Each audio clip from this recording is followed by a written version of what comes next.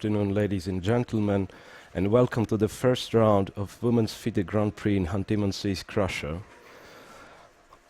I'm Evgeny Miroshnichenko, or GM Miro if you like, and I'll be commenting for you through this event. As we see our players arriving to the playing hall, and hopefully we have a couple of minutes to provide you with some general info about this tournament. So it's a fourth leg of 2013-2014 Women's Grand Prix series, with two more legs to be played after this one, and okay, three have already played. The venue, Khanty-Mansiysk Chess Academy, is well known, I guess, and well, a lot of tournaments being played there, and well, the candidates, Women's World Championship, to name the few. Well, and well, we see our players taking their places, and in a couple of minutes this first round is going to start. Well, the overall view of the playing hall, and okay, so let me name the players taking part in this particular leg. So it's Anna Muzichuk of Slovenia, Nana Dzagnidze of Georgia, then Russian Tatiana Kosintseva, Katerina Lagno from Ukraine. Well, now at our screen is Alexandra Kostyniuk, former world champion, and she's facing today another world champion, also ex-world champion, Antoneta Stefanova of Bulgaria. So, well, let me count. It looks like we have four ex-world three ex-world champions, and well, current world champion Chinese Hou Yifan. Well, the system of Grand Prix, for those who is not familiar with, it consists of 6 tournaments, with this one being fourth one, as I've mentioned already. So 6 tournaments, and each player plays in 4. And 3 best results are counted. So at the present moment, after 3 legs, the leader of the Grand Prix Series 2013-2014 is Hampi Konero of India, who's not present there. So Hampi is leading with quite an impressive performance of 2 wins out of 2 tournaments. So she has first place in average count so far, and well, it looks like she's a clear favorite to win this Grand Prix series. And from our players who are present there, now at your screen at the bottom, it's Anna Muzichuk, who has the best performance out of best 3 tournaments. So, well, let's speak about the pairings for today. So we're gonna have, well, at our screen now, Anna Ushenina is white against Nafisa Muminova. And well, few words about Ushenina. Well, Ushenina is, I guess, is better known as she's the ex-world champion. She lost her match to Hou Yifan, and she became world champion, women's world champion in Khanty-Mansiysk there, after winning a knockout world championship. Well, you can see at the right side of the screen, you can see a countdown. So it's 8, 7, 5, 4, 3 seconds. So it's about to start, and I believe the first move is going to be made by a mayor of Khanty-Mansiysk. Well, so a bit of a crowd, and C2, C4 was the first move in this tournament, played by a mayor of Khanty-Mansiysk in a game of Hou Yifan, the world champion, against Tatiana Kosintseva. So the pairings for today, we coming back to look at all those games more in detail, so I'll announce the pairings briefly. So it's Olga Gira as white against Nana Dzagnidze, then Chao Xu of China against Katerina Lagno, Ukrainian player, then ex-world champion Antoneta Stefanova, again a battle of world champions, Antoneta Stefanova against Alexandra Kostyniuk, Howie Fine against Tatiana Kosintseva. Anna Muzichuk is playing Mongolian player Batchimek Tuvshintuks. And Anna Ushenina, another ex-world champion present here, is facing Nafisa Mominova, a player from Uzbekistan. So, and well, now we see on our screen Konero against Kosintseva. Well, c4 was the move of Mayor of Khanty-Mansiysk, but I believe, of course, it was discussed before the game which move's going to be played.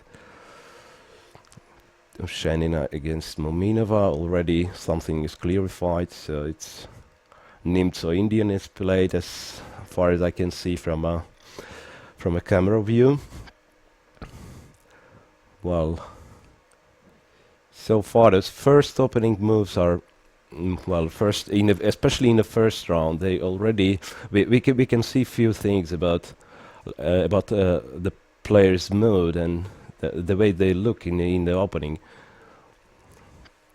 Well, so that's exactly the moment when you show in the confidence and well, and after well, now we have our board at the screen, so I'm proceeding to Howie Fine against Kosintseva. So c4 was the first move, knight f6, knight f3, e6, g3.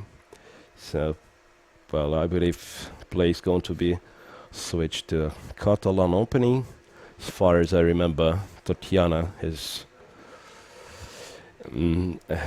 Catalan as her repertoire opening with black. So I expect d5 here. And well, actually the first move c4 is a bit surprising, because as far as I remember, Ho is mostly she stick to e4, the king's pawn move. So it might be a bit of a surprise.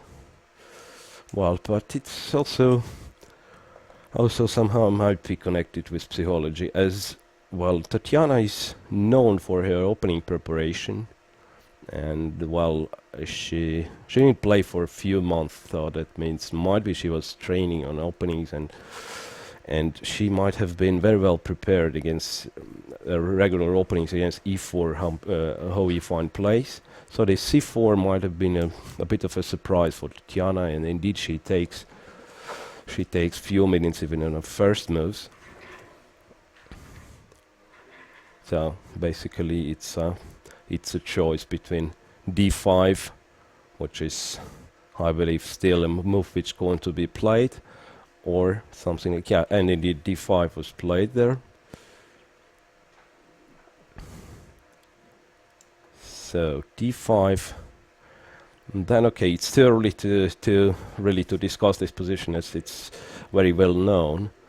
Well, I manage well, bishop g2, so I'd say apart from bishop g2, well, d4 leads to just normal Catalan, so then it makes sense to try bishop g2 here, as after d4 black has still a lot of options, like dc4, also this bishop b4 check. So basically the move order white is playing is to avoid the line with bishop b4 check, so I'll switch to the other line, d4, which is normal Catalan, and then one of the black's options, and one of the safe ones, is bishop b4 check there, provoking white's bishop to d2.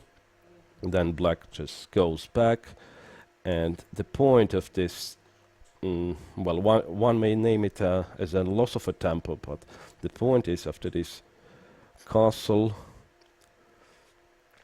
c6, knight c3, for instance, then, well, okay, dc4 is even possible, and, well, and because of this bishop on d2, white cannot play knight e5, so d4 pawn is hanging. So that would be one of the reasons, let's say, for how you find playing this move order. But of course, if you're trying to earn something, you have to give something. That is how is the philosophy in a chess opening. So apart from other lines. It gives it gives black a possibility to play d4, d5, d4, which is, well, actually, black is normally not doing so, because after some castle, for instance, c5, e3, white is getting very comfortable Benoni structure with colors reversed. But objectively, the move is not bad. So, well, those couple of extra tempi for white in this Benoni structure still might be not enough to claim an advantage.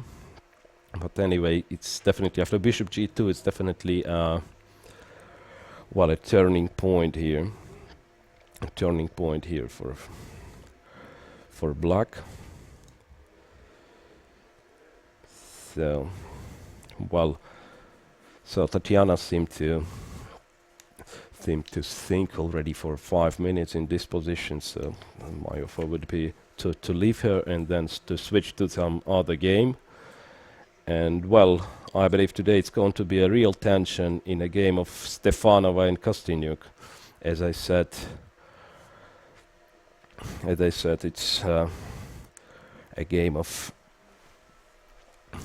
two ex-world champions, and they, well, already played, I don't know how many, but really a lot of games against each other.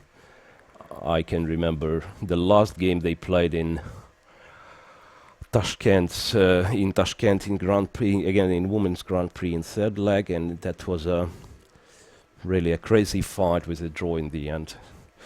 Yeah, so we are switching to Stefanova with Kostyniuk, and again, well, and this is what separates actually women's chess. So they like to put problems right from the first move. So you can see actually nowadays they, I mean, men players, if you are following candidates, you may notice that this policy also went to men chess, and well, we can see novelties in candidates, which finished, by the way, just a week ago. We could see novelties at move 5 and something like that. So women doing this constantly. So main weapon is maybe not to get a huge advantage from the opening, but to surprise your opponent. And so it's much more of psychology involved. So, and this is what Antoaneta Stefanova is doing after d4, d5. Last game they played, it was actually this with the same colors, right? So that was some Queen's Gambit, and Alexander turned to be very well prepared. So this time Stefanova went for bishop f4. So, well, to be honest, I even have difficulties to name this one as an opening. So it's bishop f4 line. Okay, knight f6, knight c3. So now it looks much more like Veresov opening. So normal move order would be knight c3 second move, then bishop f4.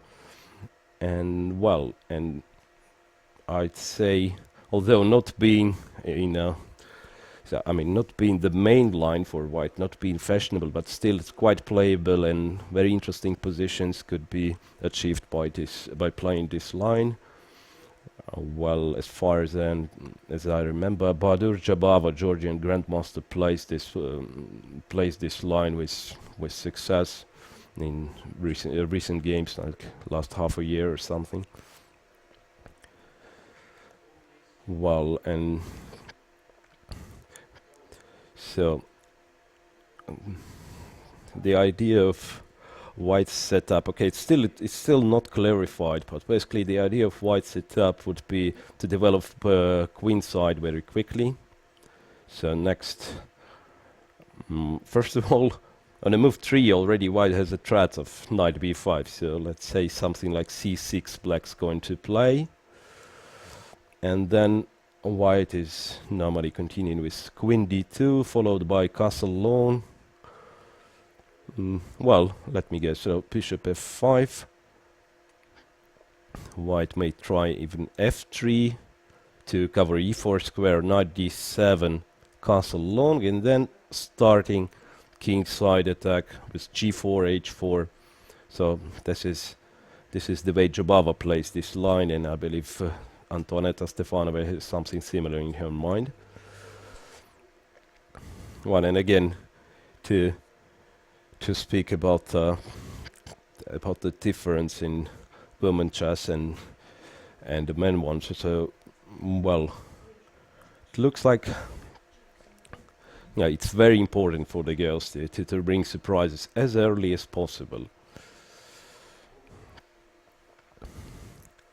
So Alexandra is thinking, so that means, well, so far we don't expect really any actions quickly in this board. I believe Alexandra is going to take some more time to think about this position. I don't know if any. Normally, as far as I know, Alexandra's Kostyniuk playing style, she likes to she likes some concrete solutions. So I don't know if those solutions exist in this position. As far as I remember, the c5 is not very good, is there? So well, so let's leave them and let Alexandra think. So we are switching to some other games there, and well, from the camera view, I can see that a game of Muzyczuk against Tovshintuks developed quite far. So maybe we may visit this one. So Anna Muzyczuk, a former Ukrainian but Slovenian at present moment, and since I don't know last 10 years, Slovenian grandmaster, one of the strongest. I don't know, 5 years in top 10 for sure, and at her best. Second, I guess second on the women's elo list. So Anna Muzyczuk against Pacimek Tovshintuks. And to be honest, I don't know much about Mongolian grandmaster, but she appealed to the general public only during this Grand Prix series with well, with quite a nice performance, I have to say. So she, well, she started not very well in Geneva, but the next one she already made a progress in the next Grand Prix leg in Dilijan in Armenia. So she's constantly progressing, and I believe she will not be. Okay, she's technically she's one of the outsiders of this leg, but I don't believe it's going to be easy to any of those girls to beat her. So it's developed a bit further, this one. E4, E5, and E4 is by far the most popular move Muzyczuk makes. Knight F3, Knight C6, and Bishop C4. So Anna plays both Bishop C4 and Bishop B5. So that was her decision to try it.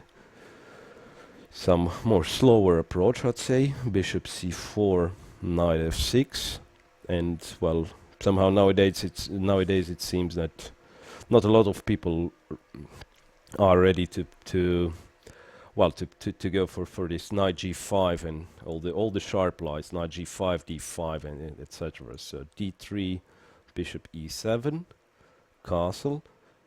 Well, bishop e7 is not the most popular move, I have to say.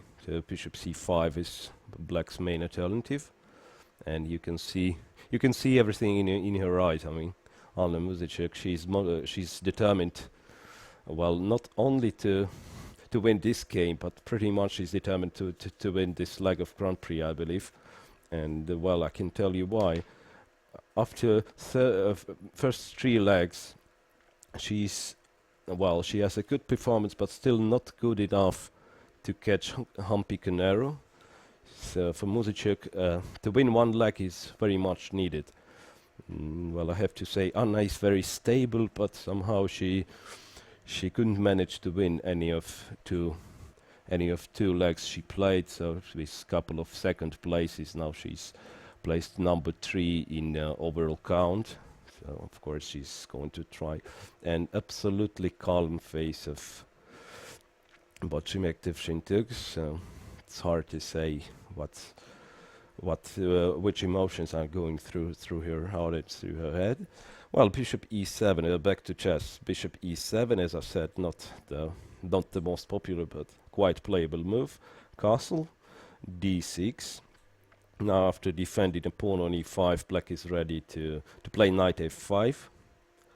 to, well, to try to get this bishop on c4 to exchange the bishop. So that's why white is playing a4.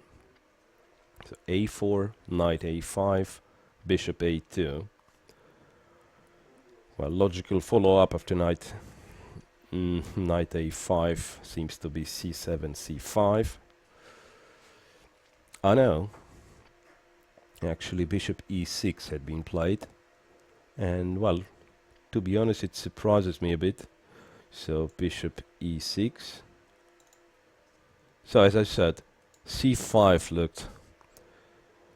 well, at least logical. I'm not sure about the objective evaluation of this move, as well, c5 of course prevents b4, black's getting control over d4 as well, but there is a certain drawback of this move, as all those light squares become weak, and after possible bishop g5, for instance, exchanging this defender of d5 square to planning to take on f6, then knight goes to c3, and white would have quite a comfortable game there.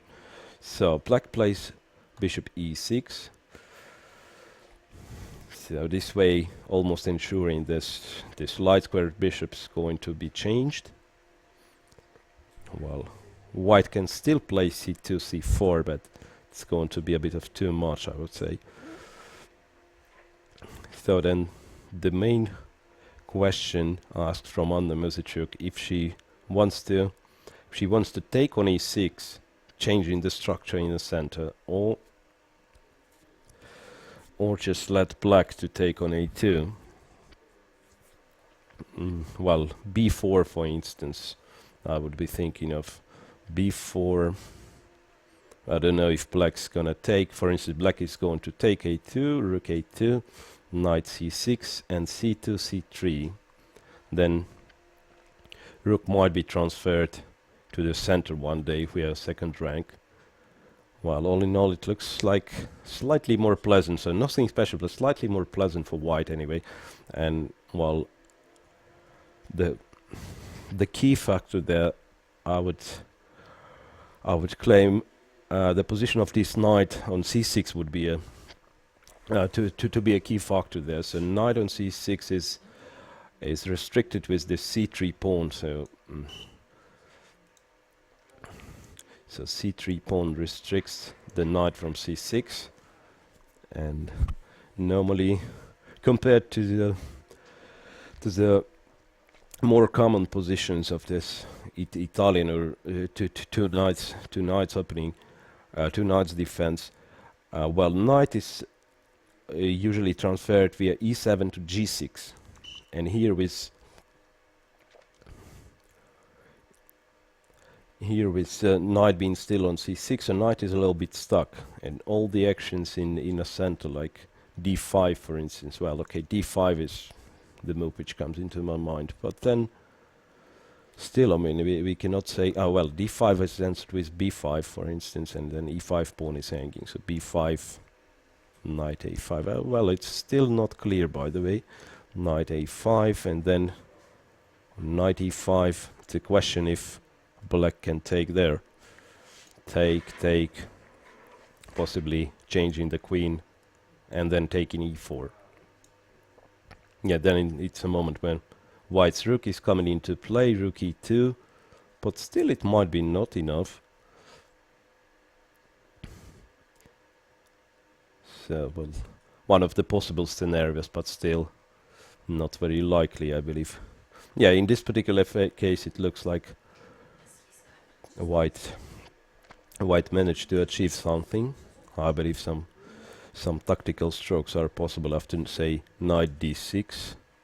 Well, not so clear. Yeah, knight d6, then I don't see any tactics connected with this bishop's position, and if black manages to, well, to finish the development, basically black may just play f6 and king f7, and that will be enough. So we shall see. So bishop e6. This is the current situation here, and Anna is thinking, and well, and of course I have to mention the other possibility, which is to take on e6. Pawn takes, and then Then possibly white continues this in the same fashion, just by playing b4 and c3 again, restricting this knight, and then black's gonna find it hard to play d5 then, because it weakens e5 pawn very much. So both seem to be possible for white after bishop e6. Both bishop takes e6 or immediately b4. Well, so Anna is gonna have a choice between those two. Well, and meanwhile, on our screen it's Anna Ushenina, ex-world champion from Ukraine, drinking her coffee. So we may check and find out what's going on in her game. So Anna Ushenina against Nafisa Muminova.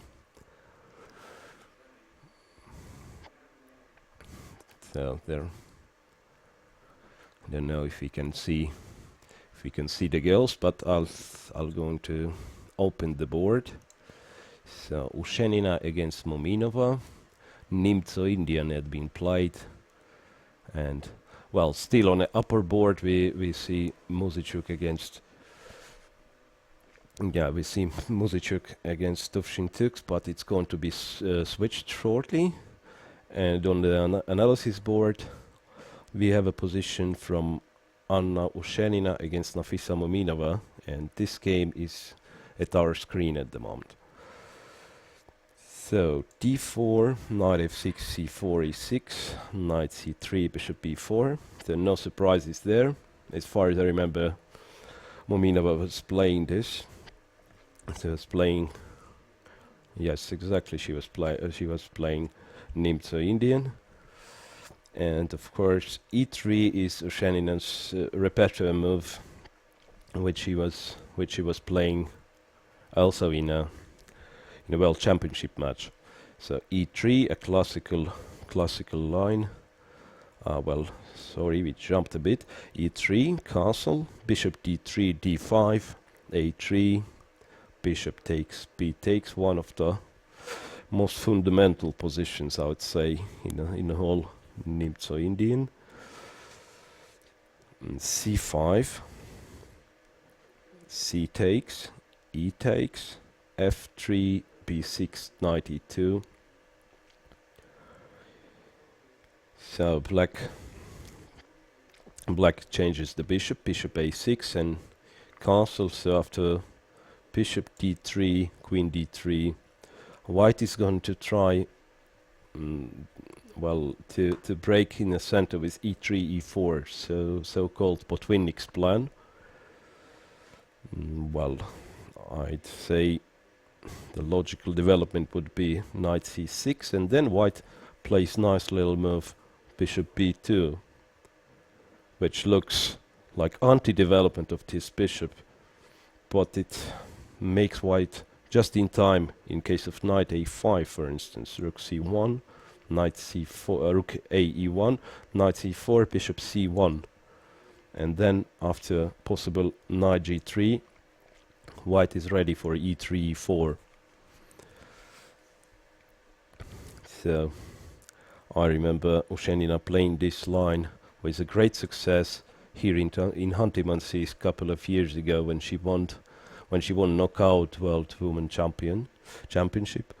She won a title, and well, let me remember, if I'm not mistaken, on her way to the title she played at least a few from today's Grand Prix participants.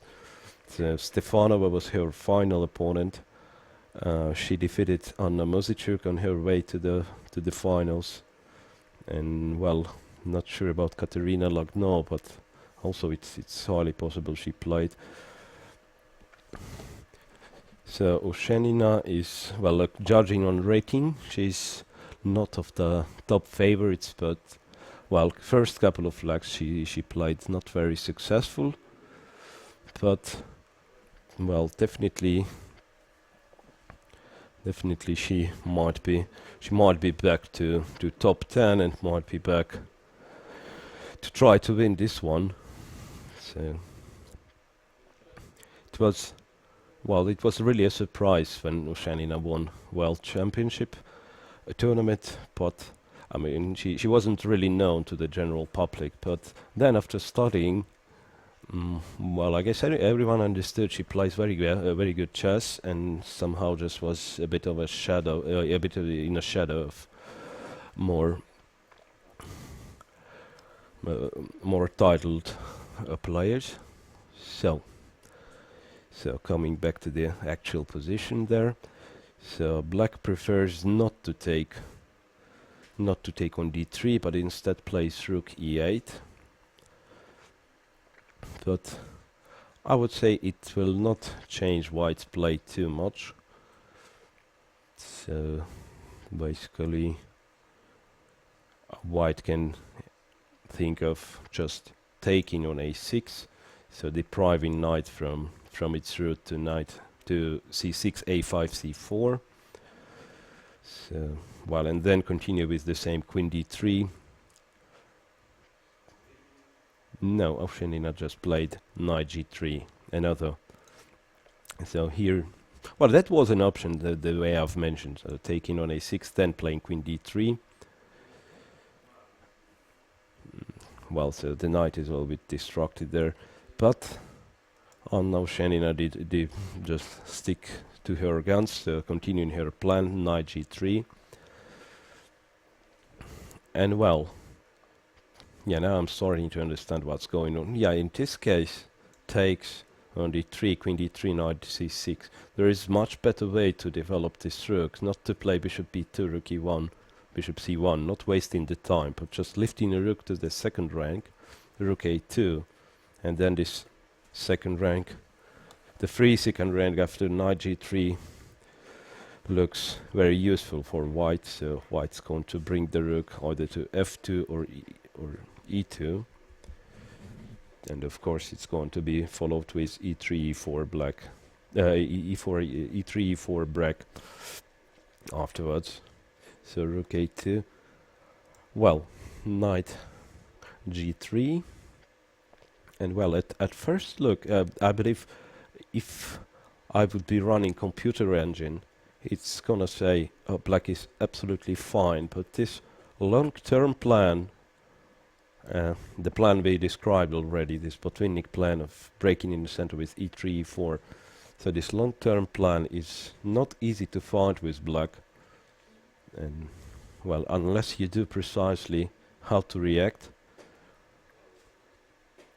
well, I'd say, well, for instance, if black takes on d3 and tries to close queenside with c4, which looks quite tempting. I mean, playing c4, gaining some space, while attacking the queen, one may think it's a good idea, but actually it's what really white wants there. So queen is removed. Well, I'm not quite an expert, but I guess queen d1 is just a possible move.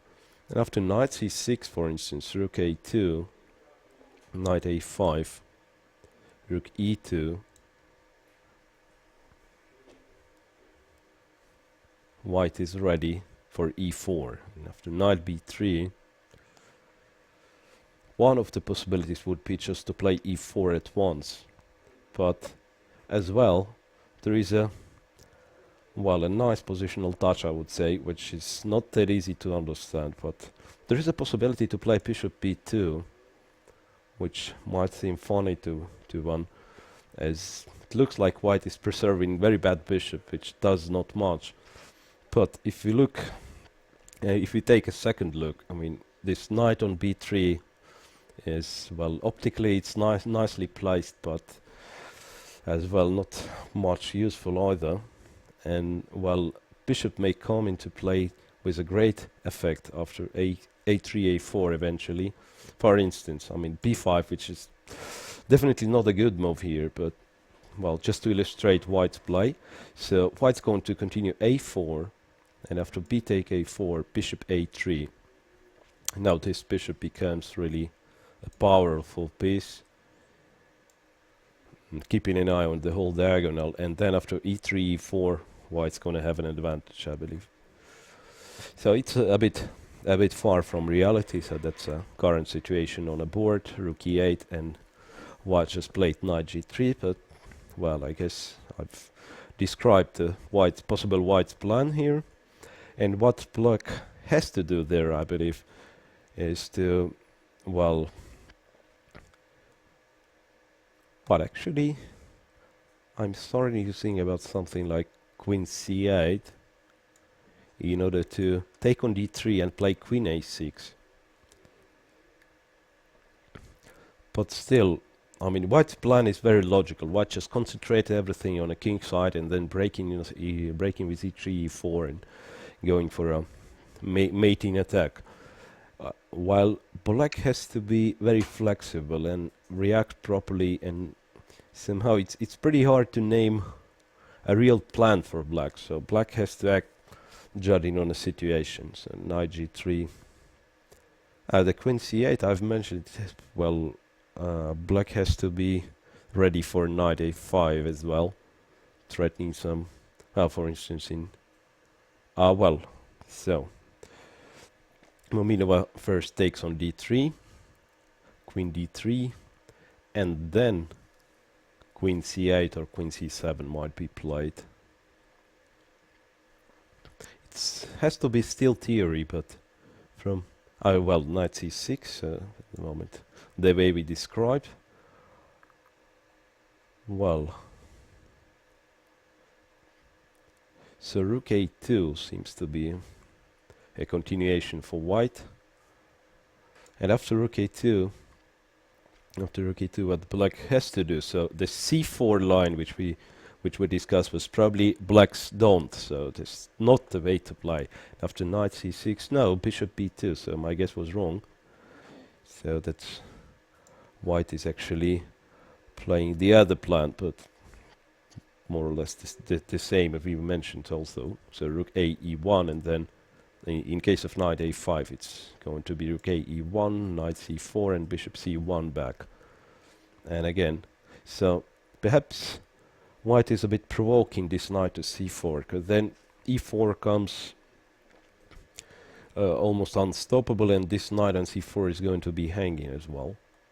So in case of, for instance, cd4, cd4, and black cannot really prevent e3, e4 break.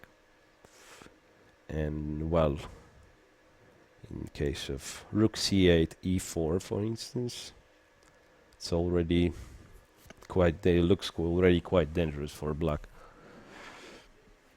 So white's next move is bishop g5, pinning the knight, then e5, f4, everything is coming. So that's a current situation on the board here. And well, we may switch to some other games we haven't seen yet. So Anna Shenina, confident and determined to win. So just went to take a look on the other boards. Well, meanwhile, I'd like to pay your attention to, well, Zhao Xu against Katerina Lacno game. We haven't seen yet what's going on here. The last encounter between those two in a Grand Prix series was again in Tashkent with the same colors, and that time Zhao Xu was stronger. Yeah. So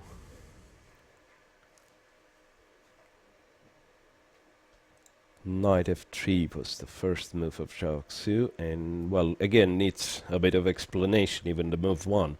So Lacno is known to be very principled in the opening. She's playing Grunfeld defense.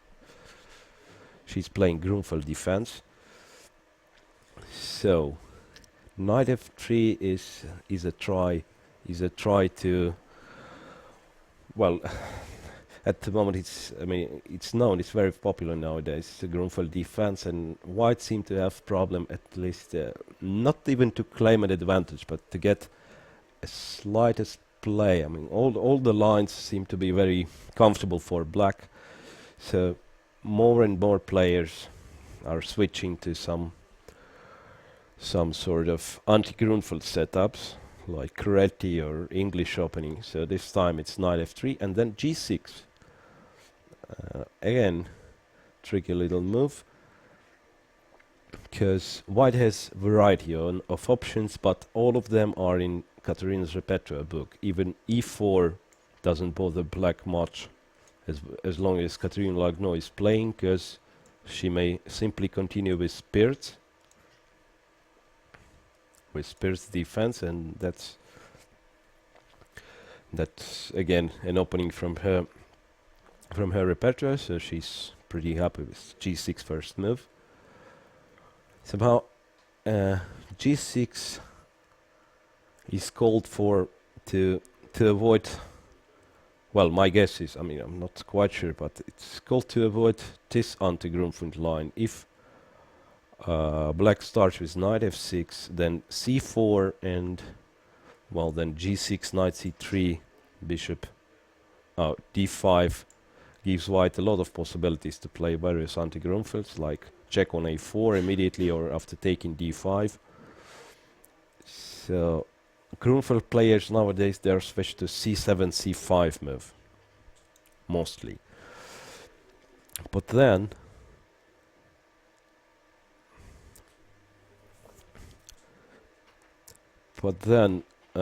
after, let's say, okay, d4 is the one thing, but if white simply plays g3, bishop g2, and then d4, recently we saw this line in again during candidates in the first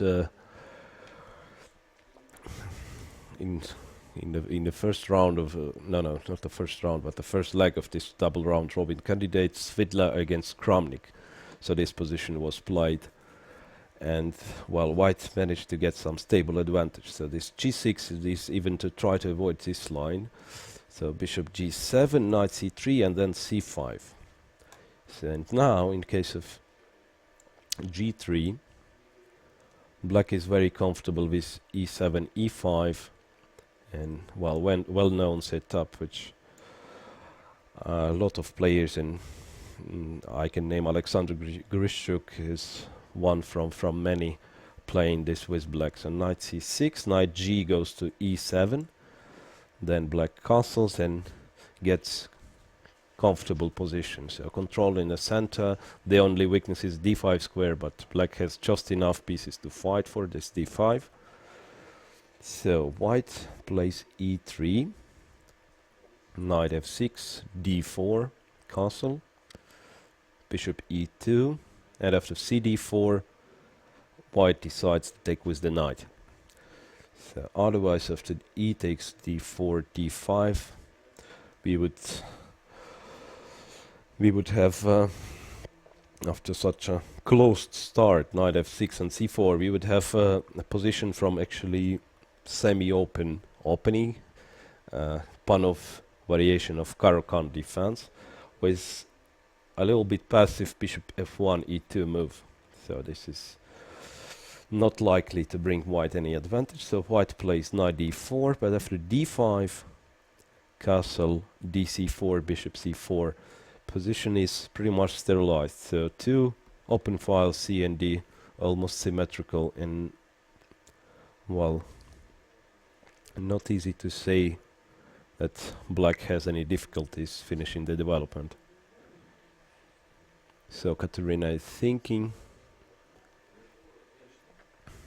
well, perhaps there are some hidden difficulties, but I don't see much, to be honest. Well, black has to finish the development, and that could be achieved by, what, I don't know, knight d7 seems an option. Knight d7. White is probably continue with something like b3. Yeah, white's idea would be to not to challenge this bishop from g7 by bishop b2, but rather try to remove all the pieces under from being under the scope of bishop g7. So it's going to be b3 followed by bishop a3, rook c1, and Possibly white will try to prove that in absence of, well, let me continue somehow. Like knight, well, knight b6, it might be not the best idea, but anyway, so knight e2, knight d5. Still, I don't see much of a problems for black. Knight d5, white is possibly just taking. I don't know if knight fd5 was the most precise. Maybe knight bd5 could have been played. So then the other knight may come to e4 if white doesn't take. Knight d5, and okay, bishop b2. Still some teeny weeny little difficulties. So his bishop is not yet developed. The bishop from c8. So there might be some problems for black. So next would be bishop e2 to f3. So, well, I guess it's exactly what is on Zhao Xiu's agenda, to try to get some small advantage and, well, not to let Katerina have her a chance to implement her great skills for dynamic play. So that's exactly a scenario Zhao Xiu would like to see on the board. So cd4, knight d4, d5, castle, tc4, bishop c4. And Katerina is thinking. Well, I believe it's actually like half an hour after the start. It's the point when they all reach unexplored territories, and they're gonna take some time to think about what's going to be next. Well, yeah. So this maneuver of knight d7 to b6 to d5 seems quite convincing, I'd say. Well, don't know if knight could be developed on c6, because this one seems to be just another option. Though not knight c6 immediately, because after taking c6, black's structure is a bit corrupted, and, well, I wouldn't say white has something great there, but still, those pawns are a little bit weak. But knight c6 could be just prepared by bishop d7, then knight is coming to c6 to keep those queenside pawns safe and sound. And, well, again, I don't see much for white here. So even the next move is not obvious. So if b3, then simply knight c6, continuing this exchange policy. Well, pretty much depends, of course, on the intentions of Katerina Lagno. If she is persistent to try to get some play for win with black, then it's going to be much harder, of course. Okay, a7, oh, well, pardon me, just the wrong pawn. So a7, a6 was played. And of course, well, so taking control on b5 square, and it's quite possible that black is prepared to play b7, b5, and it's, well, I'd say Katerina shows some aggressive intentions there. Well, I guess white may try to be clever and to play bishop e2 at once, so b5 can be met with bishop f3, but still in this case rook a7 and possibly transferring the rook to the center with rook d7 seems to be very good for black. So black, so far I don't see problems for black whatsoever. Even at some point, if it continues like that, this bishop on c1 might be not in time to get into play. So maybe bishop e2 is not a great idea after all, and black has to play, white has to play restrictive a2, a4. But in this case, well, b4 square is weakened, and it might tell in some lines. Again, bishop d7, knight c6 comes into my mind. Yeah, well, looks like Katerina already, I may safely say, black had equalized. And, well, I don't know how it's going to develop, but at the moment, no worries for Katerina Lagno's fans. So it looks roughly equal, this one. Well, and the last game before we going to have a break. The last game which we didn't see so far, it's Olga Giria of Russia, a local player actually from Khanty-Mansiysk area, facing Nana Zagnidze of Georgia. So, and we can see from overall view on the playing hall, well, Olga Giria is walking to see what's going on in the other games, so that makes me think Nana Zagnidze is to move. Well, so that's the board of Olga Giria against Nana Zagnidze. So yes, and we can see Nana is thinking in a, well, I was about to call it a theoretical position, but I'm not sure about the position of this knight on f8. So let us examine it from the first moves. Again, Nimzo-Indian, classical fundamental opening, I would say. So positions of any kind you may have from Nimzo-Indian, and Queen c2, so-called Alekhine variation. Well, being popular some 5-10 years ago, it was White's most common choice against against Nimzo-Indian, but well, nowadays it seems like Black found few antidotes against this line. So castle a3, bishop takes, queen takes, and then a couple of times during those candidates tournament, which I'm referring pretty often, and because it's just finished here in Khanty-Mansiysk, a couple of times we saw this position there, and d5 was mostly the choice of black players in this line. And okay, Nana Zagnidze played b6, which of course is well, is possible, is used to be a main line here. So the times I've mentioned at the peak popularity of this Queen c2 line, so b6, and well, bishop g2, bishop g5, bishop b7, e3, d6, knight e2, knight bd7. So this way, black gave a bishop on c3, so white has two bishops advantage, but black develops her pieces in a very flexible way. So black is ready to carry any possible structural changes in a center. So e5, c5, and I mean sometimes d6, d5 is a loss of a tempo is possible. So knight d7, queen d3. So this setup with knight e2, queen d3, and then transferring the knight to c3 is White's recent attempt to get something from the opening. So this way White is fighting for a key e4 square. Rook e8. But I'm not sure about if rook e8 is a... what is the main moves there? So rook e8, knight c3, knight f8. So black is preparing to get rid of this pin. So this pin is a little bit annoying. It was bishop g5, pin in f6 knight. So in this position, for instance. Of course, it would be too much to play h6 and g5. It's hardly understandable. So what black is trying to do is to transfer the knight to g6, and then to play h7, h6, forcing an exchange on f6.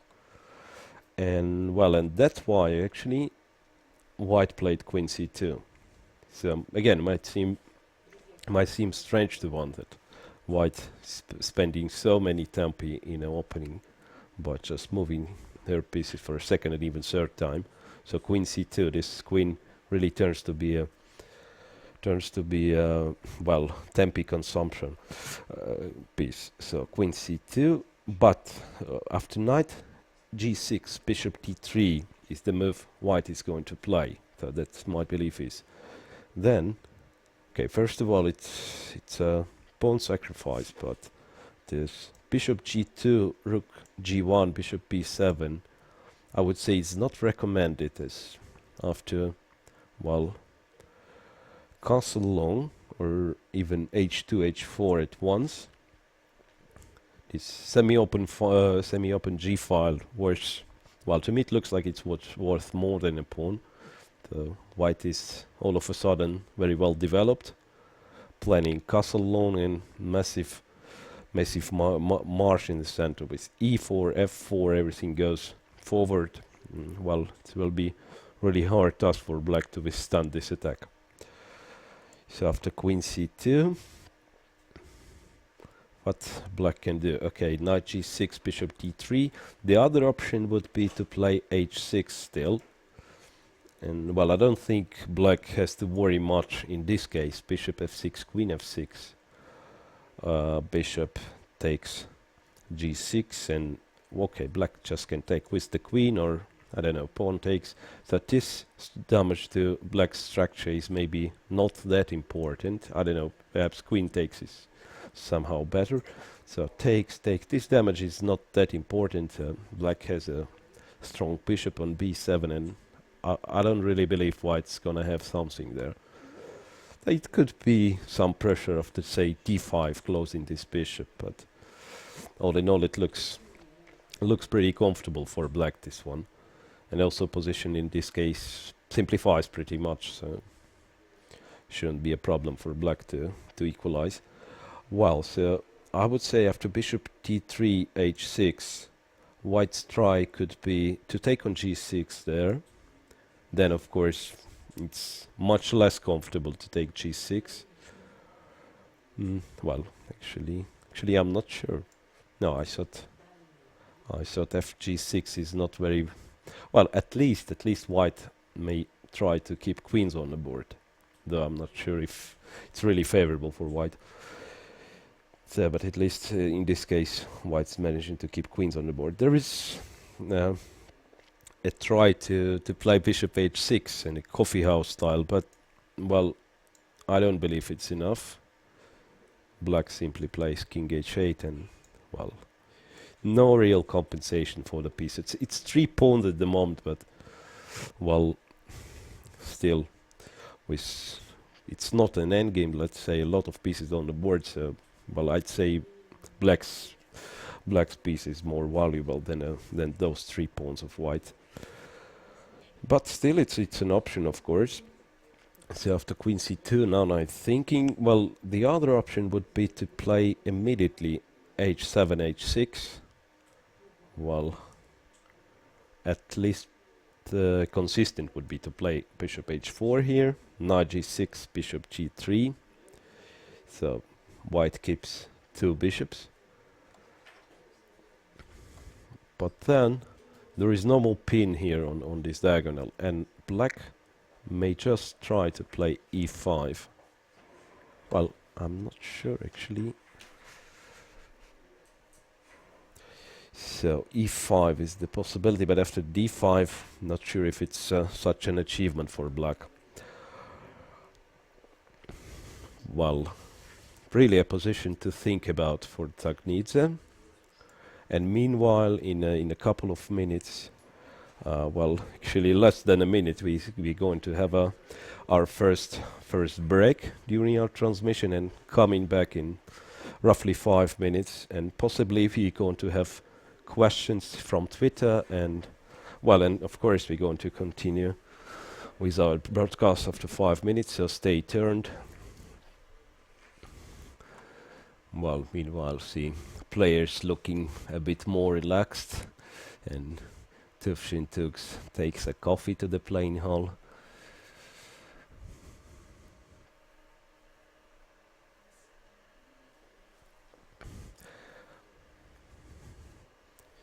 So, well, couple of, well, few more seconds of a general view at the playing hall, and we're going to have a break there. So coming back in 5 minutes.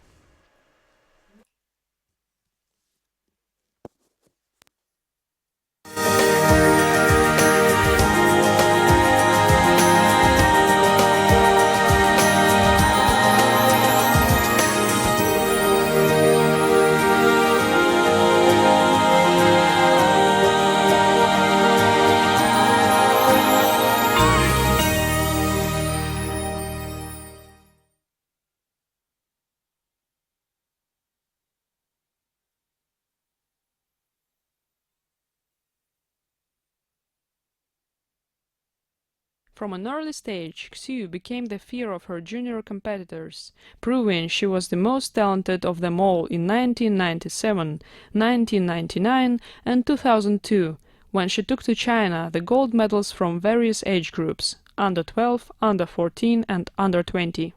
But maybe her most stellar results came within the national Chinese team, where she performed fabulously. Xu played an important role in the last two victories of China in the Women's Chess Olympiads. Her first one in Bled 2002 was exceptional. She took the gold medal on the fourth board with a massive score 11 out of 12. In Calvia 2004 she took gold again, on board 3 this time, with an impressive 10 out of 12. In Torino 2006 her team didn't win, but Xu decided to press the repeat button and won gold again, on the top board with yet another outstanding score, 10 out of 13. The Chinese Grandmaster continued to rise, leading her team to victory in the Women World Team Championships from 2007, 2009 and 2011. On an individual level, Xu reached the semi-finals of the World Women Championship in 2010 and won the 2013 Sport Accord Mind Games Basque. In order not to disappoint her fans, in 2011 Xu won the Women Grand Prix stage in Nalchik with a great score 9.5 out of 11. Bear in mind that she actually lost in the last round to still finish 2.5 points ahead of her nearest rival.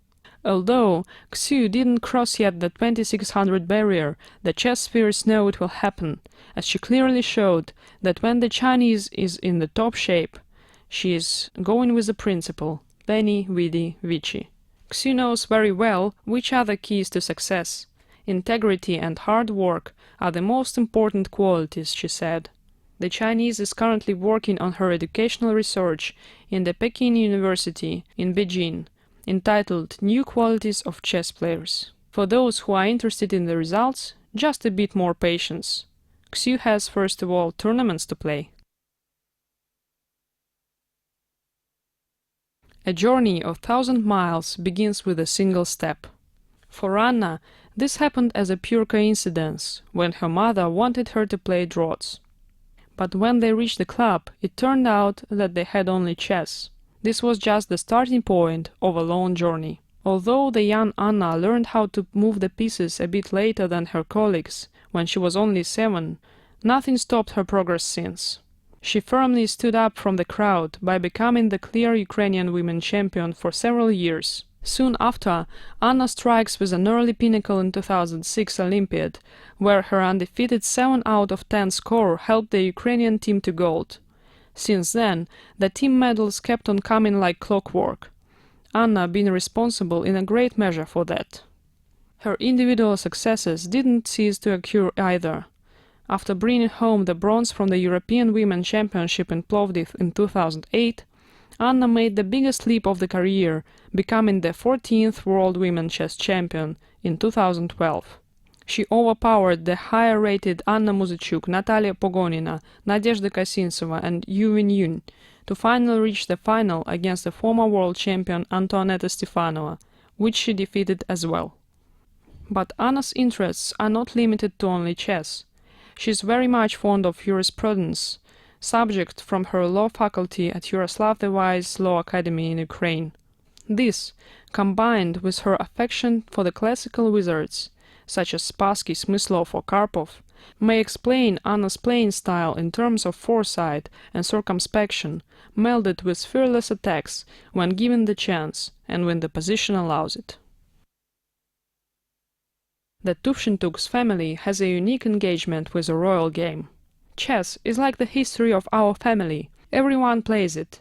Uncles, sisters, nieces, my aunt, nephew, brother, and they hold FIDE titles too. Shares the strongest player from the clan, Women Grandmaster Batchimek. Like father, like daughter. Batchimek's talent gradually brought her to the second place in the national woman list, making her an irreplaceable presence in the national team. She proved her skills on several occasions by winning the gold medal in all 3 national women championships, classical, rapid and blitz. And yet her other honorable results shouldn't be placed under lock and key either. Batchimek took the first place in the Susan Polgar World Open Championship in 2006, the 5th place in the 16th Asian Games from Guangzhou 2010, and the gold medal with her team in the 11th World University Championship in Zurich 2010. But it was recently, in 2013, when Batchimek made a name for herself in the widened chess spheres, by becoming the surprise of the FIDE Women Grand Prix from Dijon. Batchimek occupied the very honorable 7th place, surpassing experienced players like Harika Dronavali, Olga Giria, Victoria Chmilite, Elina Danielian and Bella Khatinashvili. On top of that, she defeated the current women world champion Hou Yifan at the 2013 Geneva Women Grand Prix.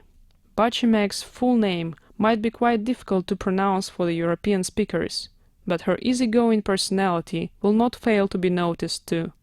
The 27-year-old is an affable lady who loves to dance and sing, proving her talent not only on the 64 squares board, but also in many other sports. Skydiving will be one of them soon. So don't get fooled by the apparent gentle look. Batchimek's talent and courage are able to produce masterpieces.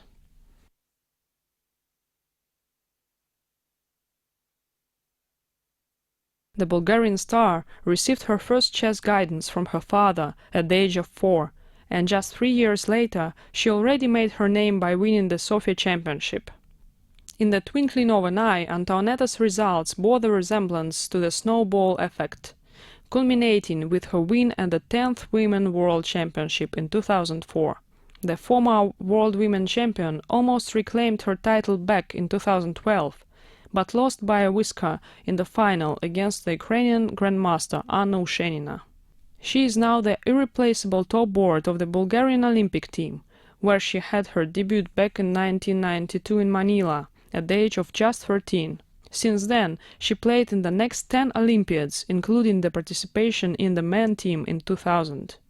But Antoanetta's presence does not shine only over the chessboard. In 1997, her rating broke into the top 10 women worldwide, and in 2002 she won the European Women Championship, a victory which propelled her to the second highest rated woman in the January 2003 rating list, with 2560. But Antoanetta's presence does not shine only over the chessboard.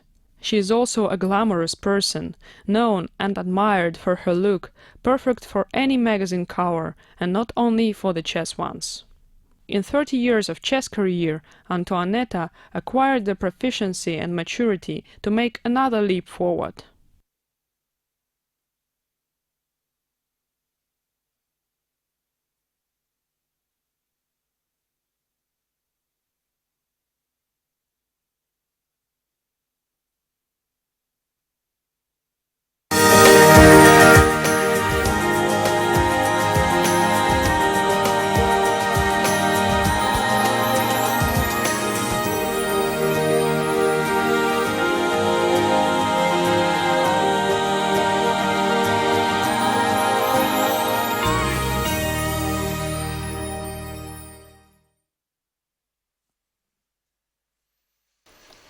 Welcome back for a live coverage of Women's Grand Prix in Khanty-Mansiysk. Well, so we are back to see the second hour of play, and well, at the first hour we almost covered all the opening stages now in our 6 games, but let's go back to the game we left first, and a game of world champion Hou Yifan against Tatiana Kosintseva. So we saw only few moves, and well, I have to say it didn't develop quite much. So the position is fresh. Only 10 moves been played, and well, let me guess who is thinking. I guess Tatiana spends a lot of time, so we may already say Yifan's surprising c4 already pays dividends. So at least in a sense of time spent to play those 10 opening moves. So hopefully we going to have a board view shortly. So far I can see Tatiana is thinking, and well, it's really a lot of time she spent. It looks like her clock is down to 45 minutes and it's still 30 moves to get to a time control. So only 10 moves played in the first hour of play. Well, but it's actually quite a common situation in women chess. So it develops slowly, first moves, and then near a third hour of play, it hastens a lot and, well, going to be decided pretty quickly.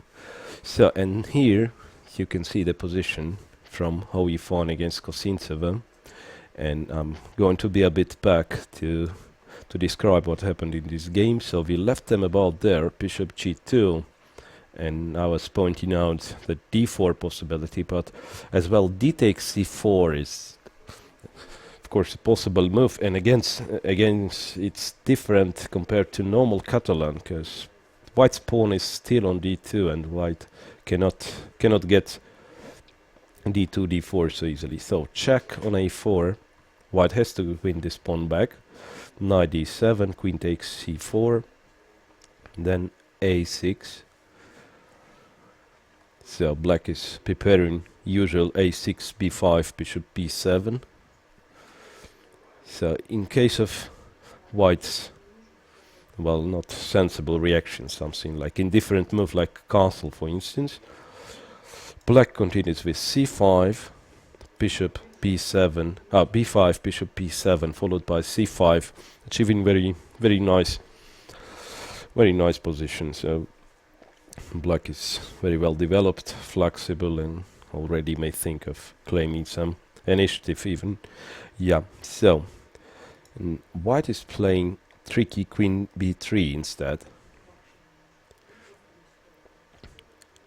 So here, if black plays b5, knight e5 will follow, and black has a trouble there. So knight e5, and okay, a8 rook is hanging, and knight is arriving to c6, trapping the queen. So basically b5 would be a bad move, and knight e5 is just wins in exchange here in this case. Yeah, because of this knight c6 strat. So queen b3, black played c5, d3, again b5 is not good because of knight e5, so bishop e7, knight c3, castle, and eventually white plays a4, stopping b5. White might have as well played castle here, I believe, as b5 still looks dubious after knight e4, knight e5. Yes, but okay.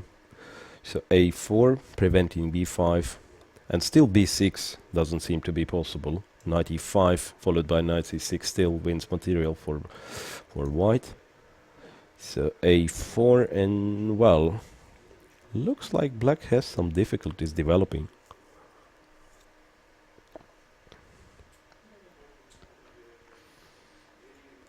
Yeah, it's really not easy. First of all, a6, a5, a4, a5 seems to be a positional threat there. Getting some structural achievements. So black cannot react with b6 as we said, so b6, knight e5, and well, this rook drops. Knight takes, bishop takes a8. I don't see any compensation here. Yeah, just white is exchange up. So this one is no good. So black has to do something about this a4, a5 threat. Rook b8 would be up. Sorry, we jumped a bit. So rook b8 would be a nice move under different circumstances, but here, okay, bishop f4 just forces rook to go back. So, well, yes, that's why Tatiana is thinking the position is not that comfortable for her. It's hard to name which move to make for black. How you find really managed to I'd say white already has some advantage here, and Tatiana looks a bit worried about the position. Well, I try to move the knight. Well, to move the knight from d7 to, well, b6 again. That doesn't help much black to develop. And the placement of this knight on b6 itself doesn't look very convincing. But maybe it's the best from the least of evils, I'd say. It's a knight b6, a5 or castle, I'm not sure. Let's say the most straightforward a5, knight goes to d5 and then to b4. So that might be an ups. No, not taking this knight, sorry. So knight then goes to b4. Well, eventually white is castling and knight b4. So at least this knight is stable on b4. So black doesn't have to worry about at least one square she has. But in this case, white may try to make use of b6 square. So by addressing this knight to e5, then c4 and b6. So this knight b6, as I said, it might be a list of evils, but still doesn't seem to be sufficient to equalize fully. Knight b6. The same perhaps applies to... No, I just thought about knight b8 to put the knight to c6. So, I mean, in case of a5, knight c6, this pawn is going to be attacked at least. And, okay, knight might go to d4 as well. But knight b8 can be met with knight e5. And along with other threats, white is threatening to take on b7. So again, black's position is not really comfortable. So a4... yeah, looks problematic for black.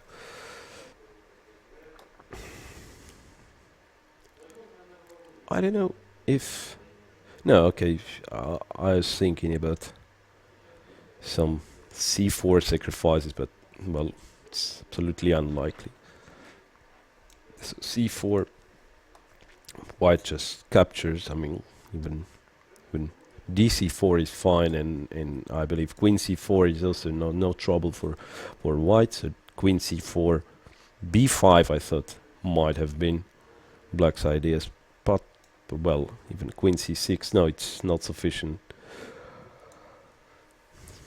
So it's really not clear how to continue for black. Well, yeah, perhaps knight b6 is the only logical move to make. But still, after a5, the line we discussed, I mean, this knight b6, a5, knight pd5, castle, still pretty much uncomfortable for white. For black, pardon. Well, yes, with black being undeveloped, I don't believe any tactics working for black, like I thought about bishop d7, for example, and if queen takes b7, some knight b4, trying to, well, maybe not to, well, white has b6 square, so I thought trying to trap the queen, or at least some perpetual with rook b8, rook a8, perpetual attack, but white has many options. Knight e5, the square on b6. Yeah, so this again is not sufficient. So at least to put the knight on b4, and in case of knight e5, I don't know, still might be playable. This knight to d5 then, and eventually hoping to develop this bishop. Or maybe, yeah, knight c4, and then to prepare e5 in some way. e5, because of course best development for this bishop would be e5 and bishop e6.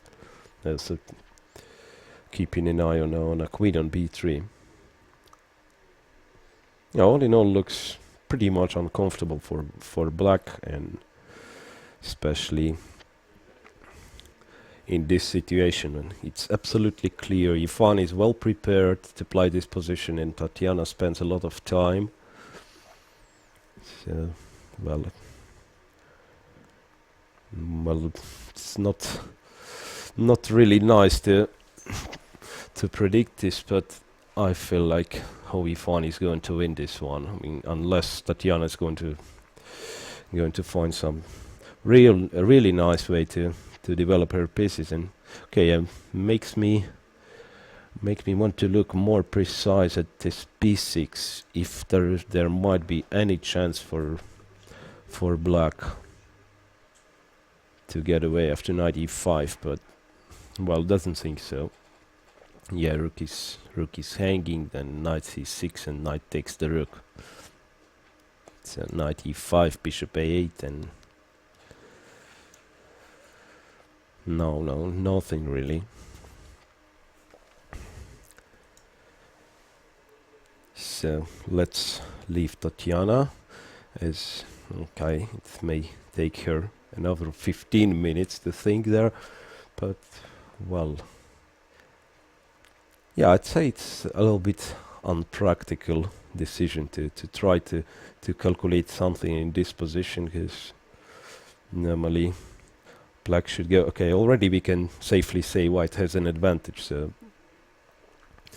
black has just to assume this fact and, well, try to play some moves. So I mean, this knight b6, which I mentioned, perhaps it's, well, e5 is an option actually. So apart from all those insufficient we already discussed, the e5 is an option, at least preventing bishop f4. Then, so maybe this is an option actually. Yes, e5, and for instance, if white plays castle short, then rook b8. And in this case, yeah, maybe that's the way to play. So in this case, a5. So I mean, before a5, after rook b8, black now is ready to play b6, which might be still not solving all the problems, but at least black is developing her queen side.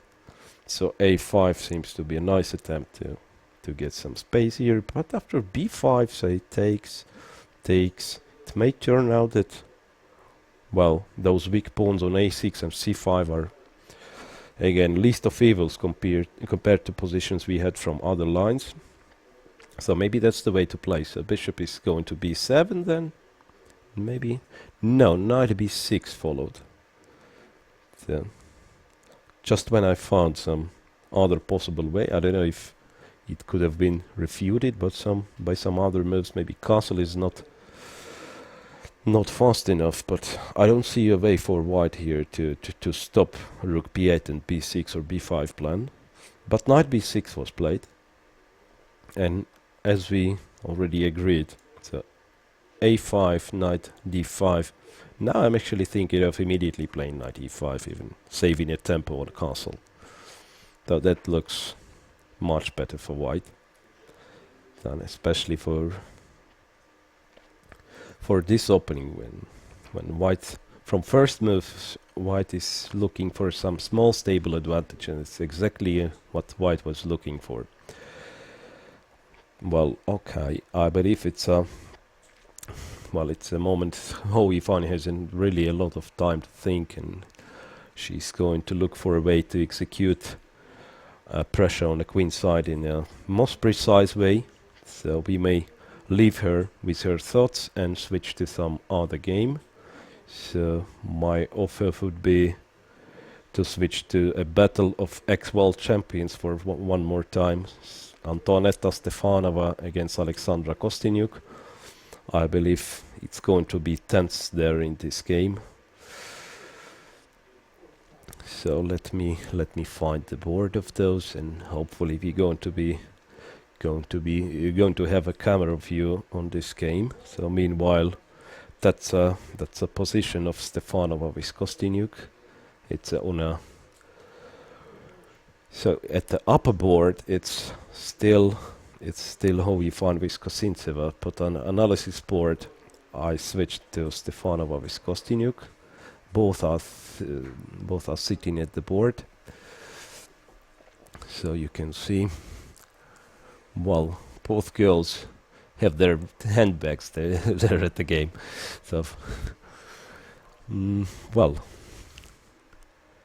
and you can see the position. It's absolutely unclear what's going on. So, coming back to the point when we left them, so that was move 3, right? So, and still, as same as in Howie Khanty-Mansiysk, it didn't develop too much, but in this case, both players are thinking. The position is quite creative after Stefanova's surprising opening choice, and well, so it developed like that. So now at the upper board, you have the actual situation on the board, and on analysis board, we're going to follow what's happened since we left them. So knight c3, c6, that was predicted. e3. So I was saying something about queen d2, but okay, e3. Well, I'll have to check Jobova's games for a theory in this line. So knight d7 and h4. So that's an interesting move. So, well, h4, and well, possibly they're just what Stefanova is doing. Of course, she's trying to surprise as much as possible, but I guess a sort of psychological duel here there. So g6, black plays. g4. So grabbing already a lot of space here on queen side, or king side. So makes practically impossible blacks try to castle short. For instance, after bishop, so bishop g7, white again is playing h5, and black is already uncomfortable. So quite an ambitious idea, I would say. So h4, g6, g4. Yeah, concrete chess. So that is what Stefanova is famous for. Not maybe really some deep opening preparations, but very concrete approach and, of course, attacking style. So h6 to have, after h5 to have g6, g5. Bishop d3. Then already bishop g7 and queen f3. And I'm not quite sure about this queen f3, I have to say, as well. Most of the games I saw in this line were played with f2, f3, trying to set control on e4. So at the moment it seems like white has enough power to control e4, but after Khanty-Mansiysk's queen a5, pinning the knight, well, black is ready to jump on e4. Even, yes, okay, already we got a move from Stefanova, knight g to e2, and I'm wondering if knight e4 is still possible.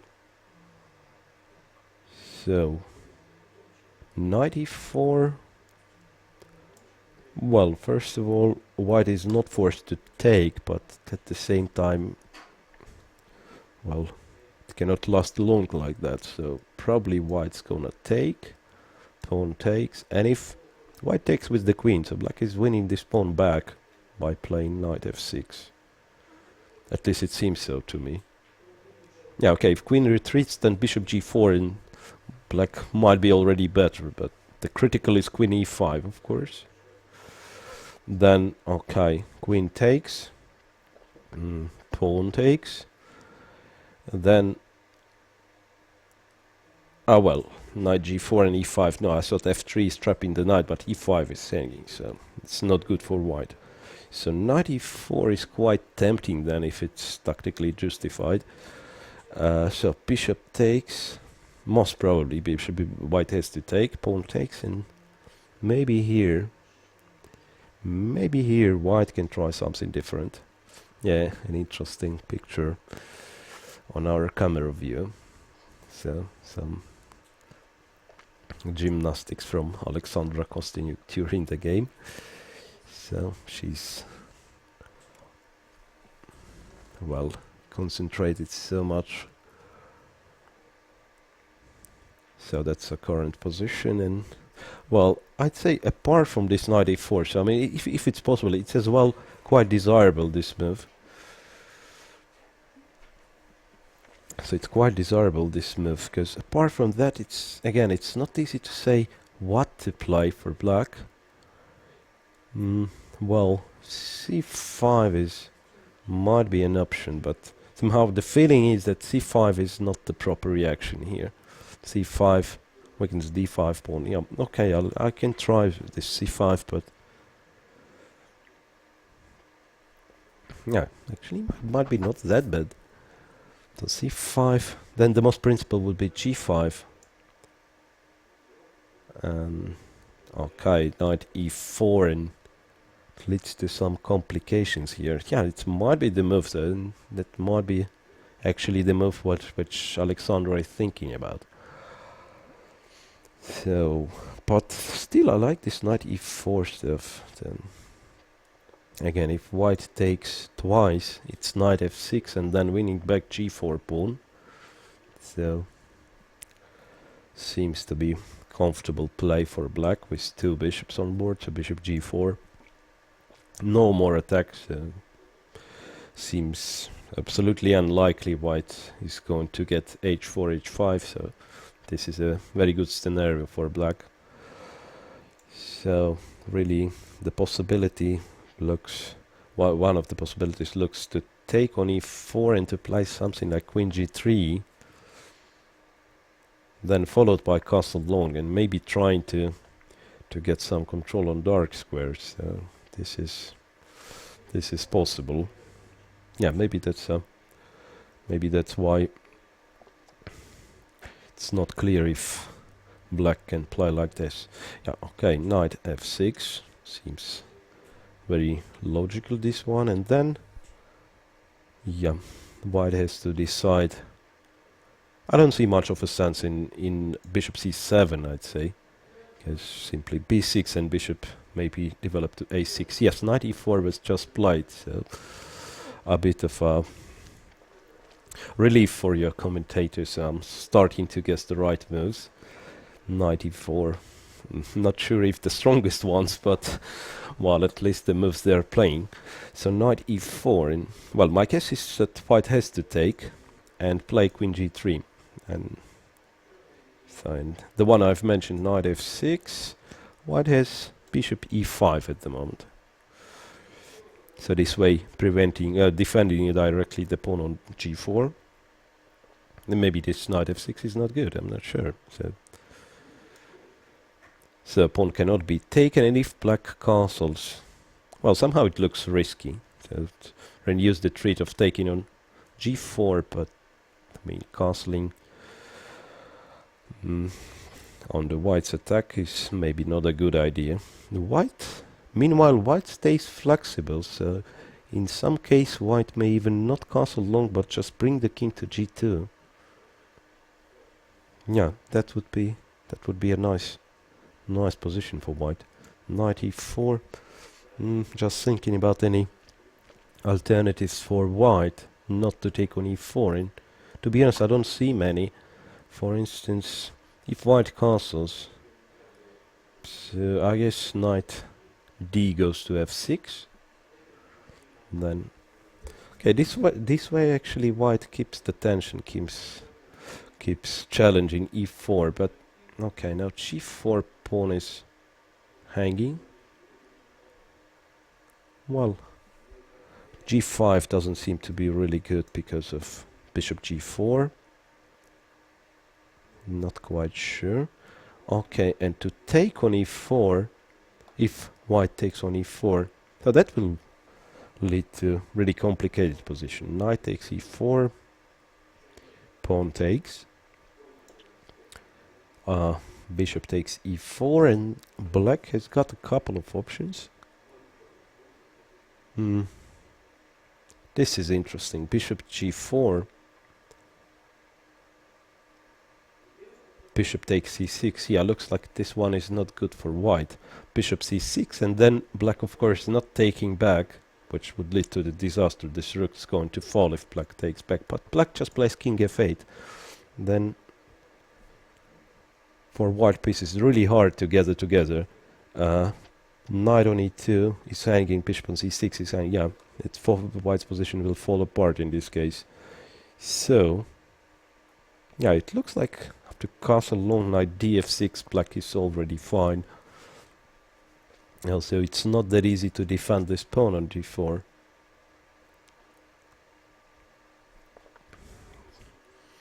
Yeah, so I'd say after knight e4, the most principle would be just to take e4 and then play queen g3. So, well, I guess I have to be a bit quicker switching between the games. But of course it's an interesting moment here.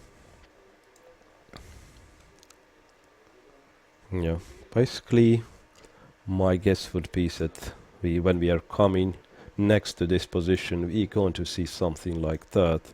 Queen g3. Well, e5 is a possibility, of course. Some, I'd say, normal move, d5, knight e5. But then, after castle long, well, if black would be a bit better developed, it could have been very good position for her. Let's say if she would have short castle plight.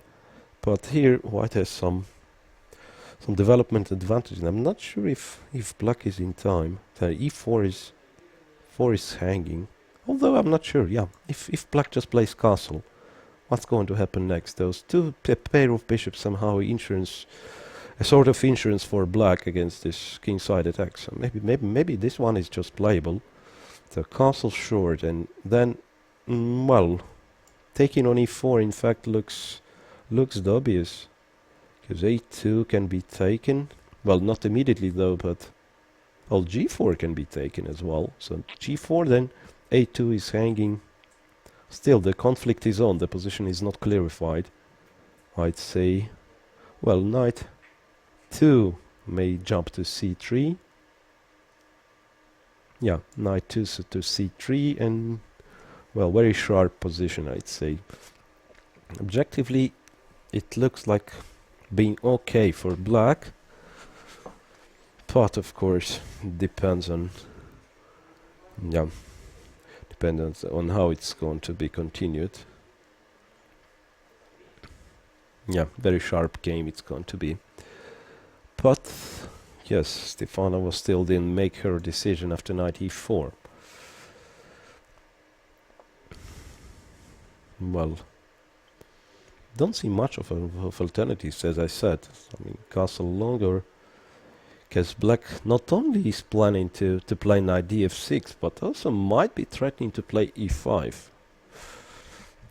After exchanging on c3 and then just playing e5.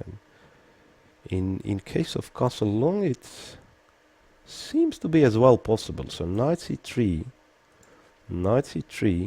and then e7, e5, though looks a bit risky, of course, with king in the center. But if there is no forced refutation, it might be as well just a move to play. So d5, practically forced. Yes, de5, knight e5. Seems like white is almost forced to take the knight. So bishop takes, and no danger for black. Don't see any problem. Yeah, so knight e5, maybe queen g3 worth trying. Queen g3 and okay, knight g4, let's say. White can try to do something like that. f3, I don't know if white has to start with f3.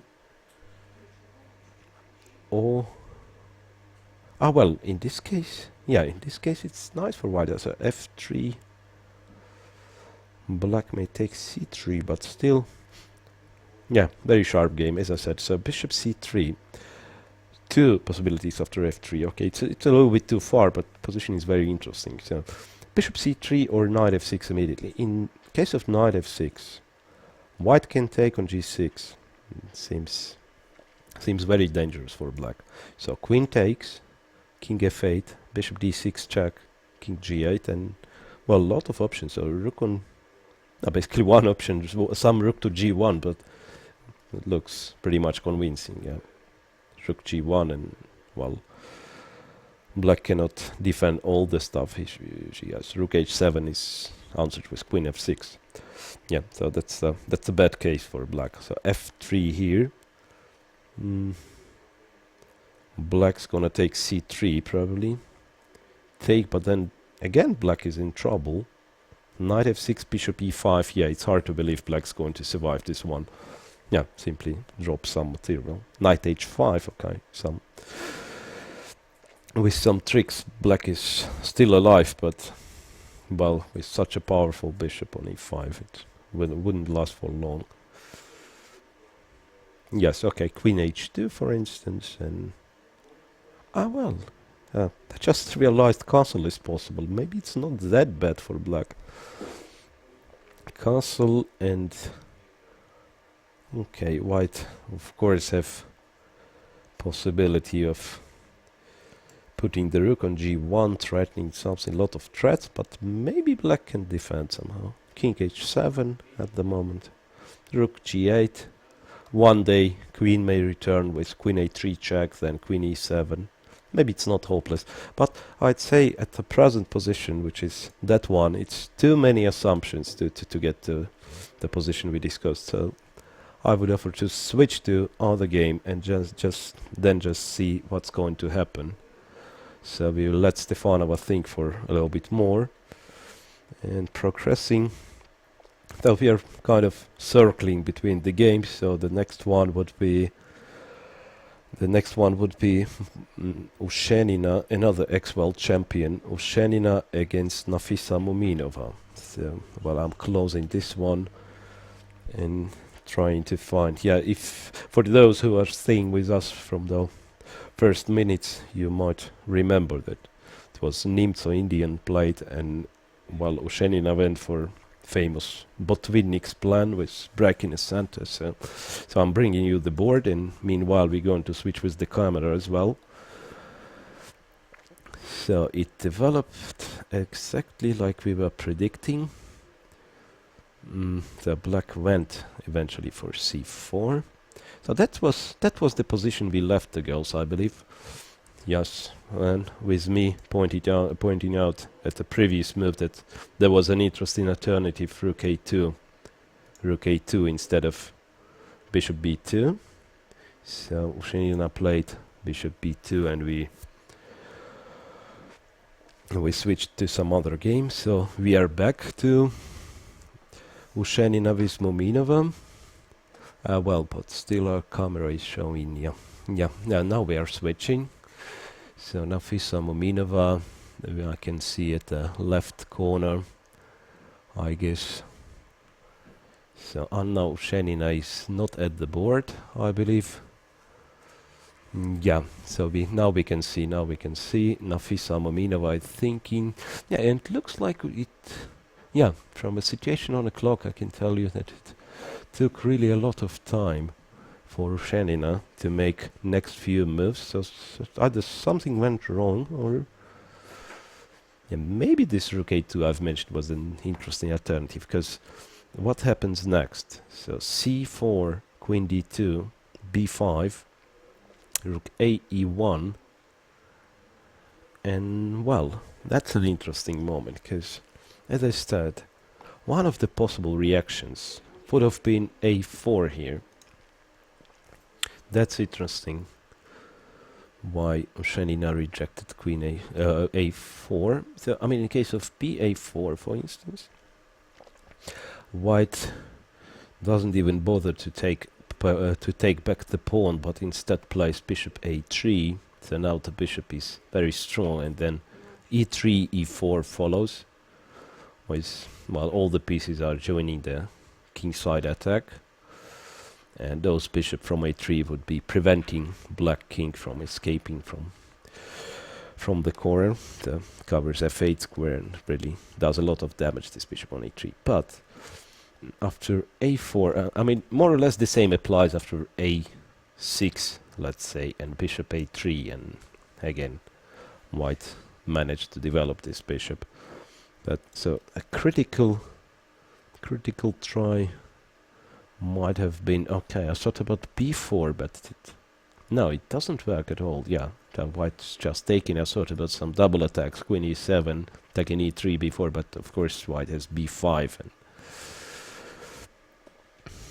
so let us say a4 was a very interesting alternative here, apart from the move Ushenina played. So Ushenina played rook e1, and black correctly played a7, a5, and that means white will not have this opportunity of playing a4 anymore, because from now on, and well, on this move and now on, anytime white is trying to play a4, it answers with b5, b4. And of course, it would be a huge achievement for black on a king side, a queen side.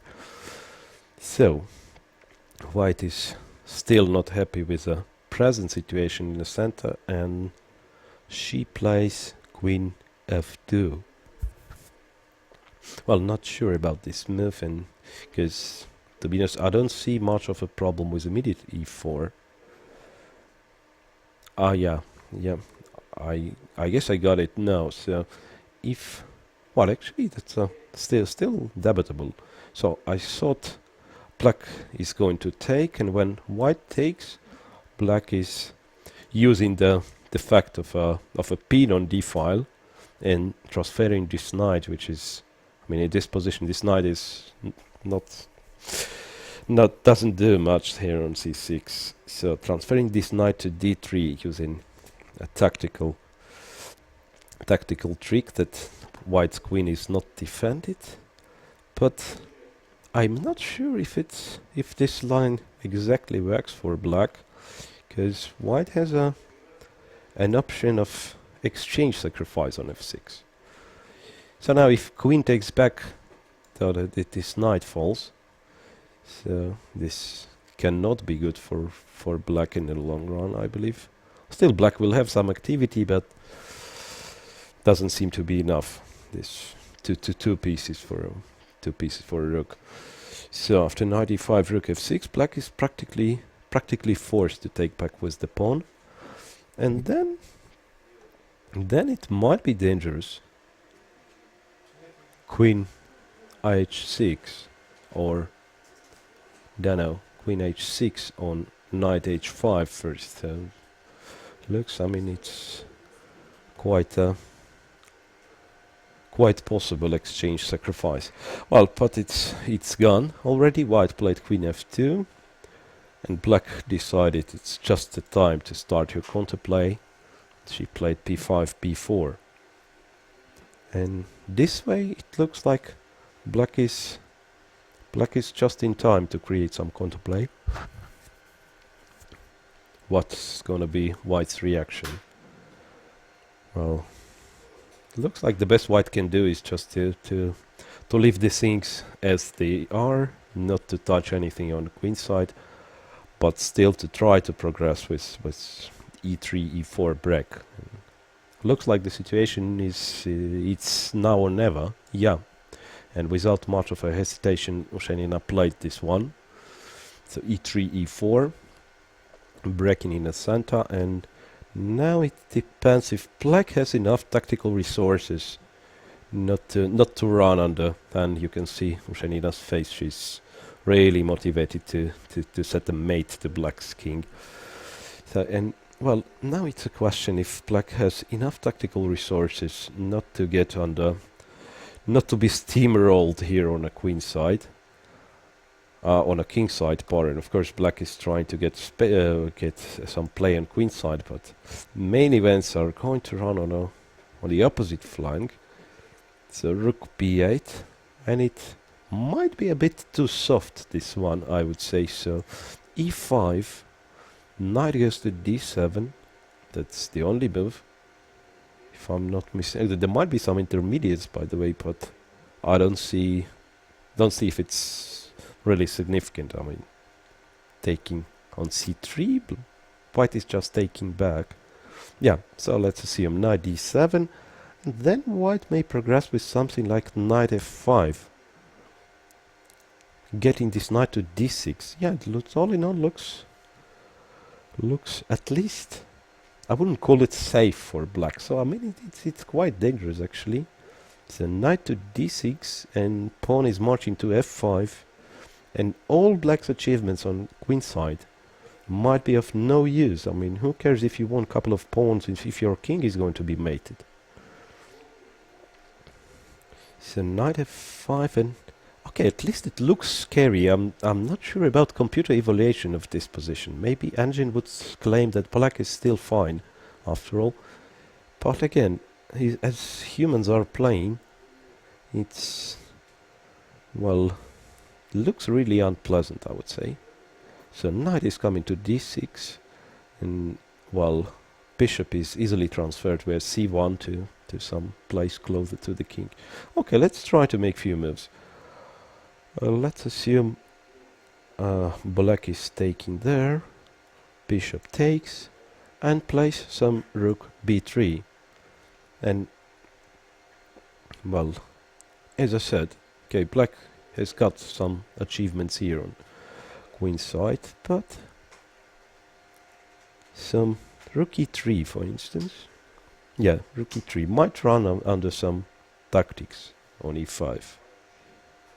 Not sure, but if it doesn't, let's assume it doesn't run under any tactics, this rook e3 move, then it stops black's counterplay. Okay, black can grab this pawn, but as I said, it's not that important. Because knight is coming to d6, then f pawn is marching. Maybe white is even going to start with queen g3 first, after d6 or g6. Knight is coming to d6. Still some possibilities for black to create counterplay. Maybe, yeah, it was safer to keep the queen on f2, because now I'd say there is a possibility to take c3 and achieving some counterplay. Rook c3, knight d4. It's a couple of pawns for an exchange, and knight e2 threat. Well, by the way, queen f2 is probably refuting this line. Yeah, two exchanges are too much. Yes, so knight is hanging, and as well rook on e8 is hanging. Yeah, so this line, it's no good for black. So e4, rook b8. That's current position here. Well, and Ushenina seems to look for alternatives, but well, I don't see many, to be honest. e5 is, well, tempting and should be good. Don't know if intermediate take on c3 changes something. Let us figure out. Bishop c3. Well, okay, knight d7, knight f5 leads to just the same position, so to make any difference, black has to try rook b3 at once. Rook b3, I'd say rook e3, and still it's not clear if black can benefit from those intermediate moves. And, well, worth mentioning, it might be something starting with take on f6. Maybe it's even stronger. Yeah, maybe this one is just not possible for black. Black has to take immediately on c3, and then, well, after knight f5 or knight h5, yeah, it looks like a disaster. Because in case of black taking on e1, white may take with the queen, attacking the rook, so winning another tempo. Yes, so after e5, knight d7 is going to be the only move. And as we said, e5, knight d7. Botvinnik's plan at its best. Knight f5, knight goes to d6. And white starting to roll with f-pawn. And somehow it's, as I said, so white has long-term general plan, and for black always has to be cautious, has to find some precise reactions. What would be desirable for black? I just thought maybe to try to find some opportunity to give an exchange, because I mean, but well, it's even hard to imagine which square. So I thought to give a rook, yeah, if Eugenia just played e5, yeah, to give a rook for this g3 knight somehow and try to get something in return. So I'd say if black would manage to set some sort of blockade and win a pawn for this exchange, yeah, that would be maybe a best scenario for black. So meanwhile, I would offer to, yeah, Nafisa is walking, and okay, when she's returning to the board, still this knight d7 looks like an only move. Yeah, she returns, and I guess she's going to play her next move rather quickly. Yeah, still enough time for them, so it's not really a time trouble stage. So I'd offer to switch to the other board. And well, let's visit Anna Muzychuk's game. So Anna Muzychuk against Mongolian Grandmaster Bachimek Tuvshintugs. Again, we saw just a few first moves there. So yeah, we can see Mongolian player is walking, so that means Muzychuk is to move. And yeah, so here we are having the position here. Well, yeah, as far as I remember, I left the girls there when black just played bishop e6, offering an exchange of light squared bishops, and Muzychuk picked one of the options we mentioned, b4, bishop a2, rook a2, knight c6, c3.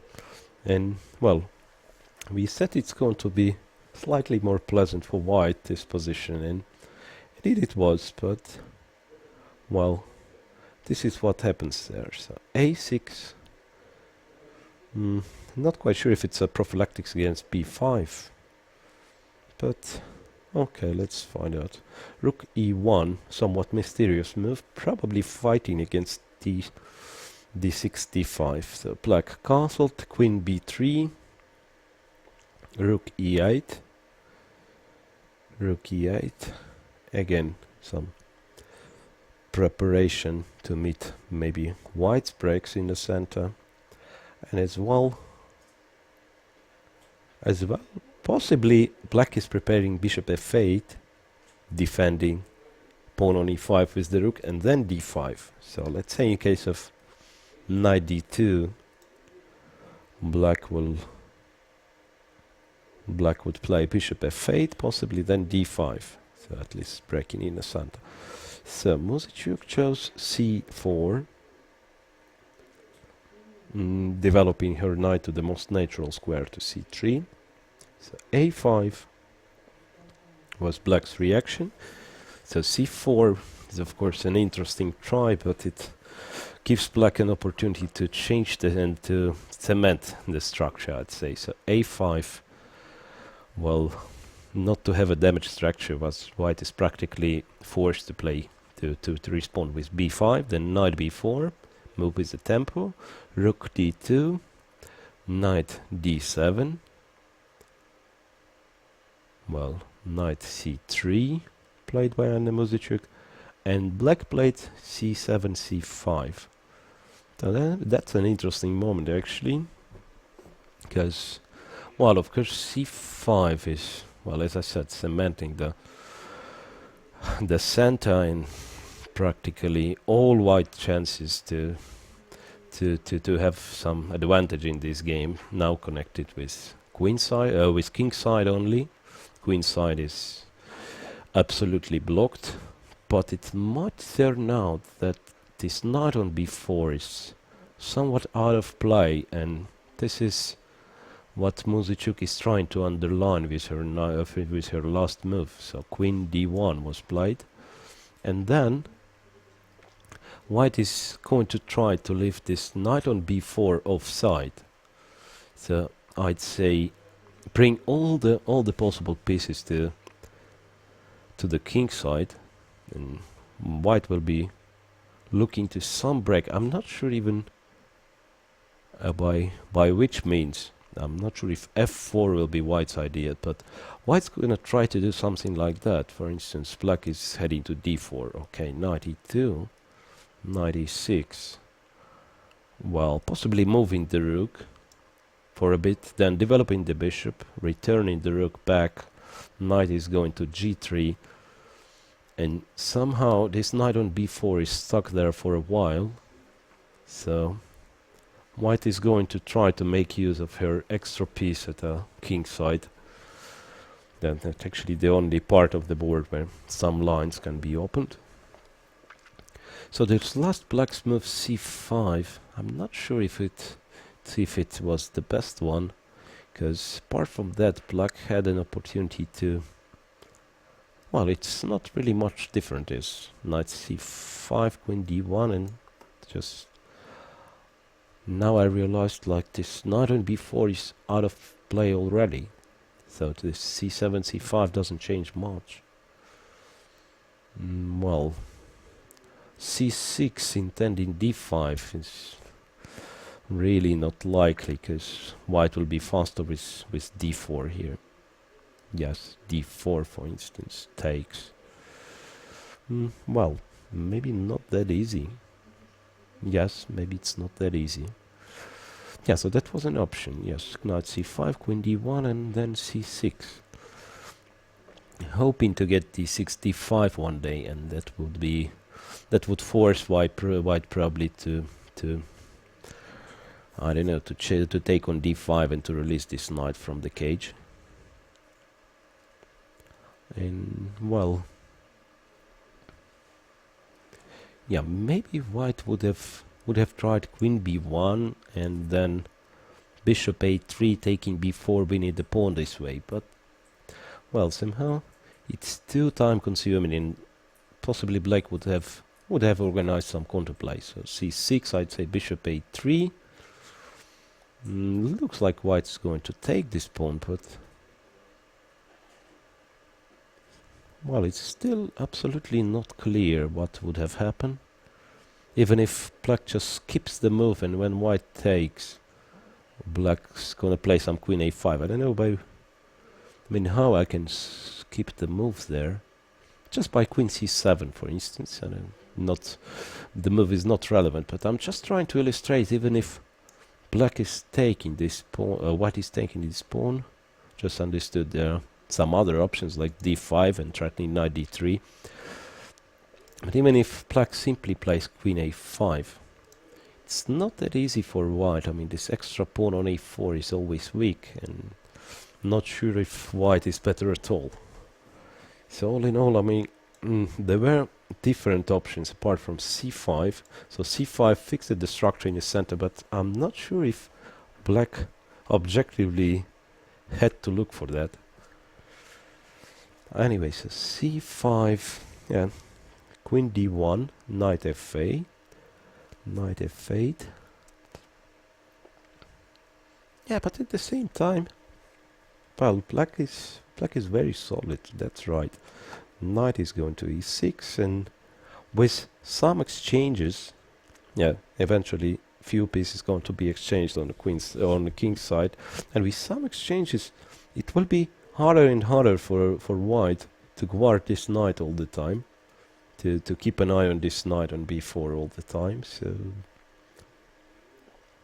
well, there is of course another approach for white, just to play knight d5.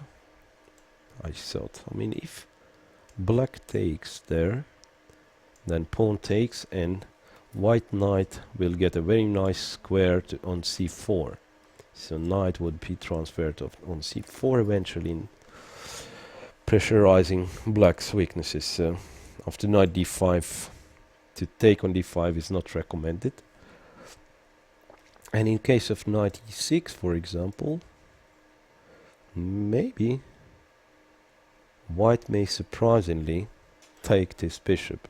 Okay, again, so-called bad passive bishop, but again, the white's idea is clear. I mean, isolation of this b4 knight. So in this sense, it might be logical to exchange couple of pieces. So rook e2 then, to discover this bishop, to play bishop e3, and slowly but surely white is going to prepare something. g3, king g2, knight h4, maybe f4 later on. So and knowing the patience of Anna Muzichuk to prepare her attacks slowly, I would say Mongolian player, but she actually will have to suffer to achieve a draw in this position. So it will not be easy for her. Well, but so far it still doesn't seem to be too sharp. So I'd say we have to switch to some other game, just not to miss something really important. And well, so let me remember what's going. Well, Olga Girevis Nana Zagnidze. I think we may visit this game just to see if something new happened there. Don't know if something new happened there in Girevis Zagnidze game. Yeah, here we are, and well, it looks like Nana accepted the sacrifice on g2. So this is interesting. So here it is. Here is the position here. Yeah, queen c2, and black has played h6.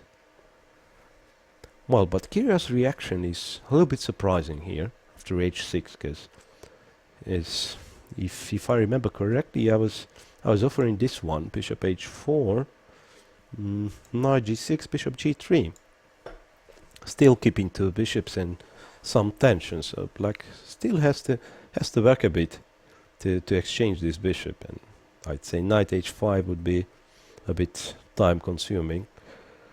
But instead, white decided just to take on f6 and then play bishop d3.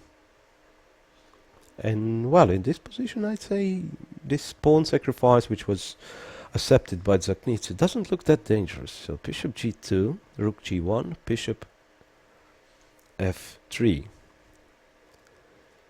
rook g3, rook a d8, king d2. So that's the reason why black played bishop f3, to prevent castle long, or at least to force some exchange. So rook g3, rook a d8. Well, just a useful move, I'd say. For instance, on knight e4 here, for instance, on knight e4, black would be ready to take e4, and then the rook is not hanging, so black is just in time to play some d5, for instance. Yeah, d5, c5, and no problem for black. Yeah, so king d2, bishop h5 now. f2 is hanging. Oh well, I'm not sure about this bishop h5 actually. But yeah, seems good for black. So the critical would be, oh no, sorry, f2 is hanging, so I'm not sure how to defend this one, by the way. Well, tempting knight e4 may strike back actually after queen h4, rook g1, which is logical, and then black is going to defend this one somehow. Bishop g6 or knight g6, I'm not sure. Okay, bishop g6. Still, queen is perfectly safe. Black is ready to break in a center, and well, last but not least, black has an extra pawn. So this version of pawn sacrifice looks much less convincing compared to the one we were discussing at previous stage. And well, no wonder Olga Gira is thinking. Well, and somehow it seems black doesn't have any other comfortable way to defend the pawn, because f4 is possible, but I'm not sure if it's such a good idea. Once again, black may try queen h4, attacking h2. Well, queen h4 is answered with rook g1. Yeah, this is possible. So intermediate rook g1. Now black cannot take because of rook g2 and g7 is falling. So f4 and queen h4, rook g1. Yes, and if black defends g7 by bishop g6, then at least white can play king c1. Yeah, but still doesn't seem to be that dangerous for black. King c1 and okay, g7 is sort of permanently hanging, but well, still not a big danger for black. f4 and maybe queen h4 is not the most precise, by the way. Maybe black can try. Just wonder if black can try to break in the center immediately with some e5, for instance, because white is as well undeveloped. Would be quite logical. Yeah, f4 was played by Olga Gira. This e5 break would be quite logical if it works tactically, of which I'm not sure, of course. So f pawn cannot take on e5 because of queen f2 intermediate. And my belief is if queens are gone, there is nothing to speak about anymore. I mean, for white. So e5. Well, of course, some additional options. Knight d5, rook g1. Yeah, going to be very tense.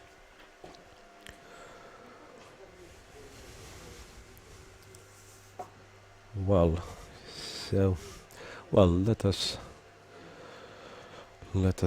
give a chance for Nana Zagnidze to think about this position for a bit, and let us think ourselves. Well, yeah, g7 is a target after all, so maybe it's not that easy for black to defend it permanently, because this sheltering with some piece on g6, the bishop g6 and knight g6, is not really solving the problem completely. So that is what I thought. After queen h4, for example, rook g1, bishop g6, king c1. And still, black has certain difficulties there, because one day white may prepare e5, so it's not that easy. The ideal case for black would be either to play g6 and to make sure that this pawn is untouchable, or to defend, or to move f pawn somehow and defend g7 with a rook via 7th rank. So maybe some rook e7. But still, it's hard to imagine the situation black is going to be able to move f pawn. So after f4, maybe there is some more precise way for black. Well, okay, what black can... Other thing black can do is to try this maneuver. King h8, for instance. Okay, rook g1, knight g6. Well, on knight e4, queen is going to h4. Well, in this case, rook h3 is very annoying. Yeah, that's right. Rook h3. Well, not sure as always. I mean, the bishop looks trapped. Knight h4 is... Actually, knight h4 is possibility as well. So again, a lot of tactical options. I mean, I've spotted knight takes f4 first of all. But then I'm not sure what's going on completely. I mean, knight e4. So first of all, if white takes, then probably black is just winning. So check. King e1. Well, how black is winning? No, I'm not sure, but... Yeah, okay, at least queen d4. It's already 4 pawns for the piece. But still, this attack stays on, so even in this case, it's not clear if... Yeah, it's complete mess, I would say. So, but... I'd say rook g3, bishop g4, rook h4, f5, completely outrageous position. And cannot say... Okay, particularly this one is probably just bad for white. because this rook is locked, yeah. So, well, it was just an illustration. I mean, king h8, rook hg1, knight g6, and then black is going to look for rook g8. So that's what I mean. That's why black is trying to play all this, to get rook g8 and eventually defend the pawn on g7. So, well, a tough task for Nana Dzagnidze to decide on her next move. And before we're going to have a break in some 10 minutes, let us pay attention to the last game we didn't see so far in this second hour of play. So Zhao Xu against Katerina Lagno. That was a bit boring symmetrical position in a game of Zhao Xu and Lagno, but maybe they found a way to complicate it. So let's check Lagno with Zhao Xu, and then I believe in few minutes we're going to have a break.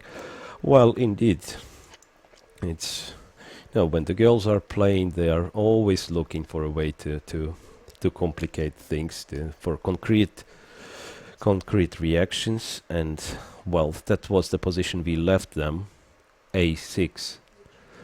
And I've been predicting some queens exchange, and I mean some teeny-weeny advantage for white with very silent play, but nothing like that happened. And of course, skills are much more principled. So a4, queen c7, you can see in at the upper board, so current positions. So queens are on the board, and black is playing very principled, and the conflict is obviously on. So bishop a2, rook d8, bishop d2, and e4. And e4 is, well, I'd say it's very risky decision. I mean, strategically risky decision, because, well, after knight f3, well, I'm not sure what happened in that moment, because to me it seems that it cannot be really good. I mean, knight f3, knight c6, knight g5, rook f8. If you, in 3 moves, you have to play rook d8 and then rook f8 back, well, it doesn't seem to be correct. So, to me, it looks a bit suspicious what Katerina Lagno has done, and I'm really thinking of, okay, e5, knight f3, and I'm wondering what was wrong with bishop g4 here. So that's a question. What would have happened if black would play bishop g4? So now it's now black is possibly threatening to take on f3 to corrupt white's pawn structure a bit. So at the moment white cannot take back with the queen. The d2 is hanging. Well, maybe something like rook c1. Well, preparing a discovered attack. So in this case, bishop f3 wouldn't work because of queen f3, and rook d2, well, is seemingly bad. I'm not quite sure, but yeah, it looks bad. At least knight e4 or knight d5 even. Yeah, knight. Well, knight d5, yeah, knight d5 is enough. So on queen d8, white has, well, yeah, not that easy. Yeah, I said rook c8 winning the queen. Indeed, it wins the queen, but after rook d5, not sure who is better at all. So probably, so queen b7, knight d7, and black has too many pieces for the queen. So white cannot be better in this case. But maybe knight e4 was stronger for white. Yeah, knight e4, and then black cannot get such a comfortable queen sacrifice anymore. Probably black is in trouble here. Well, anyway, back to game. So knight c6 was played, knight g5, rook f8, and it's a sort of a sign of some. So something was misplayed by black, I feel so. So rook c1, e4, e4, but still it's a question what black is. Oh, okay, possibly black's next move is going to be queen e5. Black is trying to play queen e5 and drive this knight back, but first of all, I'm not sure what happens if white simply takes on e5. So I'd say something like that. So knight takes, again knight takes, bishop b2, and there might be some really unpleasant moves for black. Like, I'd say bishop c3 looks very interesting. Bishop c3, and well, to accept an exchange sacrifice seems to be a deadly sin after knight f6. No, it's not even a sacrifice, because next knight e5 knight d5 wins the queen. I mean king h8, but there, even if white doesn't have immediate dividends from that, like knight d5, but simple queen c1 is as well quite much for white. But of course in this particular case this queen is going to be lost after knight e8 or knight d5. So bishop c3, yeah, well, so knight e4 was just played. Don't see any other options for black but to take and play bishop b2 just to restore material balance.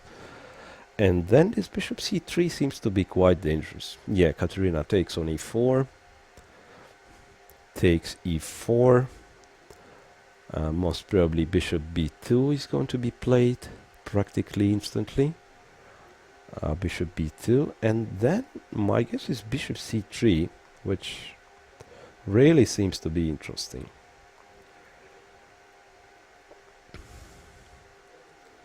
So what I mean, if black takes, okay, black cannot take c1, we already discussed that. If black takes c3, well, couple of options for white. It's to bring this knight to d5, but okay, somehow I like this rook c3 better. Rook c3, preparing, well, rook c3, queen e5 seems to be practically only move, because white is preparing queen a1, that tricky little move, queen a1 controlling long diagonal, then other rook to c1, and so white's going to have pressure all over the board. But okay, queen e5, queen d5, and I'm not sure if it's, I mean, it's certainly going to be a bit uncomfortable, this endgame. I'm not sure if it's that much for black, well, for white pawn, but in case of bishop e6, for example, white takes e5, takes e6, and, well, plays something like rook b1. Well, with lot of weaknesses for black, she may find herself defending some really unpleasant endgame in this case.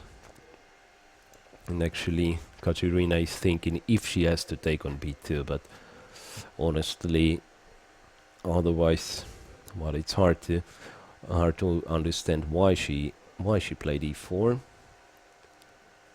So don't see much of a counterplay in any other case. So still, I assume bishop b2 to be played.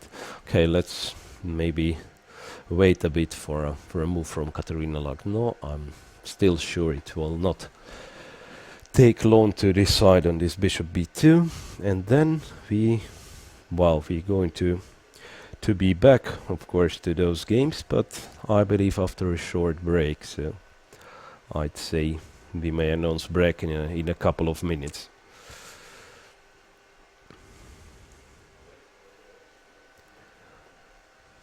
Well, so bishop b2. Meanwhile, what I can say, bishop, yeah, just she takes on b2. And then, but of course, apart from bishop c3, white has another attractive options. I'm not insisting on playing bishop c3 for Zhao Xu.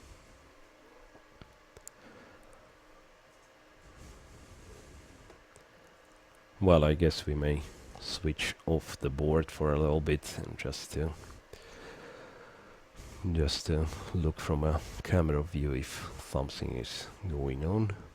And that, as I said, that's going to be our last game before we have another break, and coming back in some 5-10 minutes to cover a third hour of play. And that is when it gets the most exciting normally, this third hour, when it's already pre-time trouble stage and the action's going to be developed much quicker, and we're gonna see, I believe we're gonna see the first blood there as well. So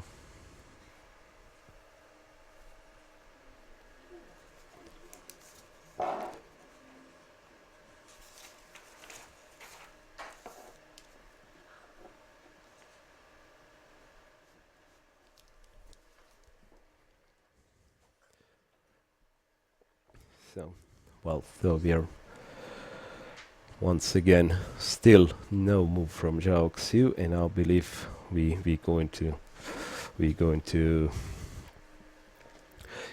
make break quite quickly. Well, again, still I'll be back to this one, by the way. So bishop p2, and well, what would be other options to, well, for Zhao Xiu to think? Because, well, of course this bishop c3 is attractive once you find it, but maybe it's not the best. Maybe it's not the best white can get, by the way. I'm actually thinking of trying to improve this idea in some way. And I thought of queen b3. I don't know if it's possible to do. So queen b3. Well, of course, black is not forced to take on c1, but after bishop g7, for instance, looks like just a free pressure for white. I mean, nothing is sacrificed, and white's just gonna have pressure for next few moves without any counterplay from black. So queen b3, and in case of taking this rook, it might be very strong to play intermediate bishop c3. Then, yeah, it looks like black is in sort of a trouble. So knight f6 is a threat. Knight f6 is a threat, and well, what black has to do, and what is important, f pawn cannot move because it's pinned, even twice. Yeah, so something like knight e5, but again, it seems to be really dangerous here. White is taking c1, planning queen b2. Looks quite dangerous. Yes, this one looks quite dangerous. So after queen b3, that would be probably the better move, would be just to return to g7. But in this case, as I said, it's, well, more or less clear black failed to equalize, and I would address you to black's somewhat dubious idea on 11th move, this rook d8, e5, and then rook f8 after a couple of moves, which looks suspicious, really.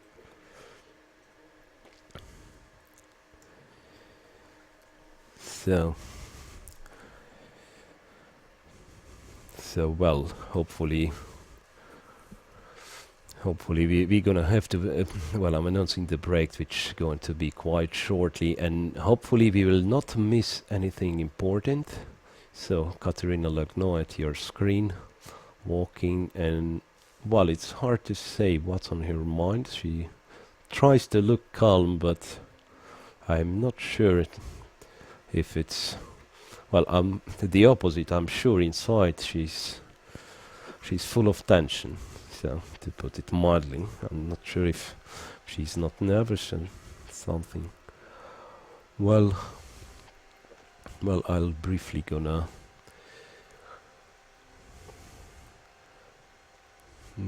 look. Now, well, from camera view, I cannot really say if some games progressed too much, so maybe I'll try to open some other game. Still from camera view we have and on the upper board it's a game of Chao Xu against Katerina Lagno, but I'll check a couple of other games. Again, Ho Yifan with Kosintseva. Well, not too much happened, and well, that's well, so I'll be just checking those games for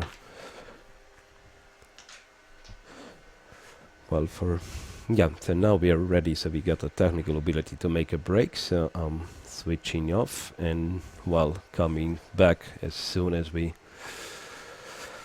going to be back on air, and we again going to start, of course, from Ho Yifan with Kosintseva. Yeah, so off for now and coming back in 10 minutes.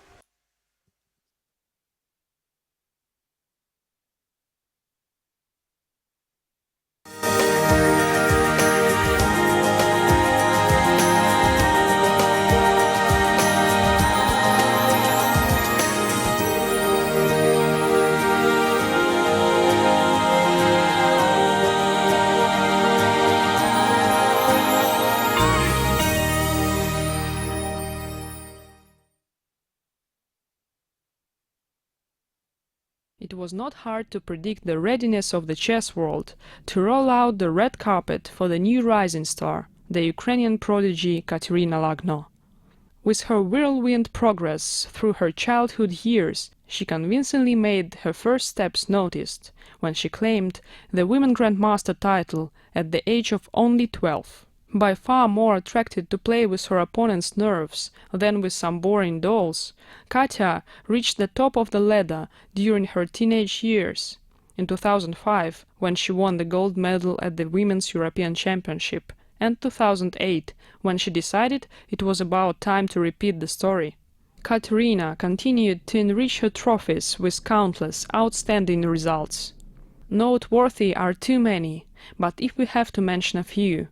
In 2006, she took the North Urals Cup to her native country, as well as the gold medal from the Women's World Blitz Championship in 2010.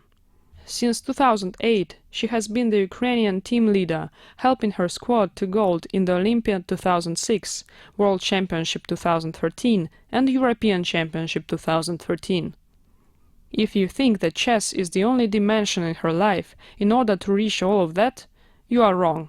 Katerina is the happy mother of a 3-year-old son Sasha, perhaps a GM in the future. In spite of her early successes, Katya has her feet firmly planted on the ground, working on her best results, which are still yet to come. In the long string of great chess players produced by the Georgian chess school, Nana Dzagnidze certainly occupies a venerable place. As a junior player, she showed early promise by winning in 1992 the World Championship under 12.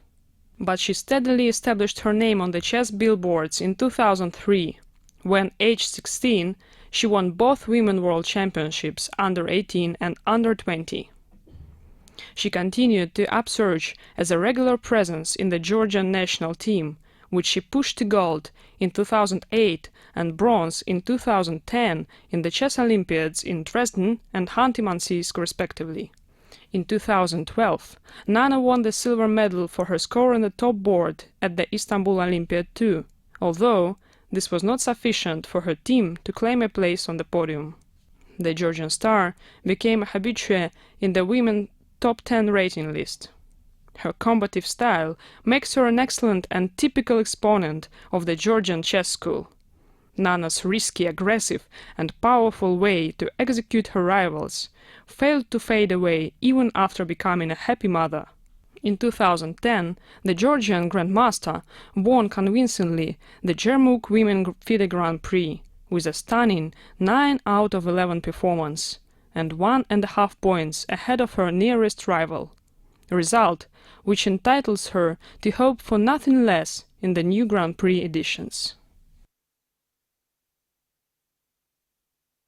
In a world where people are bending backwards to lay hands on fame and glory, Fewer are those adopting a slightly different attitude.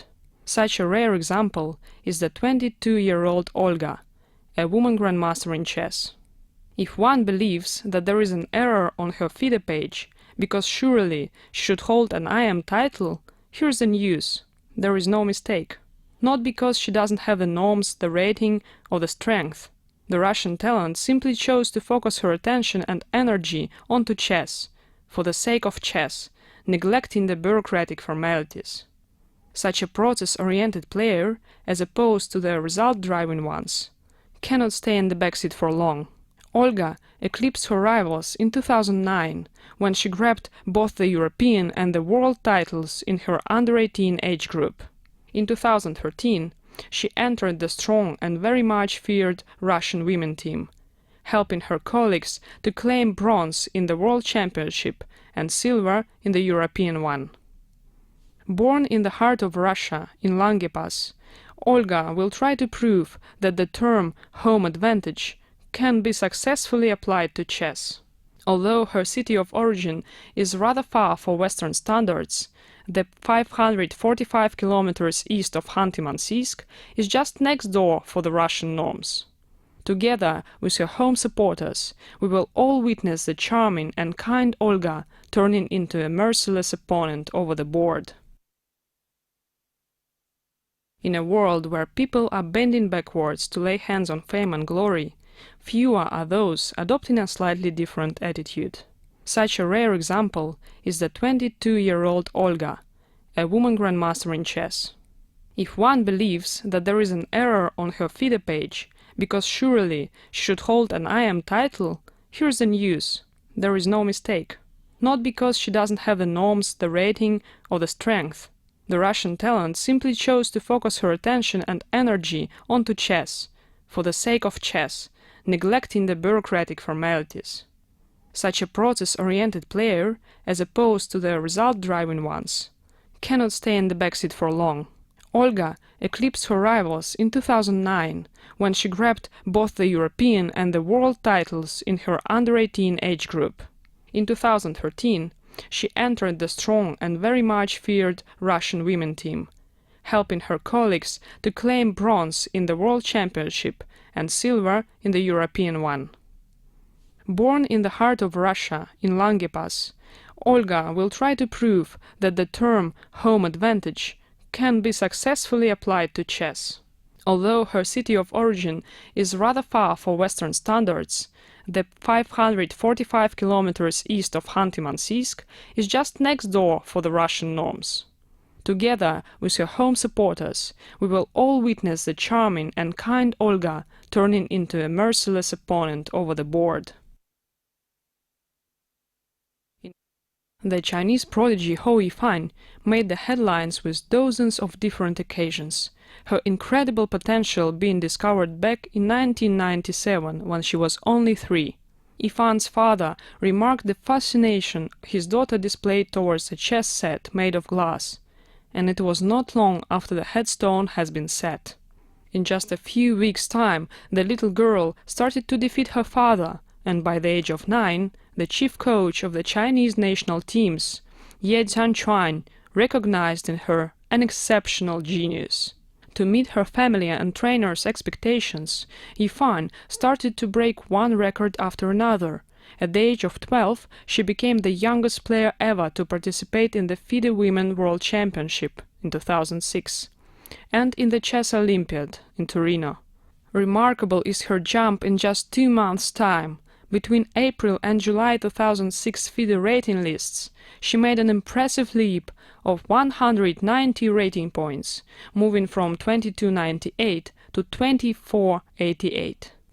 In 2007, she was China's youngest national women champion, and by the age of 14, she was already the youngest female grandmaster ever. But the highlight came in 2010, as Hou Yifan became the youngest, again, women world chess champion in history, by winning the title in Turkey at the age of 16. By the age of 18, Yifan accomplished enough to fill in many other players' CVs taken together. In the World Women's Championship 2012, held by knockout system in Khanty-Mansiysk, Hou Yifan lost her champion's title. However, as the winner of Grand Prix 2011-2012, she got a right to play a match with the new champion Anu Shenina. She won the match held in China in 7 games with 5.5 on 1.5 score and regained her title. And yet, the question remains whether the current women world champion will surpass Judith Polgar too, establishing her name on the men list, just like Polgar. Perhaps this day is not far away, as the Chinese proved in several occasions that many top grandmasters learned the hard way to fear her. It was a twist of fate that enriched the chess scenes with one of the biggest Russian and worldwide talents. On the way back home from dance classes, Tatiana and her sister Nadezhda were lured inside the chess club's 4 walls. Everyone knows what happened next. The two Kasintsevas became inseparable ever since, heading straight to the top of the tree, seizing left and right titles, prizes, medals, glory. With full steam ahead, Tatiana soon became a fearsome competitor at the top level of junior chess, winning the gold medal in the Under-10 European Championship in 1996. Her resounding performance few years later, when Tatiana won the Russian Women's Championship in 2002, promoted her to the Russian Olympic team, where she was far from disappointing her captain, scoring an incredible 11 out of 12 in 2002 Olympiad.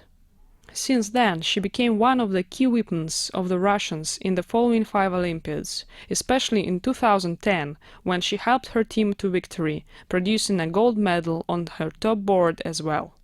But the best results in her panoply must be considered the 2 triumphs in the European Women's Championships in 2007 and 2009, as well as the victory in the 2010 Grand Prix in Nalchik, which pushed her up to a remarkable 25-81 rating peak.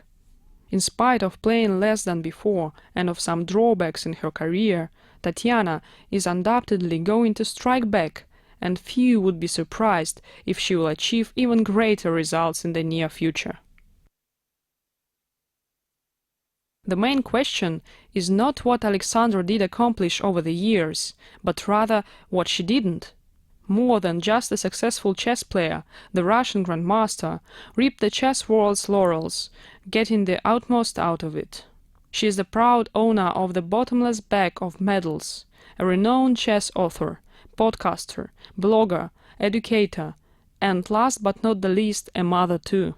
Alexandra's haul of trophies includes first place in the Women's European Championship in 2004, in the Russian Superfinal 2005, in the Sport Accord Mind Games 2011, and she is also the first world champion in Fischer Random Chess.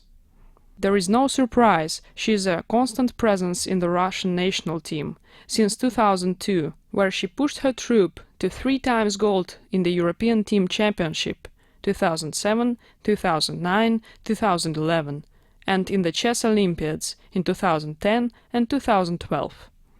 But the peak achievement of Alexandra's career is unquestionably the Women's World Crown and the 12th Women's World Champion title, which she claimed in her native country, in Nalchik, in 2008. Professional not only on the chessboard, the chess queen doesn't need to bring additional evidence that she truly deserves her title in the kingdom she has built together with her husband, Diego Garces. Very active in online social networks, her pages on YouTube, Twitter and Facebook have more chess fans than many other VIPs could only dream of. A champion for peace in the international organization Peace for Sport and the restless chess promoter, Alexandra became a true chess ambassador before even turning 30. From an early stage, Xu became the fear of her junior competitors, proving she was the most talented of them all in 1997, 1999 and 2002, when she took to China the gold medals from various age groups, under 12, under 14 and under 20. But maybe her most stellar results came within the national Chinese team, where she performed fabulously. Xu played an important role in the last two victories of China in the Women's Chess Olympiads. Her first one in Bled 2002 was exceptional. She took the gold medal on the fourth board with a massive score 11 out of 12. In Calvia 2004 she took gold again, on board 3 this time, with an impressive 10 out of 12. In Torino 2006 her team didn't win, but Xu decided to press the repeat button and won gold again on the top board with yet another outstanding score, 10 out of 13. The Chinese Grandmaster continued to rise, leading her team to victory in the Women World Team Championships from 2007, 2009 and 2011. On an individual level, Xu reached the semi-finals of the World Women Championship in 2010 and won the 2013 Sport Accord Mind Games Basque. In order not to disappoint her fans, in 2011 Xu won the Women Grand Prix stage in Nalchik with a great score 9.5 out of 11.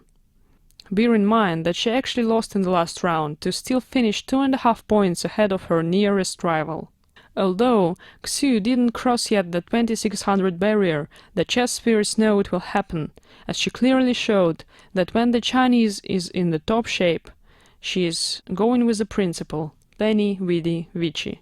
Xu knows very well which are the keys to success. Integrity and hard work are the most important qualities, she said. The Chinese is currently working on her educational research in the Peking University in Beijing, entitled New Qualities of Chess Players. For those who are interested in the results, just a bit more patience. Xu has first of all tournaments to play.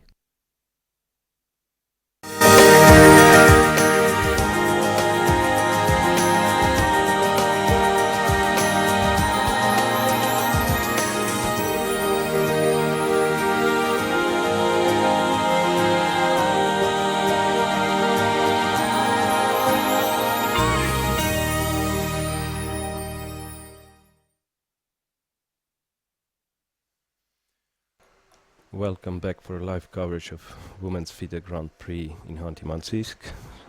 Once again, I'm reminding it's a first round in progress, and well, we are back to cover third hour of play, and we will be staying with you till the time trouble stage is over, as most of, I believe most of today's games going to be decided at that stage. So a lot of tension we can see in this first round, so they don't bother to try it slowly, but instead just ready for a battle right from the very beginning.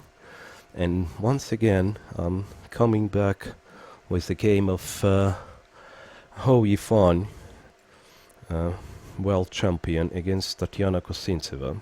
So let me bring you the board here. So that's a current situation on the board, and let us rewind the game a bit back and see how it's reached this position. So, well, we left girls somewhere about there. Yeah, my assessment was that black didn't fully equalize and has difficulties to really find a way to develop the pieces, and knight b6 was played by Tatiana Kosintseva, castle, knight bd5, knight e5, queen c7, knight c4, so still difficulties for black to develop. So bishop d7, and bishop d7 is, well, is already, well, I wouldn't say it's a pawn sacrifice, because maybe black just had no alternatives there, but anyway, it drops the pawn, so which was illustrated by Yifan's knight d5, knight d5, bishop d5, e d5, knight b6.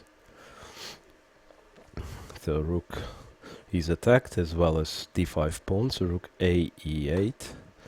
Then already white has a choice, so white could have taken on d5 immediately,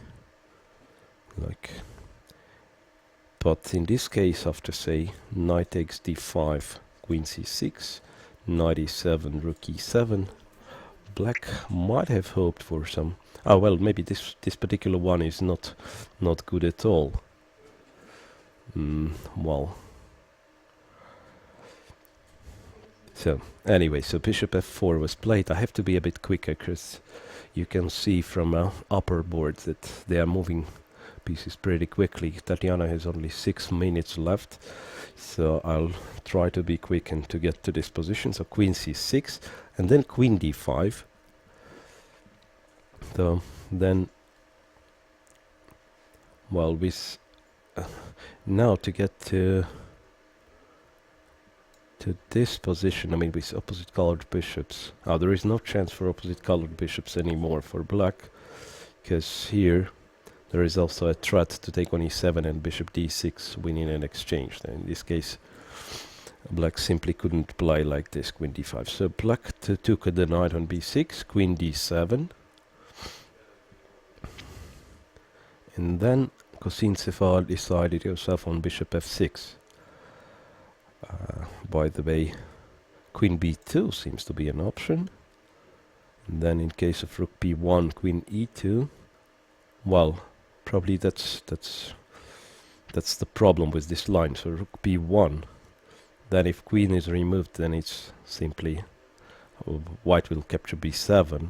So I mean, if queen goes somewhere, queen d4 for instance, white changes queens, captures b7, and it's extra pawn and no danger, so practically hopeless for black.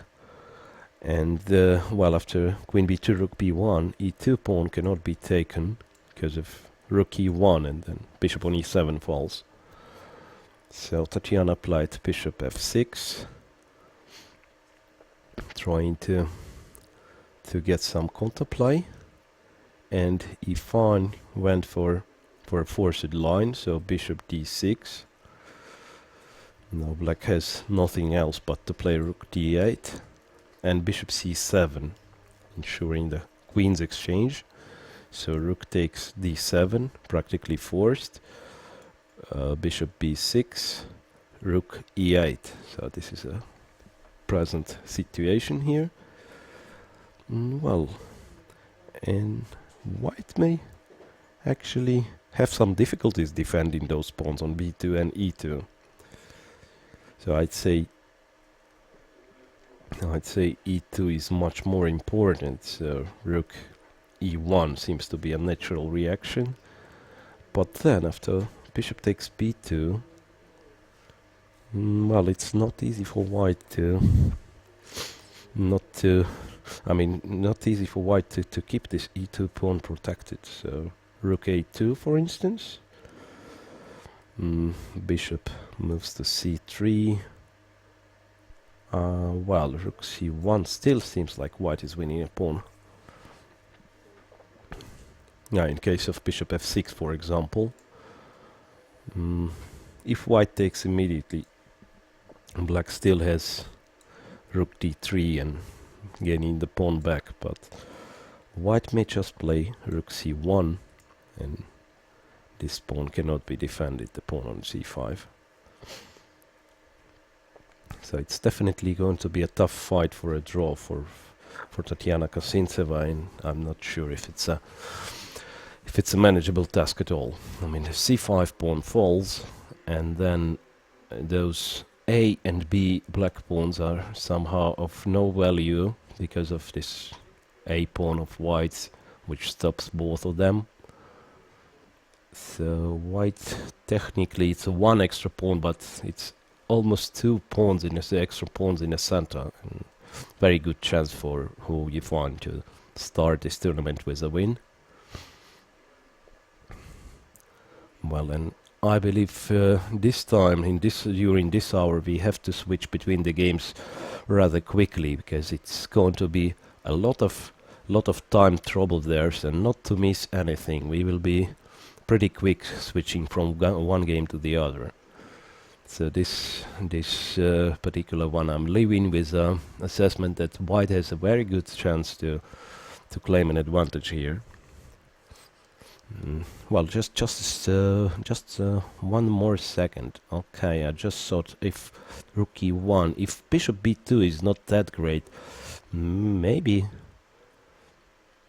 Maybe black has to try something else, like c4 for instance. That might be much more stubborn, by the way. So at least trying to corrupt the white structure a bit. Well, but problem with that could be, well, I don't know if white can play d4 here. So, I mean, dc4, bishop b2 is less clear, I would say. Bishop b2. And then if rook b1, then it's... Oh, well, then in this case it's rook b1 and bishop c3, rook d1. Black is not in time to take the pawn. Yeah, again it looks winning. Rook takes, and rook e2 is, well, impossible because of mate on the back rank. And otherwise, king f1 and just healthy extra pawn and no problem for white. So, moving next. This time again to Stefanova with Kostyniuk. So, well, bringing you the board, and meanwhile our operator is going to try to find this board at the camera view. So Stefanova with Kostyniuk. Well, the position is a bit simplified. So, well, developed quite a bit. So we saw it there, knight e4. Stefanova took and played queen g2 instead of queen g3, which was one of my suggestions. So queen g2, and maybe that was a little bit less precise, because here after knight f6, bishop e5. So I mean, it could have been possible to play bishop e5, but in this position it seems like this move refutes this line. So bishop g4 bishop takes g4. In case of bishop f6, black has bishop f3 intermediate. Yeah, and black is just fine. So after knight f6, white was forced to proceed with g5. Takes h1, knight h5. Then, okay, immediately taking on e4 would have been answered with bishop f5, I guess, and then taking c2. So white decided herself on castle, bishop g4, then queen takes e4, takes e2, knight e2, queen a2, knight c3, check on a1, king d2, queen a5, and b4. So that's an interesting moment. So b2, b4, and well, looks like white may have some advantage here, especially after what happened in the game, queen f5. But honestly, maybe black didn't have much of an options here. So queen d8 somehow seems to be, well, maybe that's not bad, but somehow seems to be a bit passive. Well, not sure what to do for white though. Yeah, but okay, queen d8 still. Still, black would have to play queen d7 next and try to... Yeah, castle long still looks a bit dangerous, so maybe black just decided it's going to be easier to defend with queens being on the off the board. So queen f5, takes, and bishop h2. Well, apart from bishop h2, I don't know if there were any alternatives for white. Yeah, okay, anyway, bishop h2 is played, and it's Alexandra who is thinking. I'd say f4 looks principal. Otherwise white's going to play rook h1, and this knight might be in danger. So something, I'd say slower approach like bishop f8 comes into consideration. Rook h1. Yeah. This looks, yeah, this looks dangerous, exactly. So bishop e5, knight g7 for instance, bishop e5, and somehow black is not very much comfortable. Though this pawn might be under attack after e6. So b5 is a possibility. Yeah, all in all, somehow white has more compact pawn structure in more centralized king, and somehow, if I'm allowed to speak about development advantage in the endgame, so that might be exactly the case. So bishop f2. So as I said, the most principle, if it works tactically, seems to be f4. Well, black is getting a chance to get rid of those double pawns, but of course there might be some tactical resources for white, though I'm not sure how to really make it work. Yeah, f4. First of all, if white takes on e4, it gives nothing. So ef4, for instance, black just takes d4 and black is perfectly fine. Knight is returning into play. And okay, now black may think of castling loan.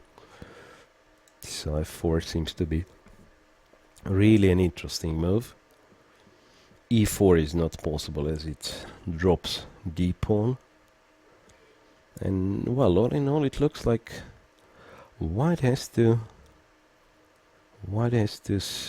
force black to exchange. So knight e2, for instance, take, and still this one looks a bit better for white, as okay, somehow this knight on h5 is a little bit cut off from the other pieces. Although still it's very let's say black may try a5 in this position, but might be dangerous as well with those knight and currently a bishop as well being out of play. It might be dangerous for black to start playing on the queen side. After rook a1, black will face a tough decision. I mean, a4 similarly creating a strong passed pawn, but white may play c4, and it turns to be, well, it turns to be almost a weakness, this pawn on a4. So first of all, b5 doesn't work. b5 doesn't work because of take, knight c3, and this pawn falls. And well, I'd say it's visible with bishop on g7, knight on h5 sets completely out of play. One cannot really start such a massive action on a queen side. So, well, black has to be a bit more modest, and again, after taking, probably bishop d7, bishop g7 to f8 is a good idea, trying to bring the knight back, but in this case it looks like white is just better. So still this f4 doesn't seem like a solution, which will equalize for black.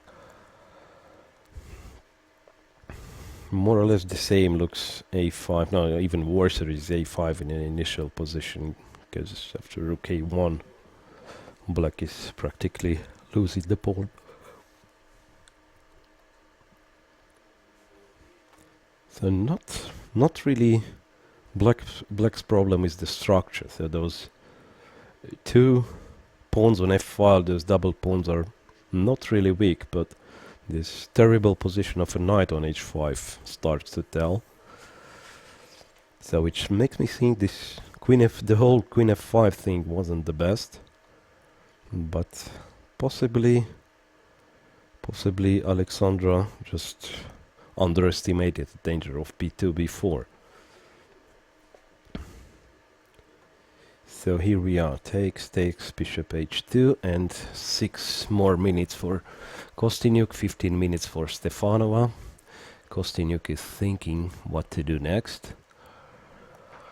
Well, what else black can do? I'm not quite sure. Okay, f6 looks practically suicidal.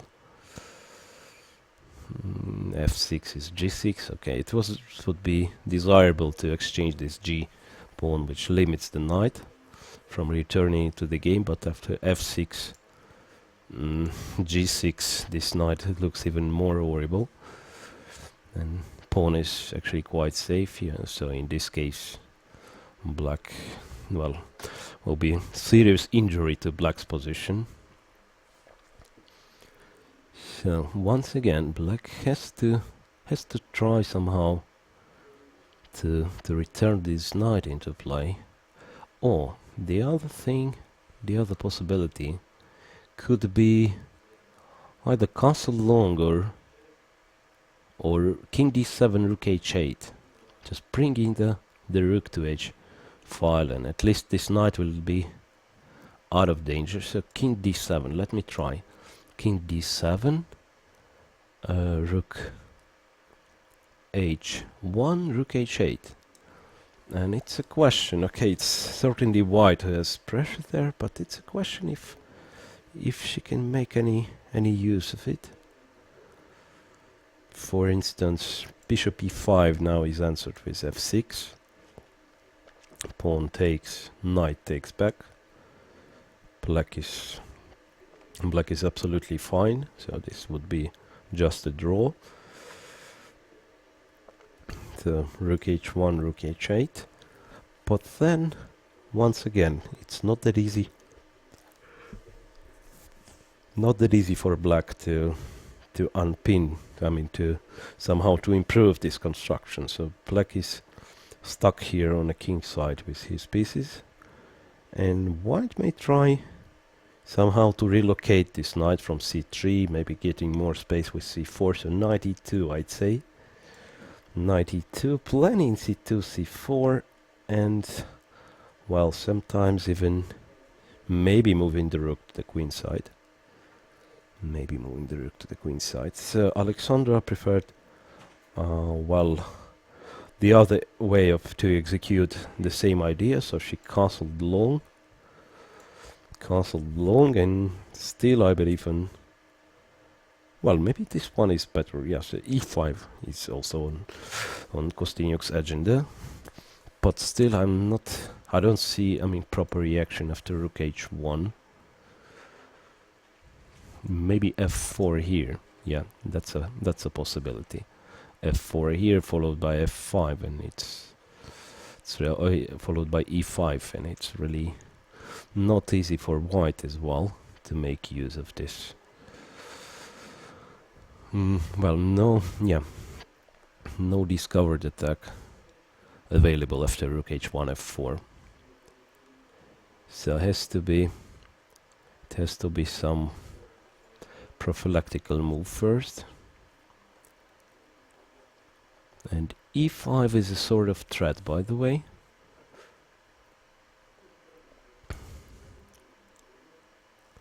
What I'm curious about, switching the play to queenside with rook a1.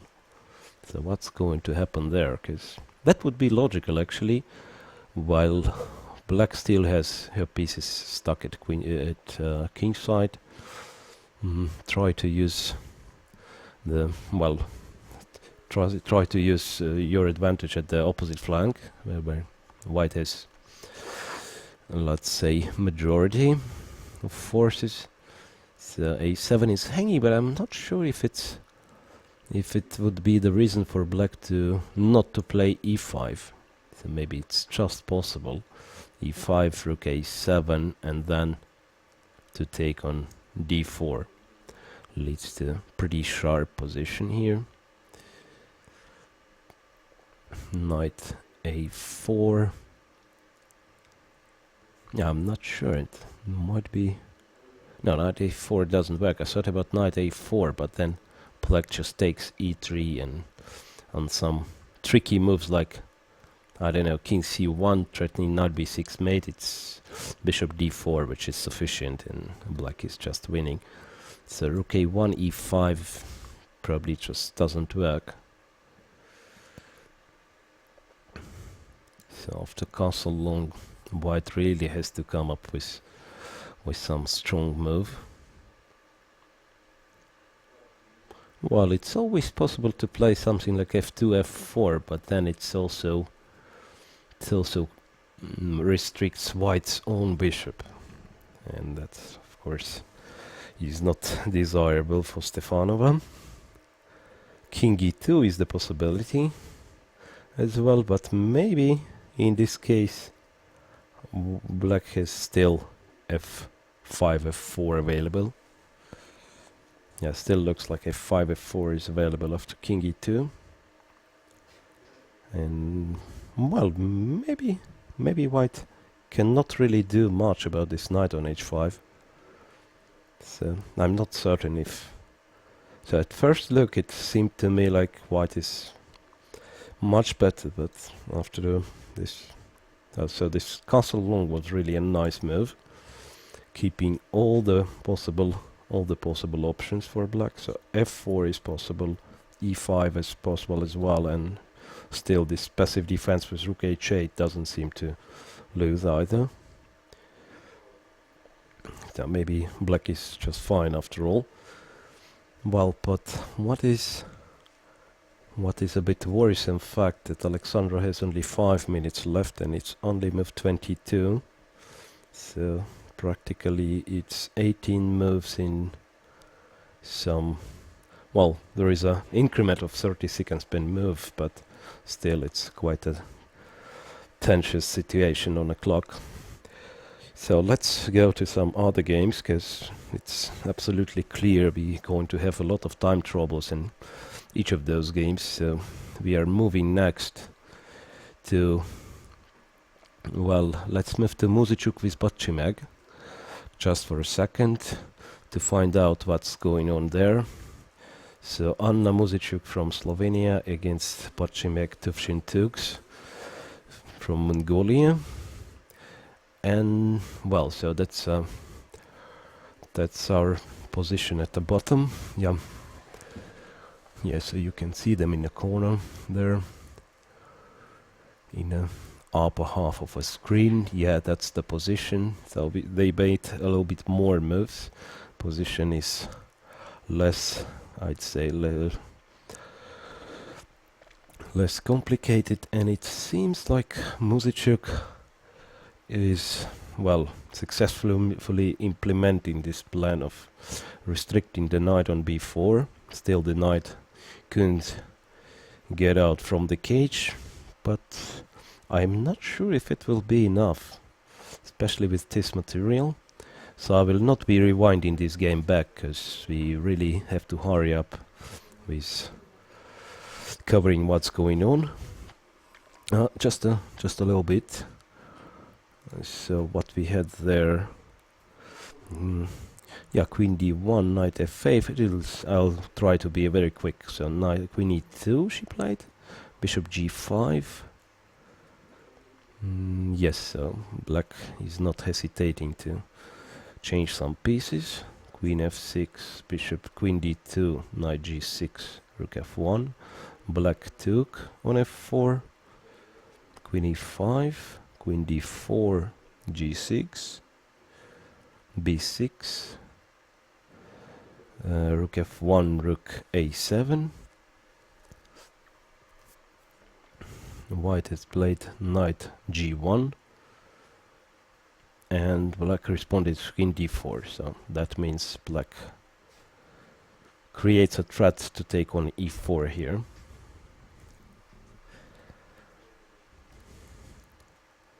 So it's a question if white has enough. Well, ideally white would like to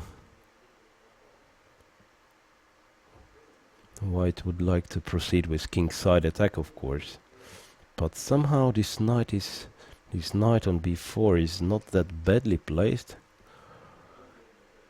Well, e4 is hanging, so what white can do? Maybe, just maybe, white can play rook e3. I was really thinking of some tries to mate black, but black seemed to have always an adequate response, like queen h6.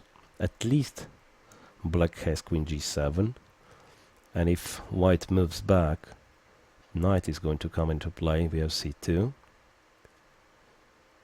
So it's not that easy for white. So white practically forced to go back, otherwise knight c2, knight d4, and white black has to be worse. So rook e3 might be the move, then putting the knight to f3, but still it will be not that easy, I'd say. Okay, Anna seems to have some time, so well, and the kind of position they have, I don't expect, let's say, I don't expect much of an action here for the next few moves. No, I wasn't precise this time, because white decided to return back with the knight. Knight e2, queen e5. Maybe Muzychuk will look for some other opportunities apart from from knight g1. Not easy though. Perhaps knight could be placed on f4. Knight could be placed on f4, and no, she placed rook g3 first. So queen e5, rook g3.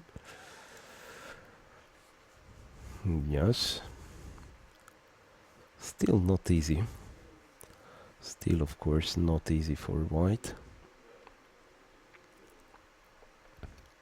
Then it's a question if, I mean, black has got a chance to play f7, f6. And it's a question if it's a desirable move for black. f6, then transferring the rook to g7 and sort of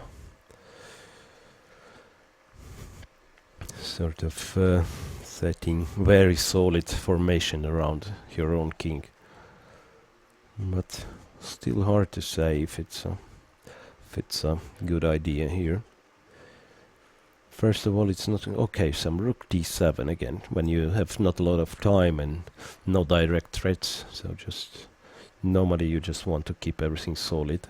So rook d7 in some lines. d6 was possibly hanging. So Mongolian player just decides to defend it in advance.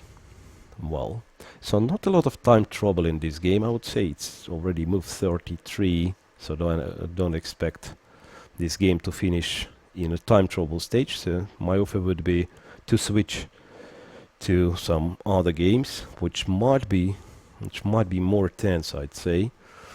So I'll pick this time Zhao Xu with Katerina Lagno. I remember it was very complicated middle game with Zhao Xu being a bit better in this game, so let's find out. And I believe Katerina as well has a bit of lack of time, so once again Zhao Xu with Katerina Lagno. Here is the position at the bottom board. I'm still not sure what is the situation with the time here. Well, so meanwhile it's an overall view of a playing hall. As you can see from the position, it's already very sharp. It's well, and it's only 3 minutes for Zhao Xu, and Lagno still has 16 more moves to be made. And okay, let me step a little bit back here, because it's really interesting what happened after bishop b2. I was offering a couple of different exchange sacrifices. So Zhao Xu played queen c2, again with the same idea, I believe, to meet bishop takes c1 with bishop c3, which never happened. Black just returned back to g7, and then where it starts, so bishop b4 using the pin, rook d8, otherwise bishop would be placed to d6, knight g5. Now it's really uncomfortable for black to defend against number of threats. Well, rook d7 was possible to defend f7, but somehow it looks so ugly, so I'm not sure if anyone would play this. And apart from that, maybe there is something forced, like queen b3 for instance. yeah, let's say after queen b3. It's hard to move for black at all. I mean, yeah, everything is pinned here and there. So bishop f5. That was Lagnow's tactical hope. Bishop f5. Though I'm not still not sure what would happen after queen b3, but e4 as well seems to work. Queen f4, knight f7, rook d4. Well, now it's very much complicated. So first of all, if black would take on b4, so white may just take the rook with a check. Yes, and I guess that would be nice to mention, this mate. Okay, it's still winning for white anyhow, but this famous mate I cannot stand but just to show you. So knight f7, so this is the way how game would finish in case of knight b4. So rook d4, removing the rook under the scope of... Well, and it's so full with tactics this time. So bishop d6. It looks like a decisive blow because queen is under attack. Rook cannot take the bishop, so discovered check is a threat. If queen takes e4, knight g4 finishes. Knight g5 check, discovered check finishes the game because black is losing the queen. But bishop e4, Katerina played bishop e4, the last try to survive. And queen b3 was an answer of Zhao Xu. And now it looks practically hopeless, I'd say, because it's still equal material, and it seems like black's going to lose something very soon. So queen f6, queen b7, everything is hanging. Well, I'm afraid Katerina will not withstand the pressure. So it's an extra pawn for white and a numerous threats, and well, it will be, well, if I will call this position somehow different from winning for white, it's certainly going to be understatement. So it's no doubt it's absolutely winning this time. And rook e8, of course Katerina will not resign immediately, because still some chances, of course, but simple rook c6 seems to be enough. The worst for black that she cannot even escape this threat of discovered check. I don't know if black can find anything more convincing than rook takes c6. There's queen d7, by the way, which might be even stronger, I'm not sure. Queen d7 attacking this rook, and it's again not very much comfortable to defend it. Well, rook f8 is possible then, using the pin. Yes, still somehow black is still alive, but well, it won't last for long. Well, rook c6 seems to be convincing enough. I don't see the next move for black. I mean, okay, black can take there. Queen takes. I don't know, some crazy queen f2, but well, maybe it's not that easy, because on rook c6 black seemed to have rook d2. Well, that's going to be a tricky move. So rook d2, then okay, if bishop moves, and bishop will have to move, so bishop c4, then there might be some unexpected tricks, like bishop d5, for instance.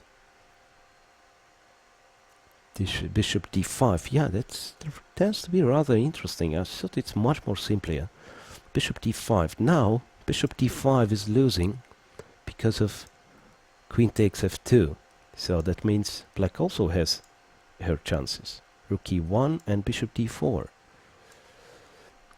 Well, so possibly in view of this line, Zhao decided herself on some other continuation. Knight g5 check, king h8, and well, this one seems to be convincing, I have to tell you. So knight takes e4, and eventually taking d6 bishop. No, sorry, taking c6. So, well, black has nothing to do but to take e4 with this rook. Otherwise, if this rook takes, simply rook c6, and black has no chance to return the material. So knight e4, rook 8 takes e4, and then looks like everything wins. Rook d6 is just good enough. Still, d6 cannot be taken because rook on e4 is hanging. So this game is going to be over in a few moves, I believe. That means soon we're going to have our first press conference. Well, don't know if we have to stay focused on this one. Perhaps we can switch to some other game, as this one looks decided. I believe Zhao Xu will not really give her advantage slip, but just going to finish the game. Yeah, just one more second. I'd like to return. So instead of knight g5, which looks like really the most convincing way to win the game. Yeah, maybe knight g5, bishop d5 needs explanation. So in case of bishop d5, white would play queen c6, a nice little move using the pin of this bishop. But if white would play knight g5 instead of knight g5, if white would play rook c6, which seemed tempting to me. So I found an interesting idea, which might still not be fully working, but that could have been the move which, well, made Zhao Xu changing her mind. So rook d2. Still knight g5 wins here. Yeah, I just understood. Knight g5, rook a2, and while everything is winning, knight e4 followed by queen b3. Yeah, so knight g5 is not the only, but rather one of the many ways to win in this position. Yeah, so probably one of the most convincing, and Lagno is trying to find a way how to continue fight, but there doesn't seem to be any convincing one. Knight e4, and there is no chance for Katerina Lagno, I'm afraid, to continue fighting there. Well, so let me switch to the other game of Olga Giria against Nana Dzagnidze. So this one seems to be practically decided, and I don't think this slight time trouble will affect this game. So I'm switching to the other one just not to miss what's going on. So Olga Giria against Nana Dzagnidze. It has to be time trouble stage as well. So I'm opening that well, and it's have to say it's something with the official transmission clock, because it shows 000. I'm not sure if it's true, because no, it's okay. So it was some seconds running on Olga's gear clock, and I will not even go back to restore what happened in this game, because the present position is rather interesting and complicated. So 10 more moves. I think we're going to be state turned to this one, because, well, it's those time trouble on seconds. It's not something to be missed. The queen c5. Well, it's not easy trying to calculate what's going on. I mean, at least material balance, and well, it's equal material. Somehow it looked like white has something extra, but well, indeed it is actually equal material. Well, the position of both kings I wouldn't be calling safe, but somehow, yes, okay, black king is relatively safe at the moment. White is slightly exposed, but it's only one move to the safety, king b1 or something. So black has to play with a lot of energy. Queen d8. Nana finally decided she has nothing to do on the king side anymore and returns her queen closer to the center.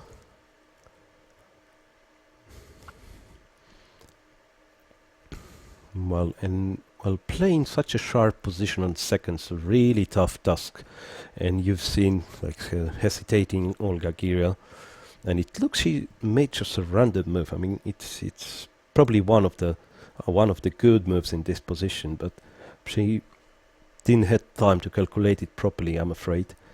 So bishop c4, and well, it really looks dangerous for her.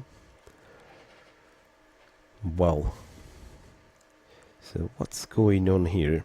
First off, knight e6 is, well, it's maybe still possible. I thought knight e6, black is falling into a trap, knight f6, but in reality, after king h8, it's absolute mess. I mean, what's going on the board? Because after queen e5, knight may jump somewhere and queen is attacked, and well, knight cannot jump actually. No, it's not a good idea. So knight f6 will force black to take on f6, but still, even then, it's not over. There is rook d8 and bishop d1 check, and it's all so complicated. So bishop c4, and apart from that, of course, black has got some different options. Let me guess, just one move before. No, it's okay. Bishop c4, and what else black can do? Just thinking. If we imagine for a second this, some calm king h7 was played. If we imagine for a second both knight from d5 and rook from d6 has gone, then queen d1 will start a very unpleasant attack for black. So that means black should be actually looking for an exchange sacrifice in some way. So king h7, sort of prophylactical move. In fact, I'm not sure if it's a prophylactics. I mean, if it's enough, because, well, rook d2, switching to the central strategy. I thought after king h7, there could have been some tactical ideas connected with taking on h5 with the queen if knight goes away from here. So just imagine white's knighting not only d5, then white would have queen h5 takes and mate on g7, g8. Well, but after rook d2, of course, it's not an issue anymore. d2, queen b8, nice touch, so preparing rook c8. But it's very sharp, and I really feel like we cannot leave this one. It's really a game on the seconds here.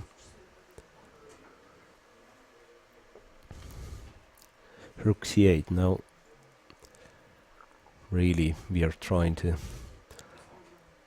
I mean, for those of you who is watching the position with the help of computer engine, and it might be exactly the case that the computer is giving an advantage to one of the sides. I'm not sure to which one though. But I can tell you, I mean, when you're playing such a position on a seconds, it doesn't matter. You don't even have a chance to check. Well, meanwhile on our screen, it's first result of our Grand Prix in Khanty-Mansiysk, and I believe Xiao Xiu won her game against Katerina Lagno, as was predicted. Yeah, I can see from the positions of the kings there. So it means going to be a first press conference there. But meanwhile, we are still following a game of Tsagnidze and Olga Gira. So Gira against Tsagnidze with white knight d7. Okay, I'll receive moves. Queen d8. Queen b8, queen d4. Threatening knight f6, so knight d7. And you can see, of course, upset Katerina Lagno watching other games. Of course, not a pleasant start. And somehow it's not easy to force yourself to leave the playing hall and go for a press conference after such a result. Meanwhile, it's still in progress. b3. I believe a lot of stuff happening in other games, but judging on a camera view, we may postpone the game of Anna Osenina and Nafisa Muminova till a time control stage. They look pretty calm. That means they have some time there. Seems like Muzichuk and Botchimekers are both playing on seconds. Osenina even leaves the board, so I'm pretty sure Osenina left the board when 40 moves are already made, so no danger we're going to miss something serious here. So I'd say we stay focused on the same game. So Giria with Zagnidze, queen d8, queen takes a7. I mean, it's very sharp position. I don't like to leave this one. Queen a7, and seems like Nana misplayed it somehow. Because, well, at the moment I can certainly say this bishop on h5 is a bit out of play, and the moves Zagnidze makes, I mean, even this last one, rook e8 to f8, doesn't seem to be, well, it doesn't seem to be a lot of sense in those moves. So it's mostly just to finish time trouble stage somehow, and then to think. And of course, yeah, I'd say e4 looks very strong in the moment. e4, and yes, and indeed it was just played by Olga Kira. e4 and e5 is coming, and it looks crucial. I don't really see an adequate response. So, but I mean, after e5, knight f6 is gonna just win the full house for white. Although after e4, the other rook, the remaining rook on g3 from g3 can be transferred to c3 or d3. So knight b6, at least using the pin there. Oh well, maybe it's not that simple as I thought. So e5 now is not sufficient. Yeah, I thought e5 should be winning, but e5, rook d5 is instead rather unclear. Takes, and well, looks like white cannot make use of this knight. Oh well, and Giro decides on a simple decision, just to play rook d3.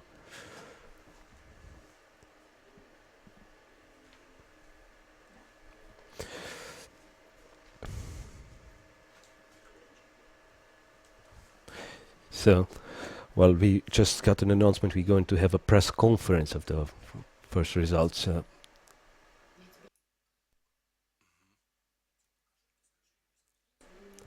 So we're going to have a first press conference in a few minutes. So let's stay tuned to this exciting game here. Well, black took on d5, and this seems to be an end, to be honest. So rook takes d5. Rook d5, yeah, black had nothing to do but to play that. And then still this bishop on e5, bishop on h5 is offside. It's any possible take on d5 seems to be decisive. So rook d5 possibly. No, I think just rook d5 is to be played. Yes, rook d5. Then okay, queen is jumping somewhere, I believe. Queen h4. Okay, so far so good, but queen h4, but well, honestly, it seems hopeless even after. Well, this one might be not that clear. I just thought about simplifications after rook d7, so a couple of checks doesn't seem to lead anywhere. So black's gonna take on f4. But this one might be not really winning. Queen takes, bishop takes. Well, I beg your pardon, but As you can see from a camera view, we're going to have a press conference. That's the first, first game is finished. So journalists are coming, so I'm off and they are starting. So we speak in English, and sometimes I will translate some parts. Okay. Just in case if some evaluations or something. Готовы, да? Dear ladies and gentlemen, welcome for the first press conference, Women Grand Prix in Khanty-Mansiysk, and we have the first decisive game between Zhao Xu and Katerina Lagno. The game was quite sharp, and can you tell us what happened today? Уважаемые дамы и господа, мы рады приветствовать вас на женском этапе Гран-при в Ханты-Мансийске. Первая партия завершилась победой Жао Ксю, китайской шахматистки. И, пожалуйста, скажите о том, что случилось сегодня. First. Today I'm very lucky. Because the opening is nothing special. It's maybe equal. I play some simple and easy plan. So, but I think after the opening, Katy made a big mistake. Думаю, что после дебюта я сделала большую ошибку. Катя говорит, нет, ты была действительно, тебе повезло сегодня. So really, so we can check. Yeah, we can check. Here, this is, I think it's a simple plan. Maybe black is better. I'm not sure. Here, I think E5 may better. Мне кажется, что после E5, наверное, у черных даже лучше. Before I plan knight back to E2, but the D3 square is very weak. I'm not sure. D3 очень слабая. But Katya, did you consider this E5? Yes, somehow I just totally missed knight G5 plan. That's why я пропустила план с конь G5. Yeah, bishop G4. Yes, here I think I'm still okay after bishop G4. Yes. После слон G4 у меня все хорошо. I don't know who is better actually. Сложно понять, у кого лучше. Bishop G4, I plan play to Queen C2. So. После слон G4 я думала пойти ферзь C2. I can take F3, knight C6 is already. Maybe we can show this. Bishop G4 is. Yeah. Plan is Queen C2. Ферзь C2. Okay, I take F3. Take. Okay, I think take. Maybe I'm better. Knight C6. Yeah, knight C6. Maybe knight E4. Maybe. Yeah, maybe knight E4.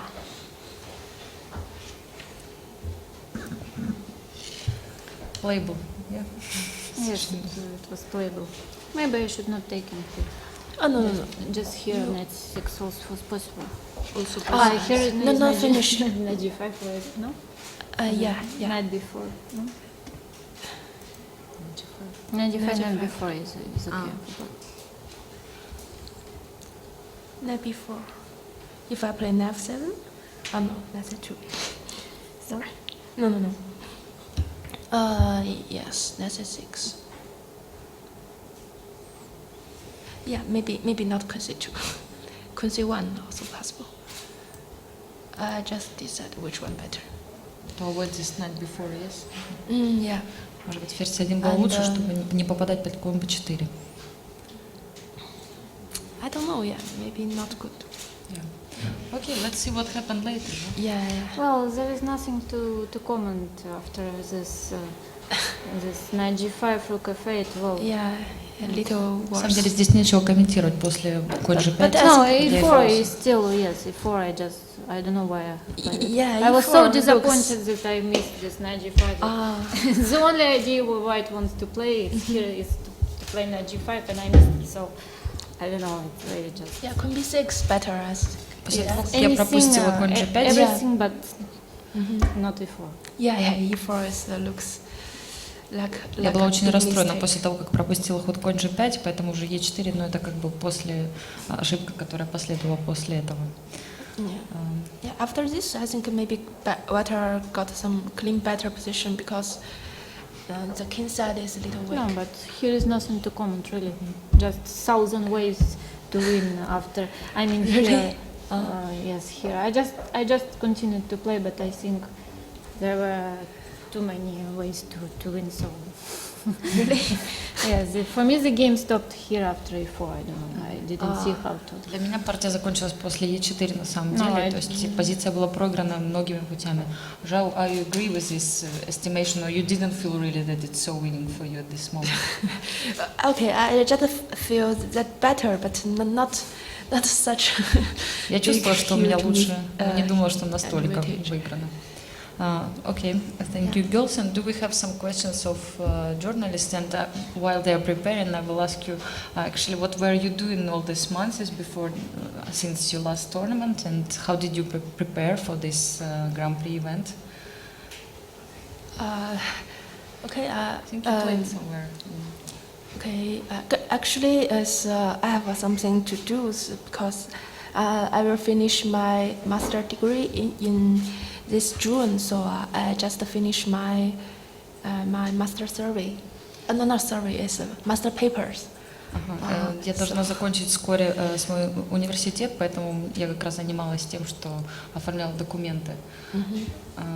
And so you didn't really concentrate on chess during this time? I just saw some important tournaments like the men's how to say Candidates. candidates. Я следила всего лишь за турнирами, то есть And some Chinese championship, some important tournament. я I just следила saw the game. за важными турнирами шахматными, которые проходили. And any preparation, any camp before? Before this game, of course. Да, как бы я готовилась всегда перед этой партией, но так как бы нет. Катя, как ты готовилась к этому турниру? Чем занималась? Well, I was taking care of my son. Я занималась своим сыном в это время. I think you haven't played since Warsaw, yes? Yes, maybe that's why I have missed this na G5 because I hope because there is no another explanation because I wasn't concentrated at all during the game and well I hope it's because of that but we will see what will happen next. Я надеюсь, именно из-за того, что я долго не играла, вот в этом причина того, что я зевнула ход конь G5. Я надеюсь, что это именно из-за этого, но мы посмотрим в следующих турах. Пожалуйста, вопрос. Добрый день. Ханты-Мансийск, кроме того, что является признанным спортивным центром, вот пытается еще и стать туристической меккой в Сибири. Вот.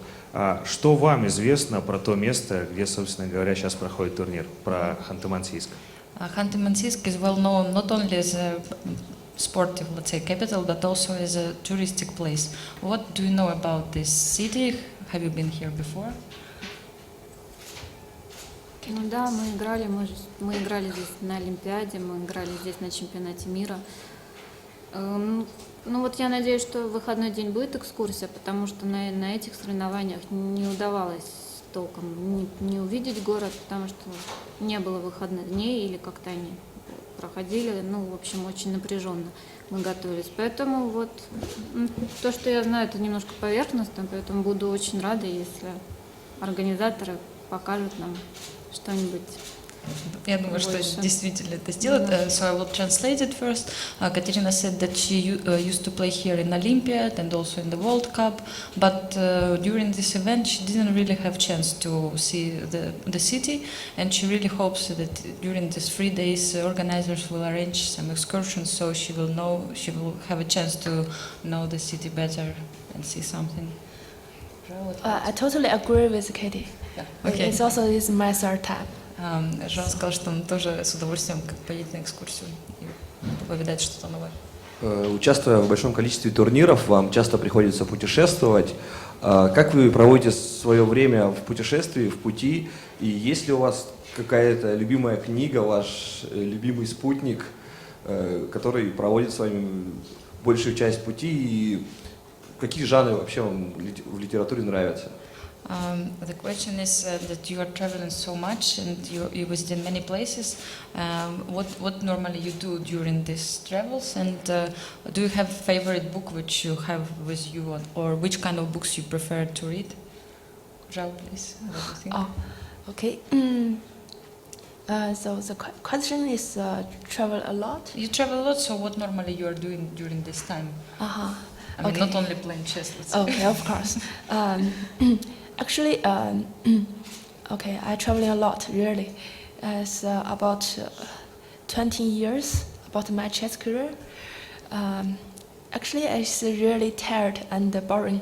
So during the tournament, I have to talk with some like foreigner friend and have some fun. And another thing is talk to my friend in China.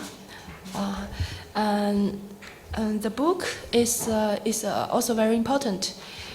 In this time, I read some book about Carnegie, a very famous man. I don't know how to translate it for the English. Carnegie, some American man. So. So I will translate. Okay. Да, действительно, я очень много путешествую, последние 20 лет как бы провожу время в поездках, и на самом деле бывает иногда и скучновато, но я стараюсь как-то разнообразить это время. Вот, например, общаюсь со своими, даже на самом деле, соперницами в турнире, то есть мы как бы общаемся, и также я звоню в Китай, и общаюсь со своими друзьями. Книга — это тоже очень важно, и в данный момент я читаю книгу об американском герое Канаби. What is the name? Carnegie. Carnegie. Carnegie, someone very famous. And I'm a psychologist. sorry? Psychologist? No? Psychologist. Psychologist, no? No, he's a manager. Uh-huh. Some kind of. Okay, I will check it. Yeah, okay, so when the I'm press sorry. conference we will clarify. Yeah. На следующей пресс-конференции скажем точно название. Катя? Наверное, любимой книги нет, они меняются. Что-то прочитал, взял новое, почитал. Поэтому не знаю даже, что выделить. Ну, наверное, я все так же, я люблю классику. Я могу перечитать классику. Я недавно, никак, перечитывала вот Анну Каренину. Правда, не до конца. Финал не меняется, к сожалению. Поэтому... Actually, I prefer to read classical books, and this is the only books I can read again. And recently I've read Anna Karenina once again, but not till the end, because the final is not changing actually. So all of us, we know the final.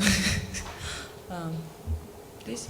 Zhao, I have a question for you. You played Katerina in Tashkent in the Grand Prix series, and you played the English Opening. Did you do similar preparation against Katerina today, or did you go in with different preparation altogether? Okay. Good question. I play with Katie a lot of times. I think maybe I play a lot of white. Much more. Yeah, much more than her. So, actually, I didn't get any better position in the opening plan. So I just decided to play something simple and I can control, because some plan Katie's opening is a little better than me. So I just don't want to make a lot of risk. So that's why the opening is a little boring. Okay, maybe next time if I play black with Katie, will be better and interesting more. Я вкратце переведу. Значит, был вопрос насчет того, как подготовиться Жауксю специально вот именно против Катерины Лакной. Вот они играли в Ташкенте тоже в первом туре. И Жау сказала, что на самом деле она, видимо, не так хорошо знает дебюты, как Катя, поэтому она сегодня старалась сыграть просто что-то простое и не пытаться где-то искать наперевес, но что-то, что она могла бы контролировать и не рисковать. И, может быть, в следующий раз, когда они встретятся опять, то она, может быть, черным цветом сыграет, может быть, что-то поинтереснее. А сегодня немножко получилось скучно. Girls, thank you very much for coming for our press conference. Thank you. Wish you good luck. Thank you.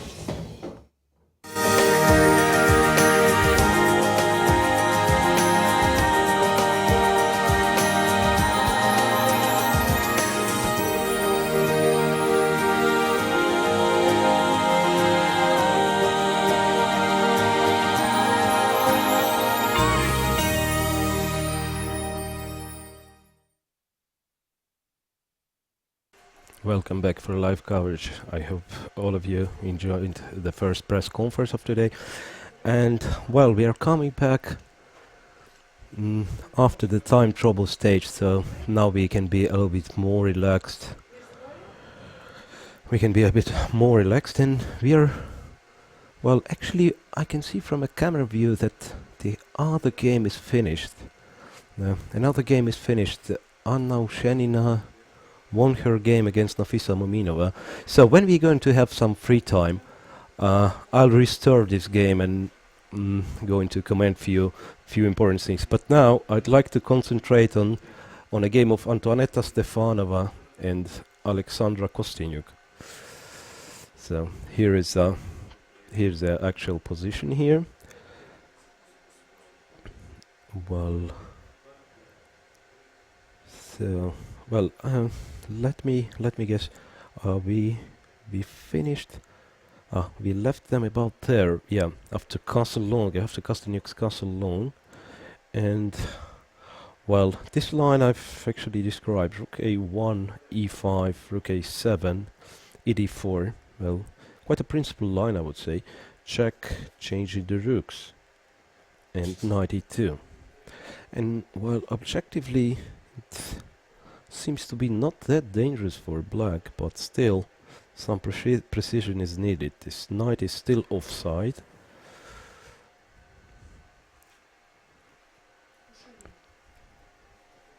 The knight is still offside.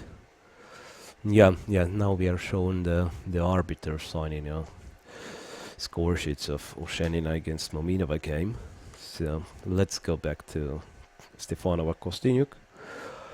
The king e3, bishop f8, c3, bishop e7, f4. So this one seems to be just fine. I don't know what happened next. Possibly a time trouble stage affected the game so much. Well, at the moment it looks like sort of fortress. A sort of fortress, I'd say.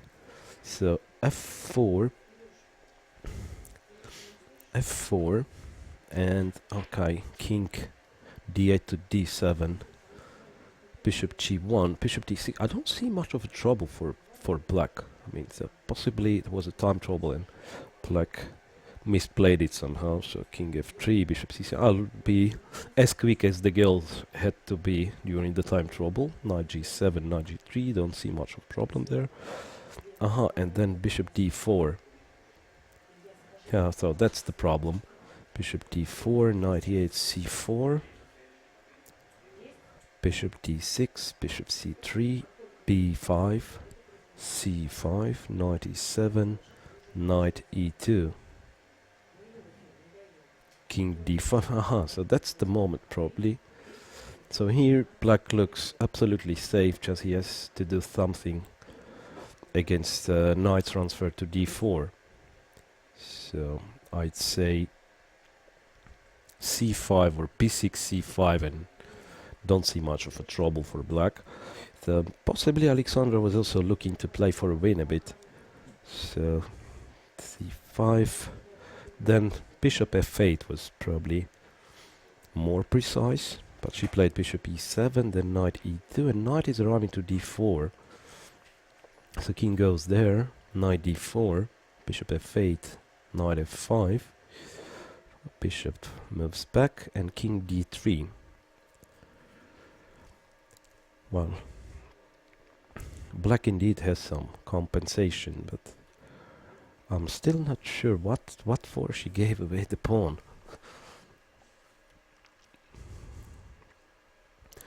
Well, one of the most direct attempts for white is gonna be knight h6, but I'm not sure if... Okay, I mean, if bishop takes h6, this one looks lost for black. Bishop h4 and king g4.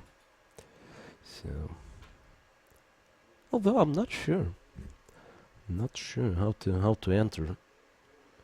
I'm not sure if white can enter. There's numerous Zug's ones. It might be. Don't know if... Well, it's very interesting if this Zug's one exists. So, I mean, here. King f5. Maybe this it's a way to get problems for white.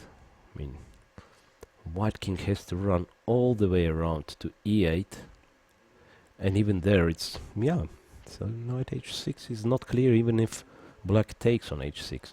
On the other hand, to knight h6, black may just play f7 f6, reducing number of pawns, and once again it's not clear. But white has to do something, and I don't see much of a ways to improve white's position. If white tries to keep it slowly, like knight e3 for instance, black will probably try it. Maybe knight e3 is just fine. So black will have to try to activate her own pieces. On bishop g7, f5 seems possible. f5. F5, bishop d4. Black's counterplay is limited as well, so it's not so easy for Alexandra. But of course, Stefanova has quite a choice. So knight e3, basically it's a choice between knight h6 and knight f3. So as far as I can understand, on knight h6, bishop h6 after all seems almost forced. I mean, f6, knight g4 looks troublesome for black. I mean, okay, take. I'm not sure if white can play knight e5. No, possibly this one doesn't lead anywhere. King d4, check, king d5, and there is no convincing check for black. Now knight a7, this doesn't have to be a problem. Yes, knight b5, black simply takes c5 and it's a draw. So f6, knight g4, fg5, but fg5, and still it's problematic for black. The material is reduced, but still, bishop g7. That's a question if, in case of, for instance, bishop g7, g6, for instance, it's a question if black can try bishop c3. So as I say, knight h6 is more or less forced line, but I'm not sure if after bishop h6, ga6, and just some knight f6 is needed, and then not sure if white has a way to break through. Maybe bishop h4 is not the best after all.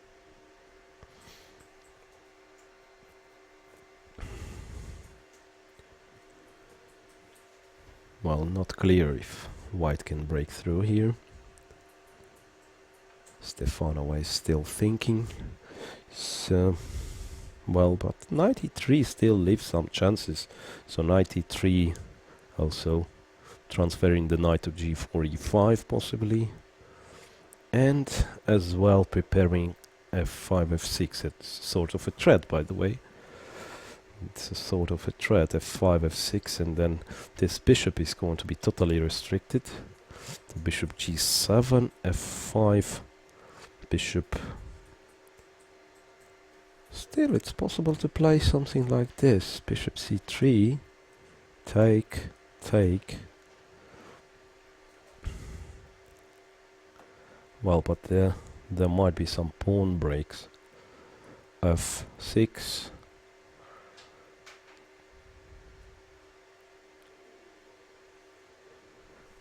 Some study-like ideas. f6, on king b4, white may have something like g6 break, possibly.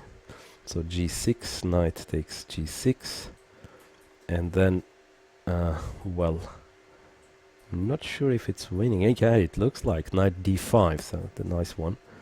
King g4 was played, but I'd like to finish with my own ideas. Knight d5. Now, if black takes this, then c6, and c7 is the threat. And on 98, whatever g7 or c7 or g takes f7, the most natural is winning. So knight f6, knight e5. In case of knight d5, simply g takes f7 wins. So that was actually quite an alternative. Knight e3 with this f5, f6 idea. And okay, Stefanova played king g4 instead.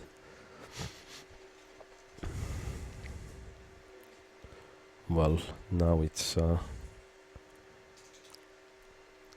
yeah, she doesn't like to move this knight because black's bishop is fully restricted with the knight on f5. So that's probably the reason why she doesn't like to move this knight too much. So king e2, she might just move the bishop to g3 or something. Yeah, king e2 is not a great idea. Yes, black has got problems here.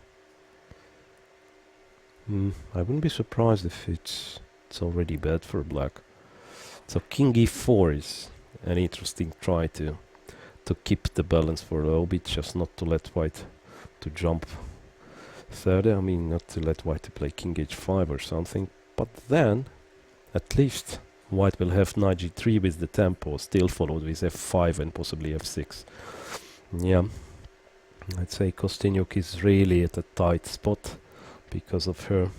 Well, I'd say it was really an accuracy to play b5 and move 37 here. As I said, the only vulnerable square in this position for black had been d4. So if black would play c6, c5, or even b6 and then c6, c5, covering the d4 square, it looks like fortress to me, so I'm not sure if white could have done anything about it. And her hasty b5 decision made all those things possible. So that bishop e7, maybe bishop e7 was a mistake as well, because if black would have played bishop f8, then after knight e2, king goes there, knight d4 wouldn't be possible. Yeah, so bishop e7 was a mistake as well.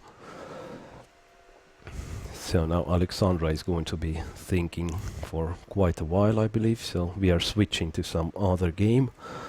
Well, I'd like to check if Ho Yifan is... what Ho Yifan is doing here against Tatiana Kosintseva.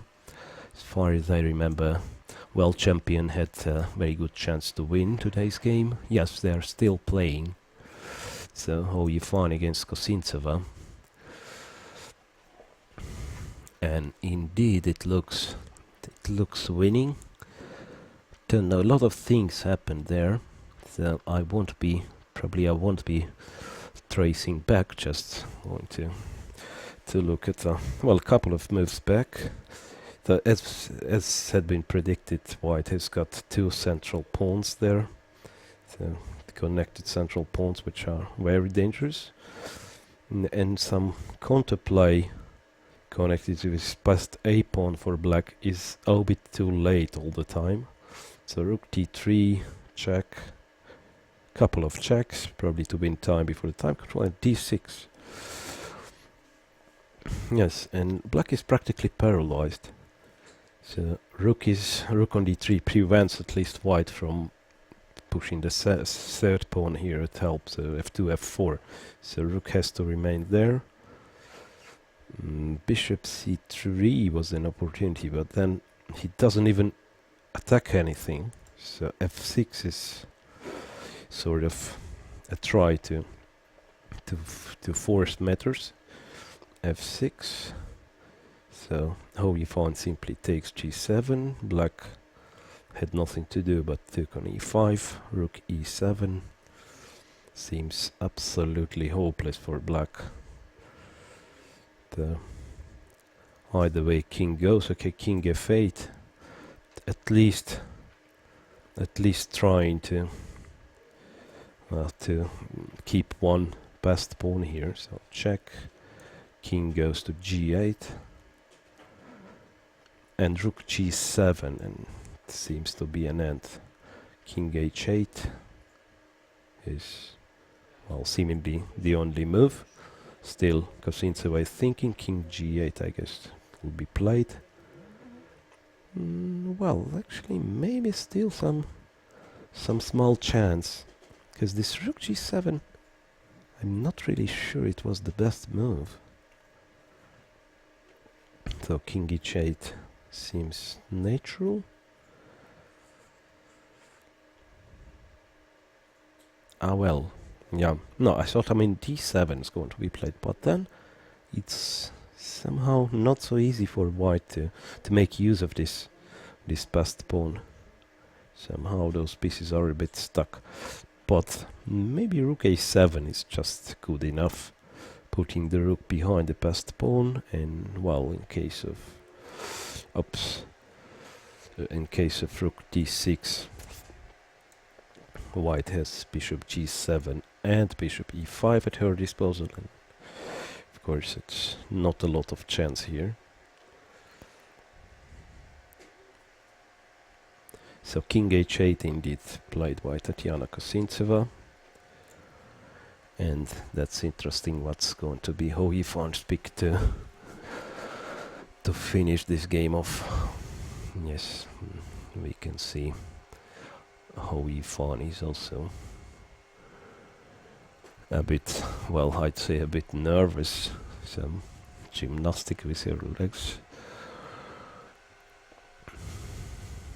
But, well, anyway, she's, well, if she manages to finish this one, which I believe won't be really a problem for her, that's going to be really a good start. Because, well, first leg of this Grand Prix series didn't really work well for her. But still, if she wins this one, she's going to be one of the favorites for an overall victory. And, well, okay. By the way, we have one more game which is already finished. Anna Osenina won against Nafisa Muminova, and while our camera is going to be still concentrated on this one, I'll briefly show you the end of Osenina with Muminova game. So, well, yeah, so you can see it's absolutely empty.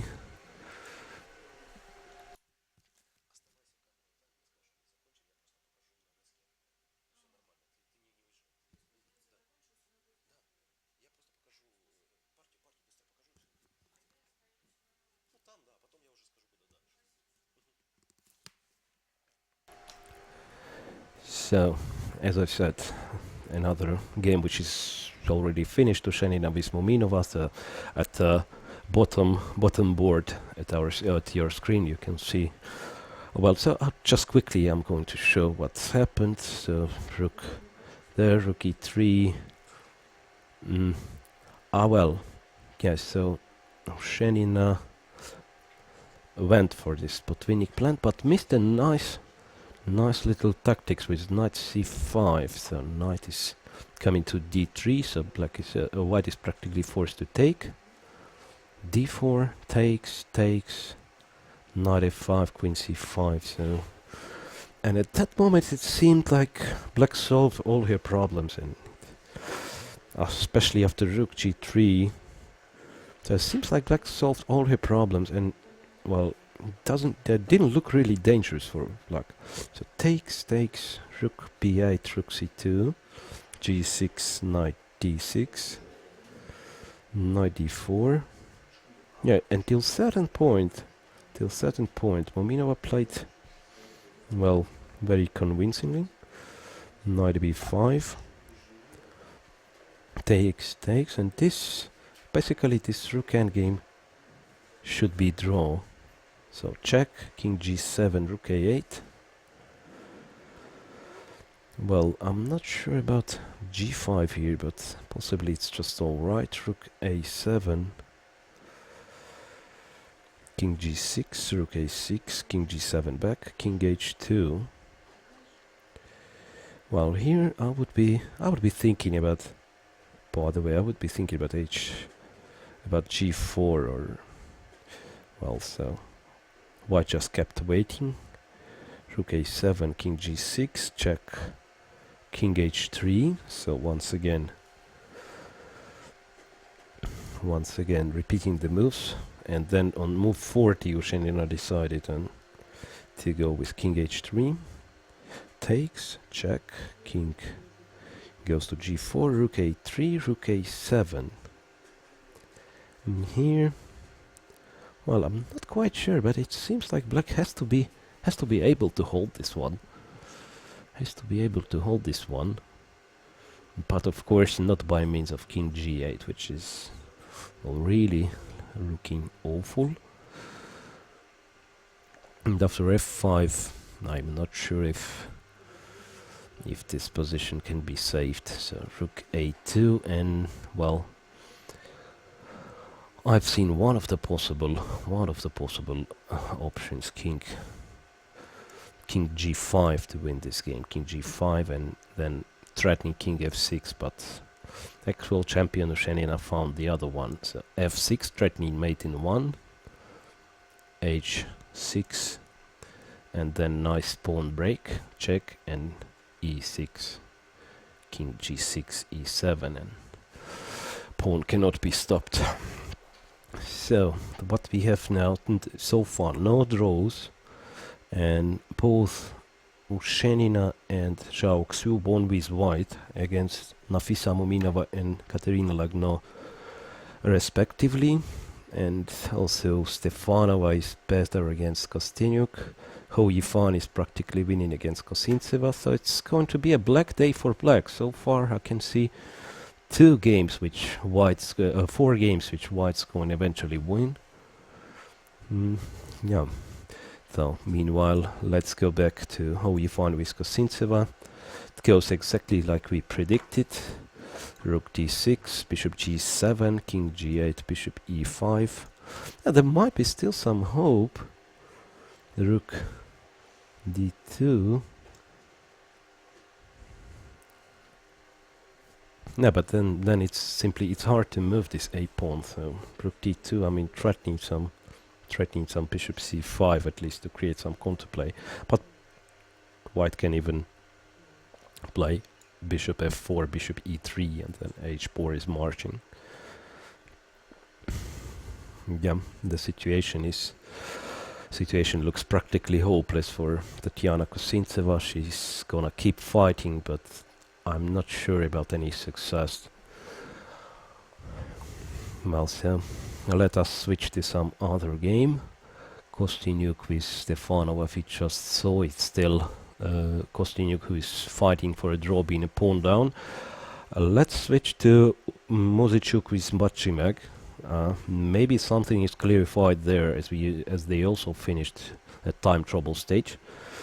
So Anna Muzychuk against Bachimek to Shintuks. And still, well, this one is still very much complicated. So, well, you can see it's hot there at the board. Well, and a lot of pieces, and we can see even arbiter is very much interested. Even arbiter is very much interested in what is going on at the board.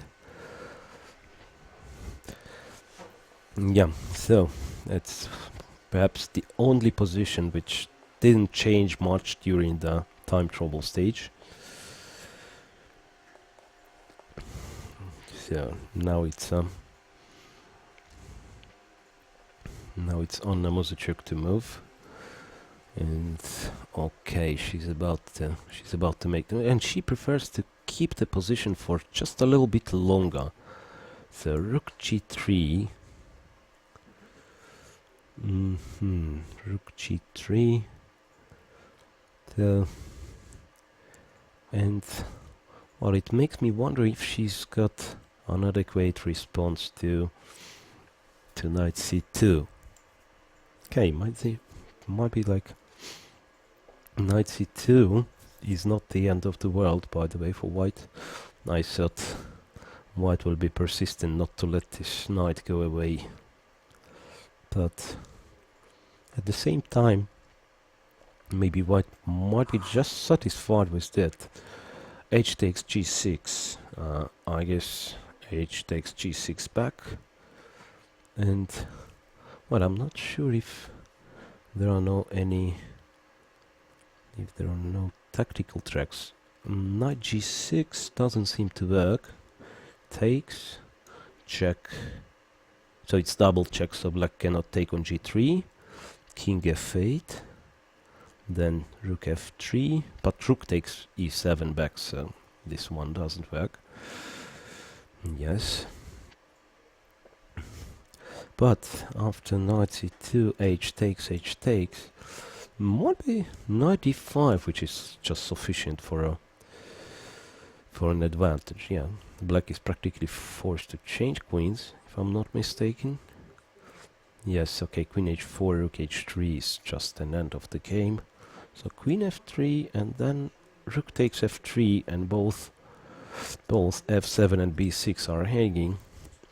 And knight on d4, even if it arrives on d4, it will be standing nice, but actually it will have no targets.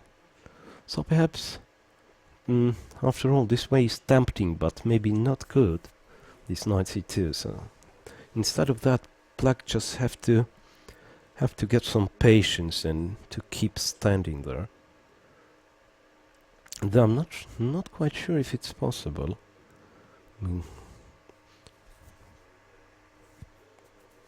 Another famous leg maneuver, this time from Anna Muzychuk. Well, and Tivshintuk seems to be calm, but well, time is running out. It's 9 minutes and still, well, the pressure is still on. So, not sure if Muzychuk manages to keep this pressure for this tension for, well, next 20-30 moves without giving black a chance to simplify or somehow to define the position on the king's side. I don't believe black will stand this pressure. So let's say in case of g5, which is maybe not losing immediately, but also looks pretty dubious. Knight d5 is a move to follow. Again, black has to change queens. Rook f3. Black has to change knights as well. And then there is no convenient way to defend on f7. So rook e7. White's going to respond with something like h6, caging the king for a little while, and then rook f6 followed by rook 1 f5 makes black's position quite unpleasant. So once again, the difference, I'd say the difference between the computer's evaluation of this position, which might be, okay, I'm not checking this one, but if you force me to guess, I'd say it's better for white, but not that much, unless I'm missing some tactical solution. But to me it looks like white's advantage is in those computer numbers. There's not that much, but well, humans are not computer, especially if your time is running out, your clock is ticking, then well, it's quite unpleasant to withstand this pressure. And of course Anna Muzychuk is much more experienced. It's already second Grand Prix series for her, so that means already 7th tournament. Oh, well, come on, not second, but I believe it's third Grand Prix series. So of course she feels those moments very well when you just have to keep tension on the board and let your opponent a chance to make a mistake. So no move from Tivshintuk still. So we are finished with, so 2 games are finished so far, Shanina and Zhao Xu. Well, queen h4 check was the move from Tivshintuk's. Queen h4 check, which actually doesn't change much, I would say. Well, so it's just a try to force the rook back, as far as I can understand that. It's just a try to force the rook back to h3, then return the queen to f6. Well, and white has got few alternatives. Rook h3, of course, is always on. Then knight h3, surprisingly. Okay, knight is driving to the bad position, but maybe black has some difficulties defending on f7. But probably not, probably not. Probably black will just return her queen to e7 and no big thing here. But king g1, yes. Queen h4 and king g1. And then it turns out that not only f7 is hanging in some lines, but as well hg6, knight g6 might be a threat. So perhaps this impulsive queen h4 check might be a serious mistake after all. That depends if black has an adequate response against this sacrifice on g6, I have to say. Okay, queen f6 is, by the way, I'm trying to understand if it's still possible. Yes, and it's just played, so maybe once again, maybe I just overestimated the danger. But somehow, if you're just repeating moves, I don't believe it's going to be enough. Well, queen g4. This could be another try, by the way. Queen g4.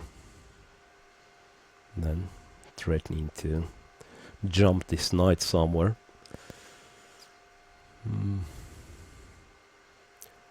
Yes, it's certainly dangerous for black, this one.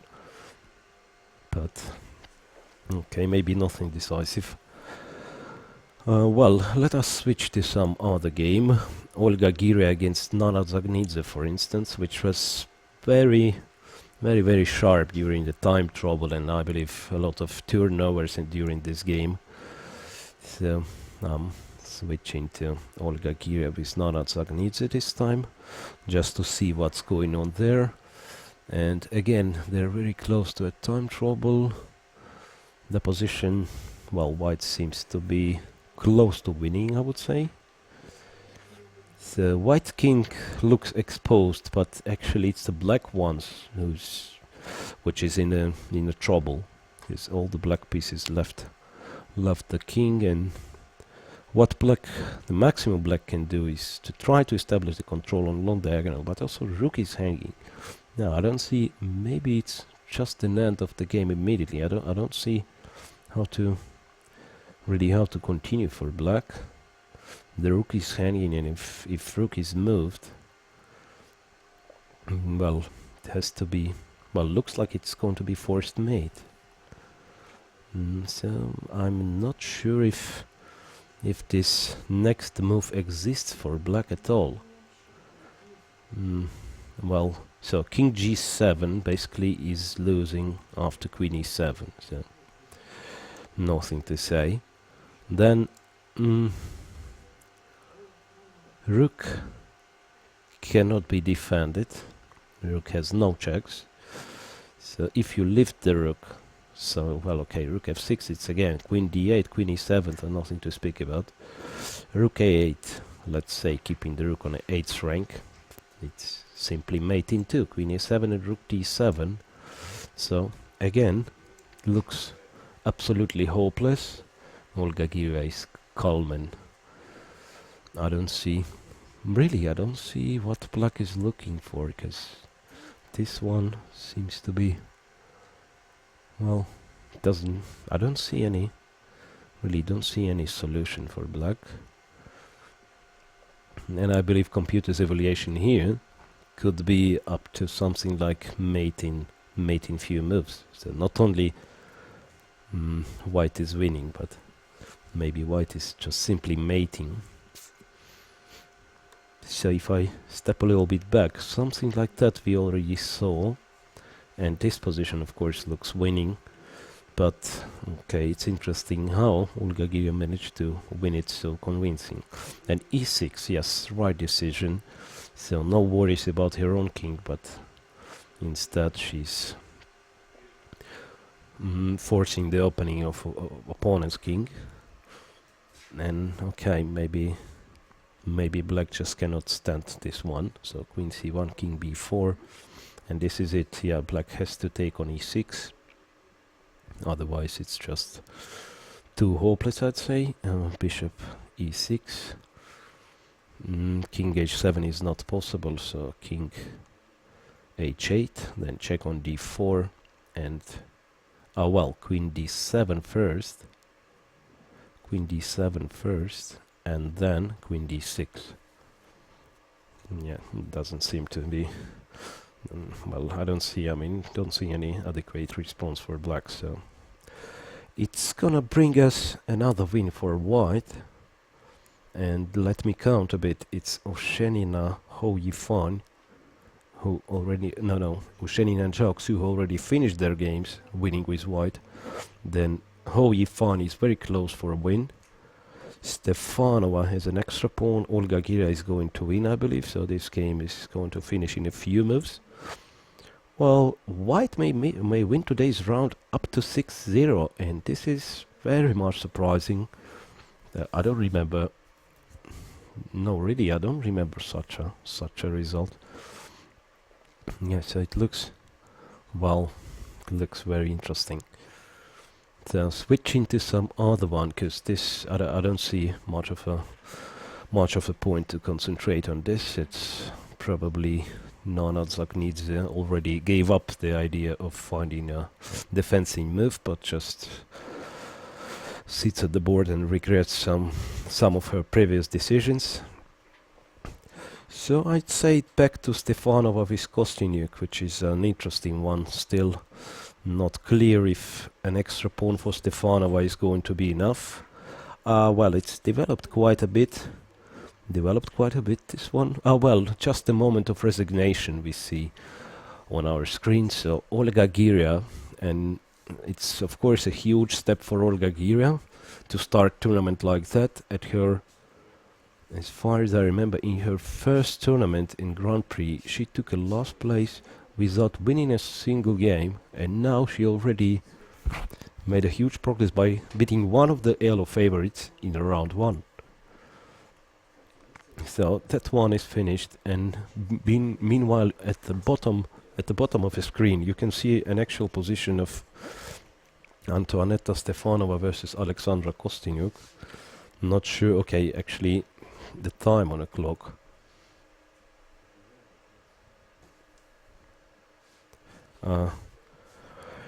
Well, the time on the clock, I'm not sure if it's so.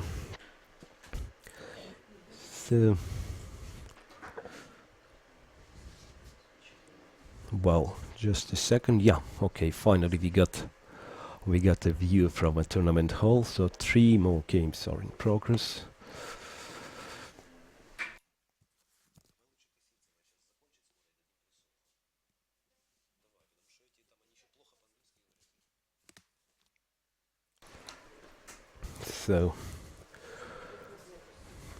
So we are switching to once again to Stefanova with Kostyniuk.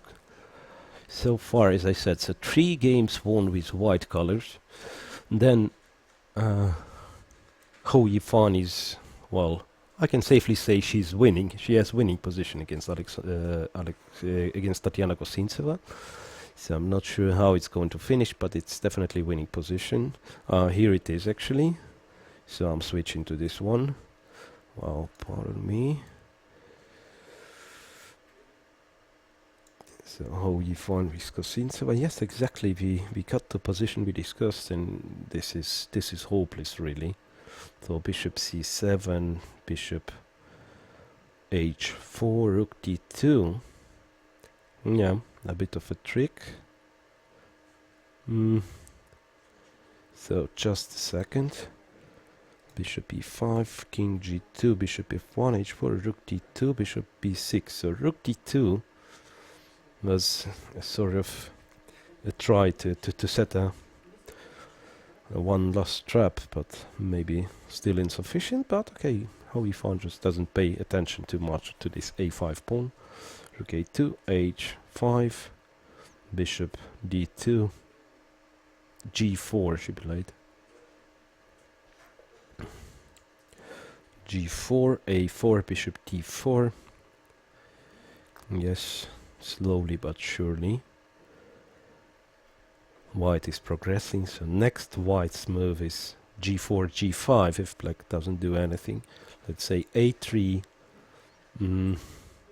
Well, and Tatiana is playing on the seconds, so this one is going to be ended shortly, I believe.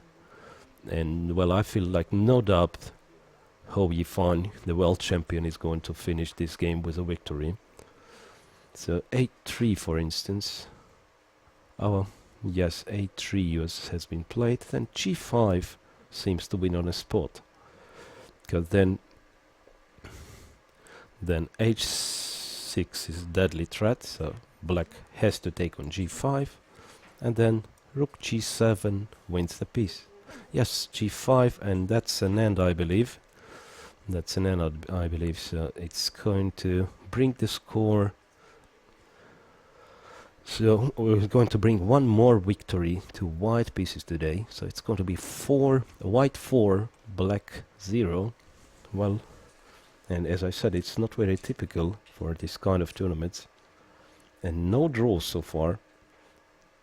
So I believe we will. Well, and that's a moment of resignation of Tatiana Kosintseva. Of course, a bit of disappointment for her. And well, but really a relief for world champions fans, as I said, and they said it was really disappointment for Ho Yifan fans when she played her first leg of this Grand Prix series in Geneva, losing few games and finishing at the bottom side of the table. So now she's back at it, starting with a convincing win against one of the strong opponents here. All the opponents are not easy, but so, and I believe, well, we're going to examine two remaining games for a short time. So we have a couple of games still in progress, and I guess we're going to give live a press conference of Yifan and Kosintseva. So girls are reaching a press center, and meanwhile we're going to check what's going on in in Stefanova Kostyuk. I guess it's sharpened a bit, so I'll bring the board of those. So, well, an extra pawn for Stefanova still remains there. Two connected passed pawns. Well, I'm not quite sure if Alexandra will manage to escape here. So the principal, well, not the principal, but the only sensible move seems to be b5, b4. So sort of roller coaster. So both pawns are running, but let's say in case of b4, g6, b3, I don't know if black has some other moves. If it's b6, g6, b4, g6, b3, then knight d4, forking this pawn, takes, seems to win. So two more little steps to promote into queen. And okay, on king d3, the safest way to win for white looks like to play bishop a1. I mean, in the case of bishop e5, it's probably still winning this. Knight c3, knight c3, g7. Yes, even this one wins. Queen, and then some queen h7 check, for instance. I know, okay, it's knight e4. I mean, it's not, it will not be that easy, but instead, in this position, bishop a1, just not to allow this knight c3, not to allow a knight to interfere on bishop's scope, and then those two pawns connect passed pawns, just going to decide the game. So, I just have to mention one more time, so in every moment we might be interrupted with valuable press conference of a world champion. Well, so Alexandra is thinking after knight c6.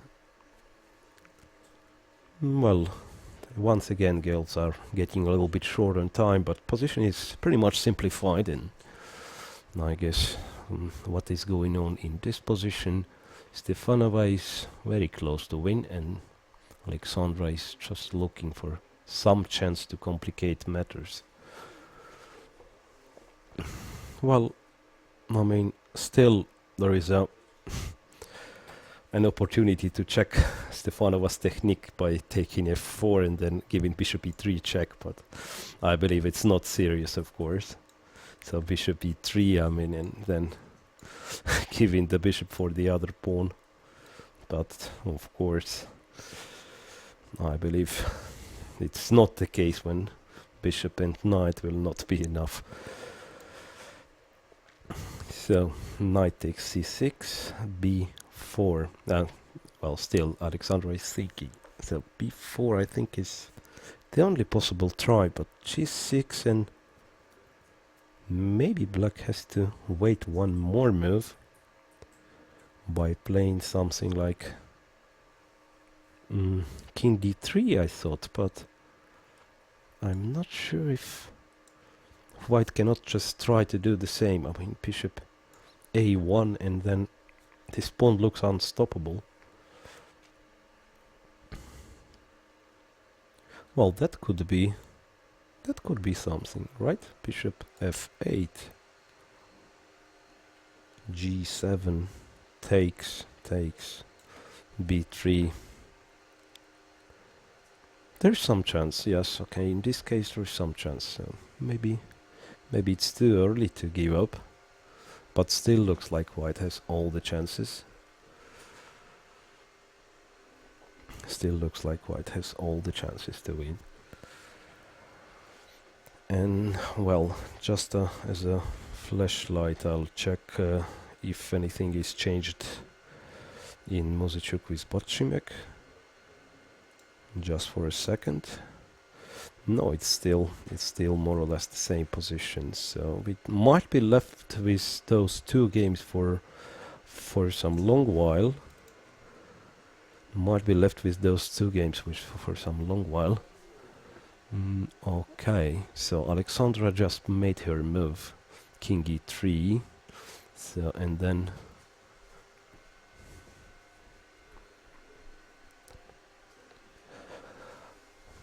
so now we are shown the other one.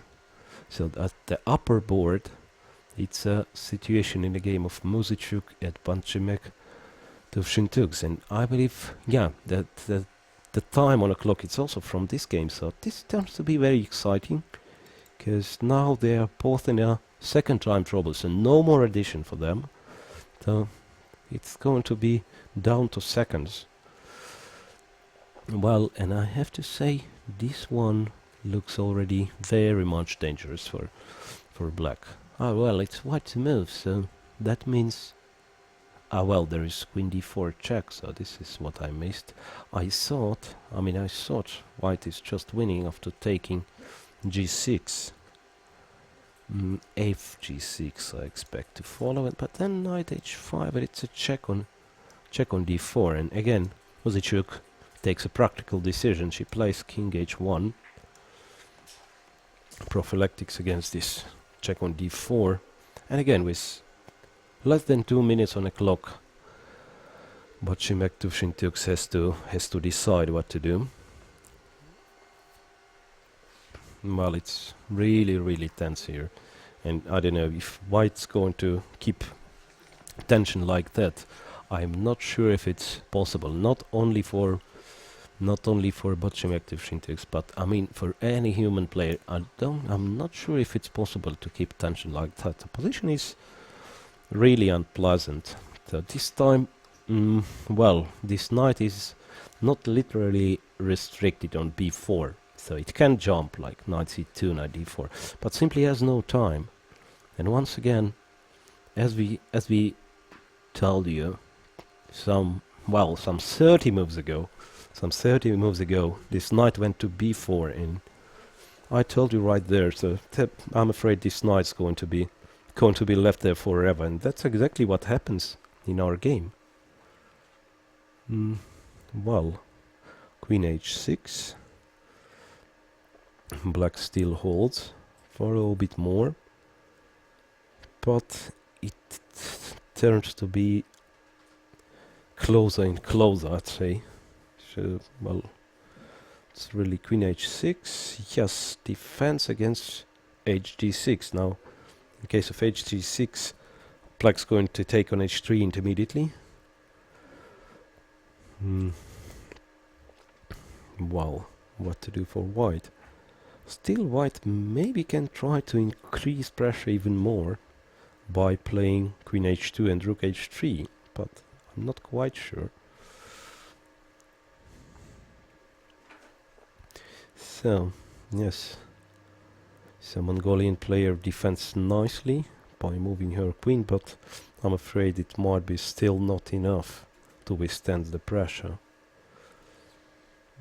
Just thinking if there might be any forced solutions, though I don't see one, but well, it's always possible that white's going to decide to go to an endgame.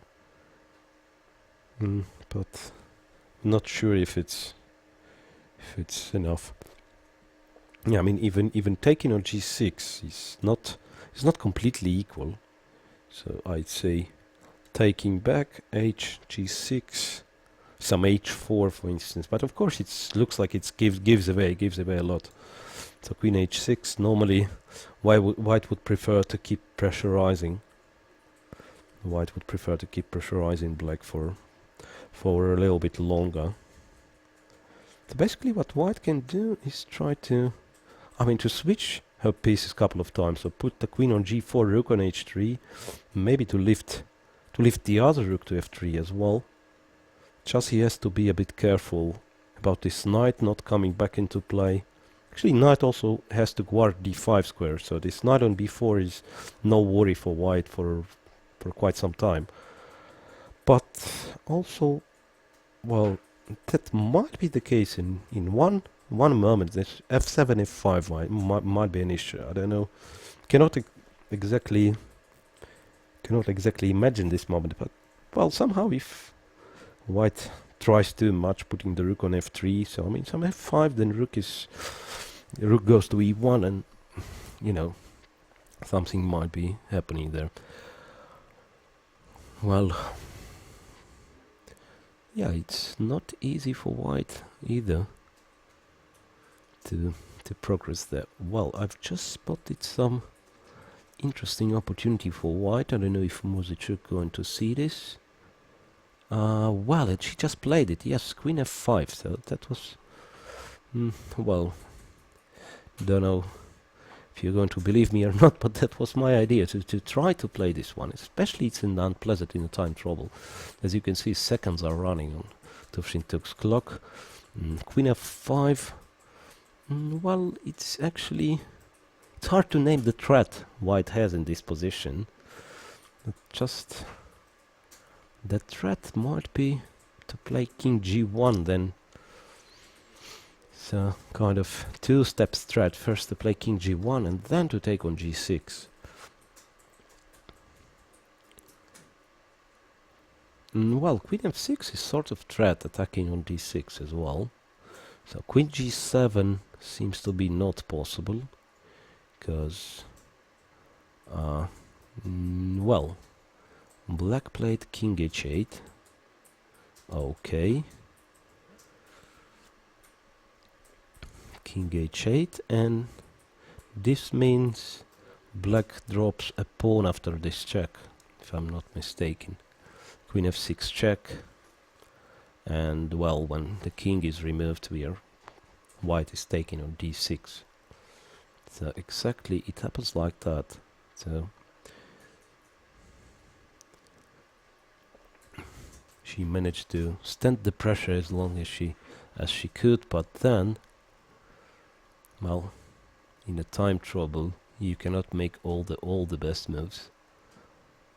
I don't know if Muzichuk is going to look for some more concrete solution, but even queen takes d6 seems to be just enough, because all the black's problems are still on. The knight on b4 is out of out of play. Still king side is under some attack. Plus, white's gonna have an extra pawn and possibly even the other one. So, of course, Anna is looking for the most precise way, but yes, probably she takes the pawn. She takes the pawn there, and well, still no counterplay for black. b6 pawn is hanging. Well, looks hopeless, I have to say. From now on it looks hopeless. And seconds are running. Well, chief arbiter came to see what's going on. Well, and of course it's a huge tension in the one other game remaining. Kostyniuk with Stefanova. I'm not sure so far. All the other games are finished. Yes, all the other games are finished. So it's 4 wins with white. 4 wins with white so far, and 2 games are still in progress. And Muzichuk seems to be winning as well. So it's only Stefanova who may. Okay, it's Kostyniuk actually, but I believe it depends on Stefanova to give black a chance to score something today. Although seems not likely. So this is what happened in their game since we left them. Knight c6, king e3, 5 king e4. Somehow black is trying to catch those pawns, but doesn't seem to be convincing. So f6, knight f4, f7, knight g6, attacking the bishop, bishop g3, king d5, knight d8, b4. So that's a current situation. Well, and the problem for Stefanova might be a situation on a clock. Well, what she has to do is to move the bishop. That's clear. That's clear. She has to move the bishop. Yeah, this knight on d8 is not very much convincing. But what happens if she just moves the bishop to f6, I'd say. No. Bishop b2. Well, okay. Still, it's hard for Alexandra to keep all the things together. Knight is... king is coming to f5. I don't know if black can stop it. Some king e4, for instance, king e4 is possible then. Knight e6, and still somehow... Yes, maybe some more efforts will be needed there. Knight e6, but maybe knight e6 sets an end. Not sure. So I mean, if bishop is moved, then king h5. Yes, those pawns look unstoppable. So the point is on king f5. White has knight e4 check, then capturing the knight. So after bishop b2, I'd say king cannot. Yeah, it's absolutely clear. King cannot go to e4. But otherwise, white is going to play king f5. And I mean, even on something like bishop e7, looks like... Well, I'm not sure about king a5, but king h5 is still available. King h5. Yes. King h5, and this has to be winning somehow. King h5, if knight moves to f4, then king h6. I don't think black can stop this. So then g6, g7, so anything goes. Everything goes straight forward. So b4, possibly. What else? What else black can do? Well, b3 just to bring this pawn closer to the promotion square, and then to see what happens. But then again, king h5, check, king h6, check, king h7, followed by g6, g7, and I don't see black stopping those pawns.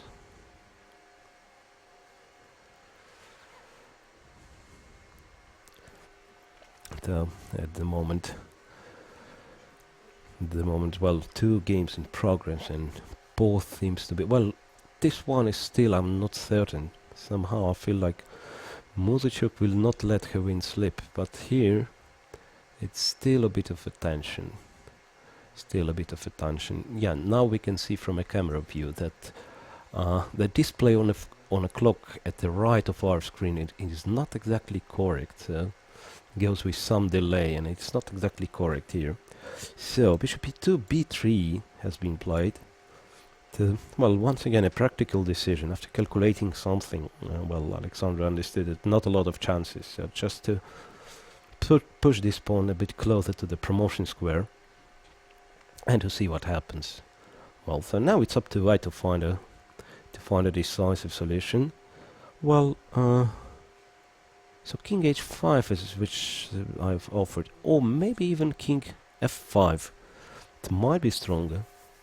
King f5. So in this way, if knight goes to h4, then after king f6, the knight is very badly placed. So next move is g6, and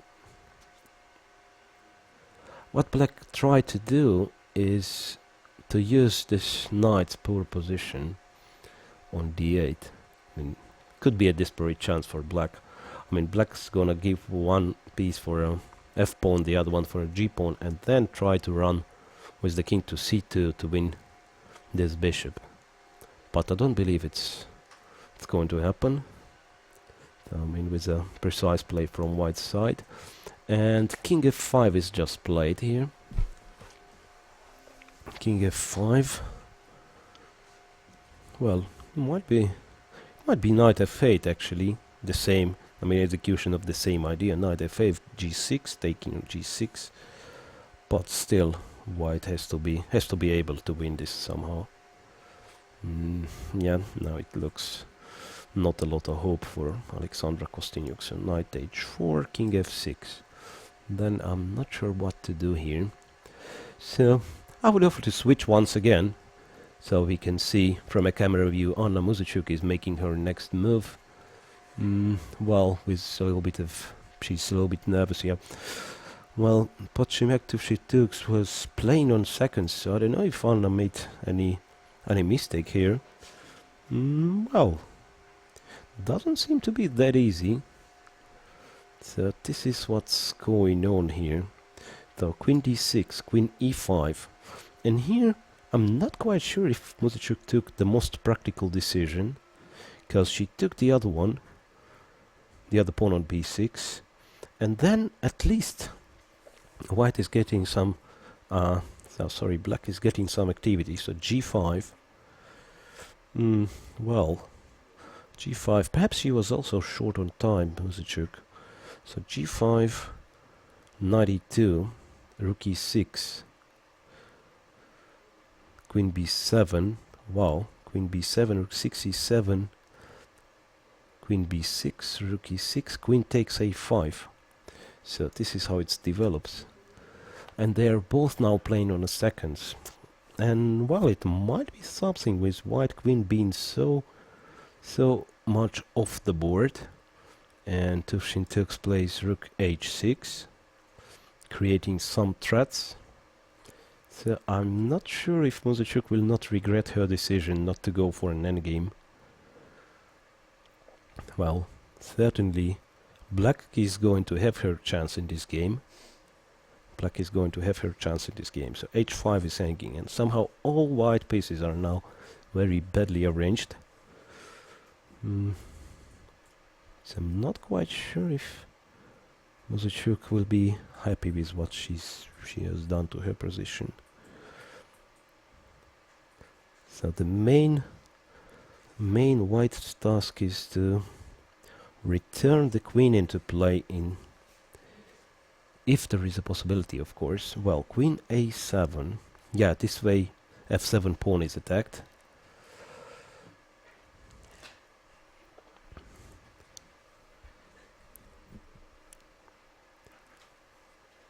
So queen a7. Yeah, seconds are ticking, so f7 is attacked. I don't know, black is taking h5, possibly king g1, and then somehow black has to defend f7. Well, rook e7 comes into my mind, check, and rook e8 back. Then white's going to try queen b7, check. Yeah, eventually queen is returning, queen c8 and queen f5. Yeah, so that's okay. Still has to be taken. It's just played. Rook e7. Sorry, king g1. Rook e7 seems to be like the only move. I don't know. Don't see much of the other options. Queen a8, and possibly black just has to play king g7 here. Still, it's going to be not so clear. Queen is still not coming back. Some possibilities of those knight jumps. Objectively, it still must be winning for white. But, well, I say it's in practical terms, it's quite a tough task. So seconds are running, like 50 seconds. So you see our electronic clock at the right side of the board is not really appropriate, and in reality it's like half minute more for white. Well, instead of giving this check on a8, Muzyczuk found an interesting opportunity to play queen b6. So rook left the 6th rank. So queen b6, intending to change the queen on f6. Yeah, that's right. That's probably better. Don't know if. Yes, surprisingly, this knight is still out of play. Just wonder if something is possible to do with this knight on b4. I mean, well, knight d3. Well, there are a few reasons how to refute this knight d3. Queen b6. Black still played king g7. Yeah, to prevent this one. Then d4 was a move of Anna Muzyczuk. And this one seems to be convincing enough. Yes, d4, and after queen's exchange, white's gonna have just enough.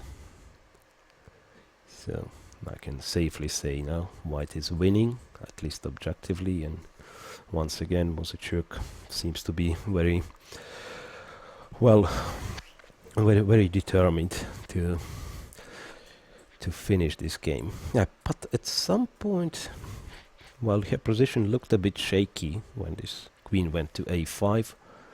Now she looks very much in control after this one. Yeah, d4, and practically forcing the queen's exchange. So in case of queen e4, queen f6 seems to finish the game.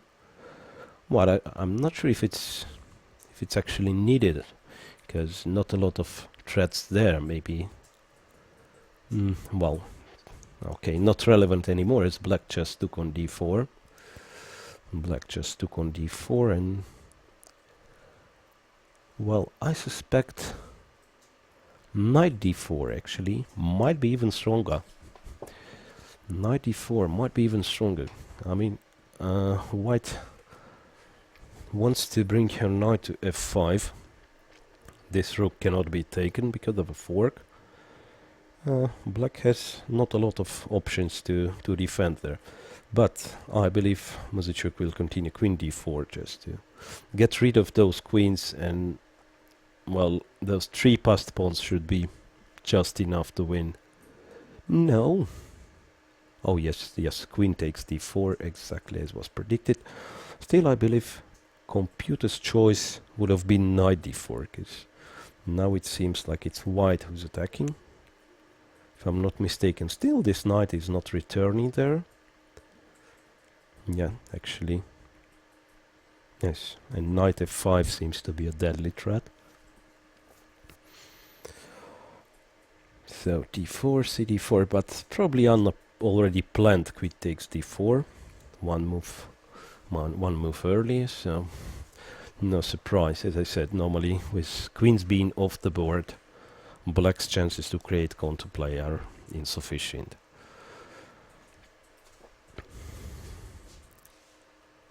So queens are exchanged, knight takes, and okay, girls don't have much of a time to think, but we have to leave them just to check what's going on in Stefanova with Kostyniuk, so the other game remaining. I'll open the board for a second, and maybe we don't even need to switch the camera, just I'll try to understand what's going on. Yes, it seems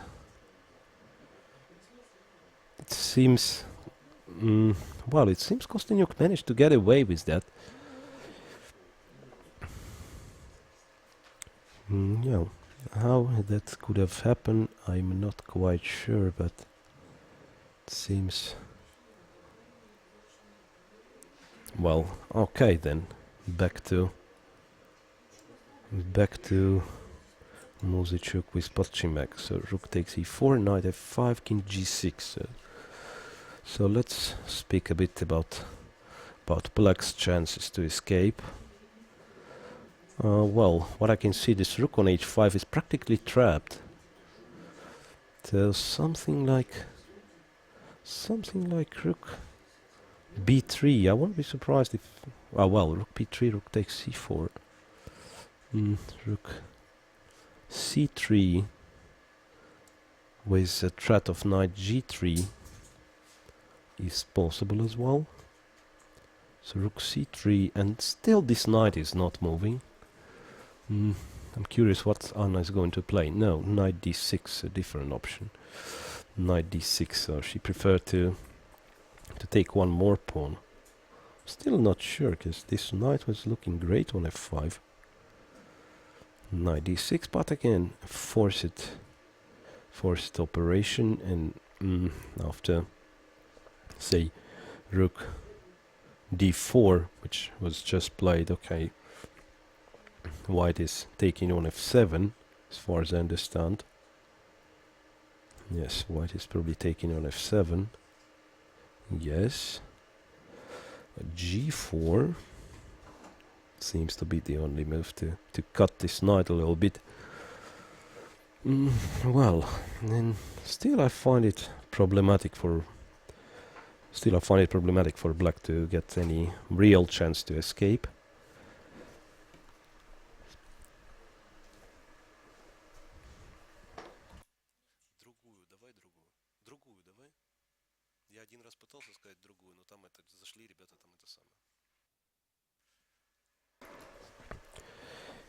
So this is how it continues, and okay, meanwhile we are switching to Stefanov with Kostyniuk, and okay, it's well, I can say it's a drawish position, of course. Well, not sure if it has to be played further. So bishop f6, king f4. Yeah, we have a bit of a delay. King g6. I'm not sure if it's really well, and knight g4, and well, and still I don't know if they will play a couple of moves more. But of course, yeah, total. Well, and of course Stefanova is absolutely unhappy with this result. I'm pretty sure she was completely winning at some point. Well, and Alexandra Kostyniuk seems to be the only one to save half a point for black. So this one is finished, and we are once again back to Muzychuk with Podchimek. I don't know if we have to have a press conference of Stefanova and Kostyniuk, but it might be, so we'll be interrupted, and meanwhile I'm opening the board of Muzychuk with Podchimek just to see what is happening there. Yeah, indeed it seems to be winning for white. I don't know if there are any chances. So rook e3.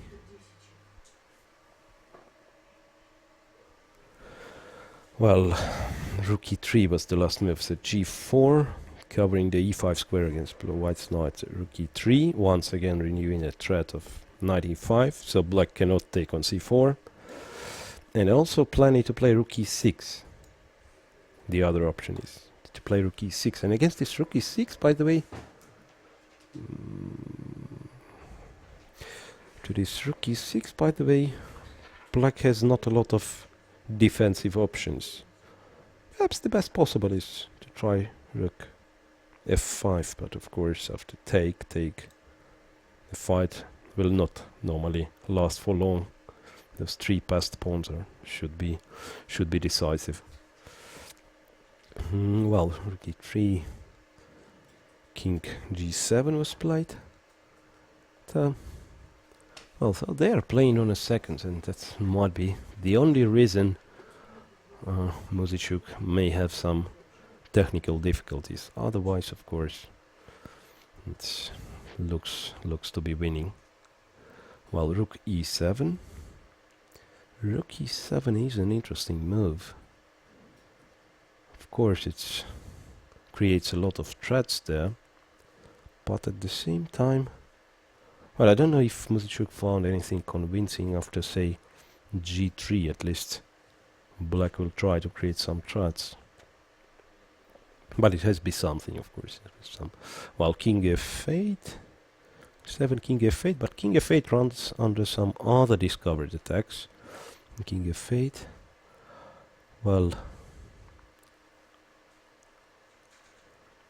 perhaps the easiest would be just to not to try to win immediately, but just to simplify the position somehow. So in these terms, I'd say some rook e5 looks nice. No, rook c7. Oh, nice.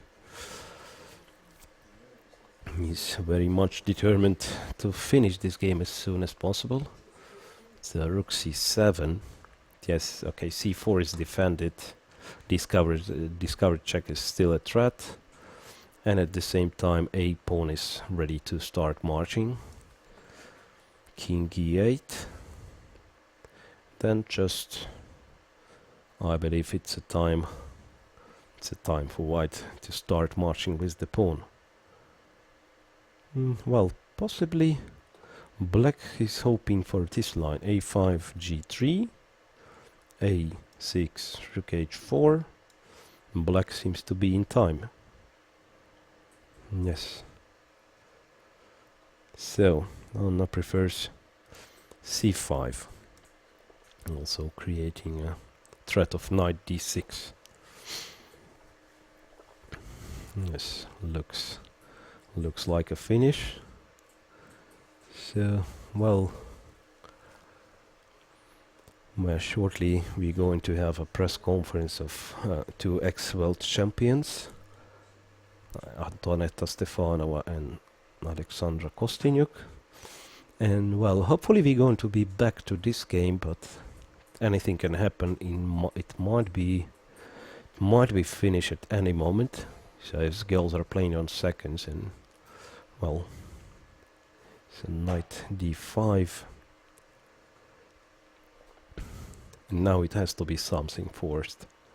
And I'd say knight d6, king d8, and then moving the rook somewhere. Okay, if this one is not convincing enough, then I don't know what is.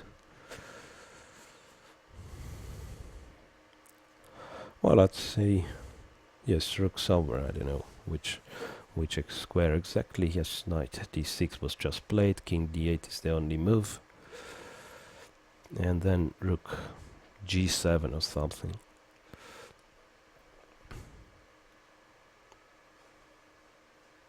Or rook a7. Depends. Yeah, still no chance to. Ah, well, there is knight f4. Ah, so it's not that easy. It's knight f4, and white is, black is starting to create some threats. So Muzychuk plays rook a7, and still the game is not over. It's knight f4, and well, eventually Black may have some threats here. Knight f4, yes.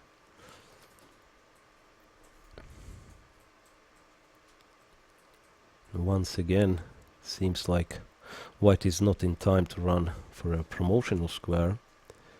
Instead, she has to do something about defending her own king. So still a little bit more of tension required. So rook f7 this time, attacking the knight. So king is coming out of the cage. So, I mean, knight is hanging. If knight is removed, then eventually those pawns are starting to run. But, well, I have to give credit to Mongolian player. Still she's finding, okay, she's lost here, that's certain, but still she's finding some little resources to keep tension, to keep this game going. So, knight e2, well, king f2 I can play before Muzychuk, as, well, not a lot of, once again, knight f2, knight e2, king f2. Knight e2, king f2, and then, well, after this knight's retreat, well, it's not easy to retreat with this knight, by the way. Yes, time is running out, and, well, honestly, I don't see the way for black to continue fighting. Well, on knight c3, well, rook e1 seems to be convincing enough. Apart from anything else, rook e1 seems to be just good enough. So what did she play? Rook e5. King f2, rook e5. So defending the knight, but okay, at the same time,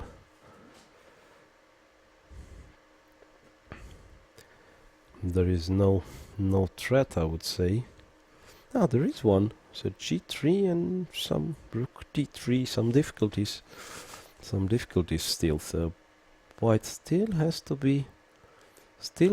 be careful. So Mongolian player found one more trick to try. Well, white is just one move not in time to finish the game.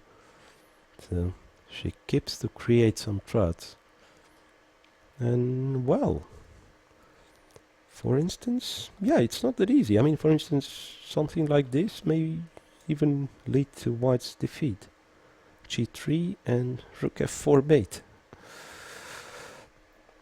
Well, rook e1, pardon me, rook e1 was played by the Muzychuk. g3. Now once again, it's not that easy. So now king f3 leads to perpetual check. King f1 after rook h4. I'm not sure if white can win. Well, g3. She was too hasty with her rook e1. Well, so this is what happened. g3, king f3.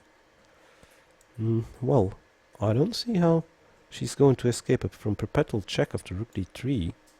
King g3 and rook d4. And, okay, what a turnover, I mean.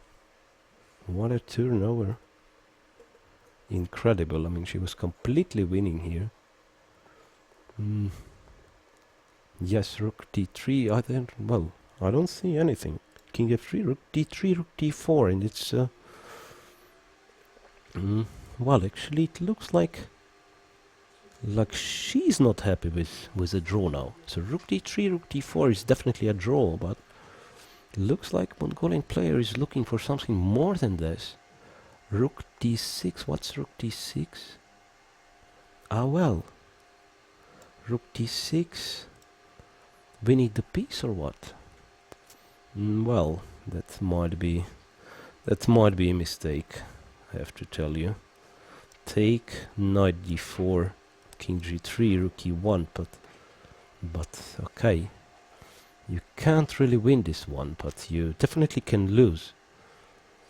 So it's a really strange decision. It's really a strange decision here. So maybe it's still enough for a draw, but what for to play like that? Rook e1 and then... No, I mean it's b6 and... What a turnover. Once again I'm coming back to this position, so king f3, and I don't see how white is escaping after rook d3. Really, check, rook d4 check, and there is no way to escape for white. I mean king h3, it's... Well, pardon me if I'm wrong, but it's a mate in one, right? Rook h5. So this is really a little bit surprising what black has done after finding such a nice way to save the game. Well, all of a sudden she continued with rook d6. Yes, and another chance for Muzychuk then. Check, king g3, rook e1, and b6. And this time I'm not sure if Khanty-Mansiysk's going to stop this pawn. Yeah, what a surprise, I have to say. What a surprise. Well, that's incredible. I mean, such a turnover in this game. So it seemed some... When Muzychuk took on d6? I mean, it was some 20 moves ago. Well, it eventually seemed... maybe even 30 moves ago. Yeah, it eventually seemed like black's position is going to collapse in few moves. Instead, Mongolian player found a very nice way to fight, and while using some inaccuracies, well, managed to hold her position. Then, after queen's exchange, once again, it seemed to me like white is going to win easily, but with all this tension on Anna, it was clear. It was clear something is going on. She wasn't really converting her advantage, and it led to this chance for black to give a perpetual by force. Once again, I'm going to check myself. Sorry. So g3, king f3. That is what was played. I mean, otherwise, after king f1, rook h4. Once again, black cannot run. Black cannot run from this. Sorry, white cannot defend against rook h1, and maybe white is not sure if white is not losing here. No, okay, of course white has rook f8 and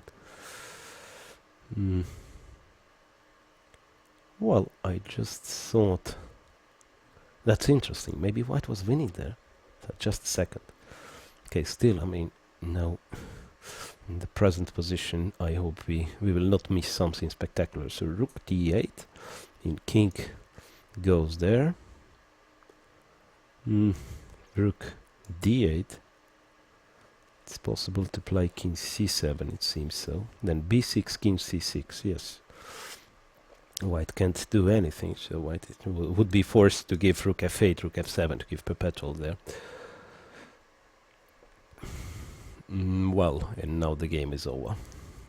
So this is what happened, king f3, and still I have to mention one more time, so that was a perpetual without any chance for white. So just rook d3, rook d4, and instead this is what happened in this game. So black took on d6, thought she's winning a piece, and indeed she won, but in this position she just cannot stop the pawn here. So knight f5, played Khanty-Mansiysk, and Muzychuk took it. So after rook b7, well, rook f8, king d7, rook f7, changing the rook, and a5, and that's an end. Well, she played to, well, b7 take, she played king d7, and then rook b5, and black resigned, and it's of course such a disappointment for Mongolian player who decided. Well, it's actually interesting. I believe she's going to be asked during the press conference if she was playing for a win. Did she saw this perpetual? Of course, it was hard to play on those seconds, but well, so huge disappointment for her. And what we have, so the round is finished, and we have five games won by white pieces, and only one draw in Stefanova with Kostyniuk, which was still very close for Stefanova to win. So all in all, the round is finished, and well, I'm really feel a bit tired after all this tensions round today. So, well, in few minutes we are going to end our broadcast. I don't know if the last press conference is going to be covered, but I'd like to say bye-bye for today and come back tomorrow at the same time, 3 p.m. local time, and we are going to cover a second round for you live. So all the best. It was Evgeny Vereshchenko commenting for you today, and well, welcome back tomorrow. Конь 7 шаг появляется. And okay, should be winning in any case. Должна быть выиграна в любом случае. But okay, this bishop c3 was completely. I just But still, missed knight no, d5. wait. Bishop b4 is winning here, I think, after king d5. No? Just Yes. take on c6. Yes. Take. По-моему, было выиграно слон b4. Я бы Да, на madam. c6. Король h5. Yes. Should be. Да, да, скорее всего. I was very happy when you played king knight d8, I remember. But Помню, I что я была mean, рада, когда ты пошла just конь d8. still lost. No, да. just I Всё равно start missing проиграно. everything. Also here, I mean, I Maybe completely g6. didn't see 97. I mean, But still, I mean, okay, 97 still, is of just course, okay. still it's winning. But Всё okay, равно выиграно, g6, knight d5 check. Somehow I didn't like. But what I didn't like exactly, I don't. Я уже не помню, что мне тут не нравилось. Knight g7 simply. Knight f4, But then you just think go away, no? So then, and then g7. Yeah? well, my idea was that I might, try to Might be get on here. time, yeah. Yes. Yeah, that's why I played f8. But then, okay, I don't know if it's winning anymore, or Я пошла поэтому because also f8, here I непонятно just выиграно missed это. king f5. Здесь я пропустила король And f5. somehow they say that I had this option. I saw it, this move, but I thought that you Bishop can c1. c1 and then knight h8, right? Yeah. No, knight h8. You have king h7. No, King g6. f7. Yeah. Oh, g6, yes. No, but here. Конь f6? А, Нет, ну, ясно, съедят тогда. Knight c3 maybe? Knight Может, всё c6? равно конь f4, b2 же потом. Ah, knight f4. Yeah. No, this I didn't see. Yeah. This should be true. И Knight здесь уже f4 конь it e6. Knight f4 I didn't see also. Somehow I thought that knight h8 is coming immediately. Maybe it's a draw. No, but okay. But Here, here it's I lost. don't know. This should be lost. Of course yeah, it's I lost. You just take. You just take on b2. No, but I just thought that knight h6, king e6, and it's the same, you know. Почему-то я подумала, что And then после king конь h6. I h6 think it's the last король trick. должен идти на e6. Because if somehow that's the Yeah. last, but after king h6. Yeah. So, Окей, Okay. thank you.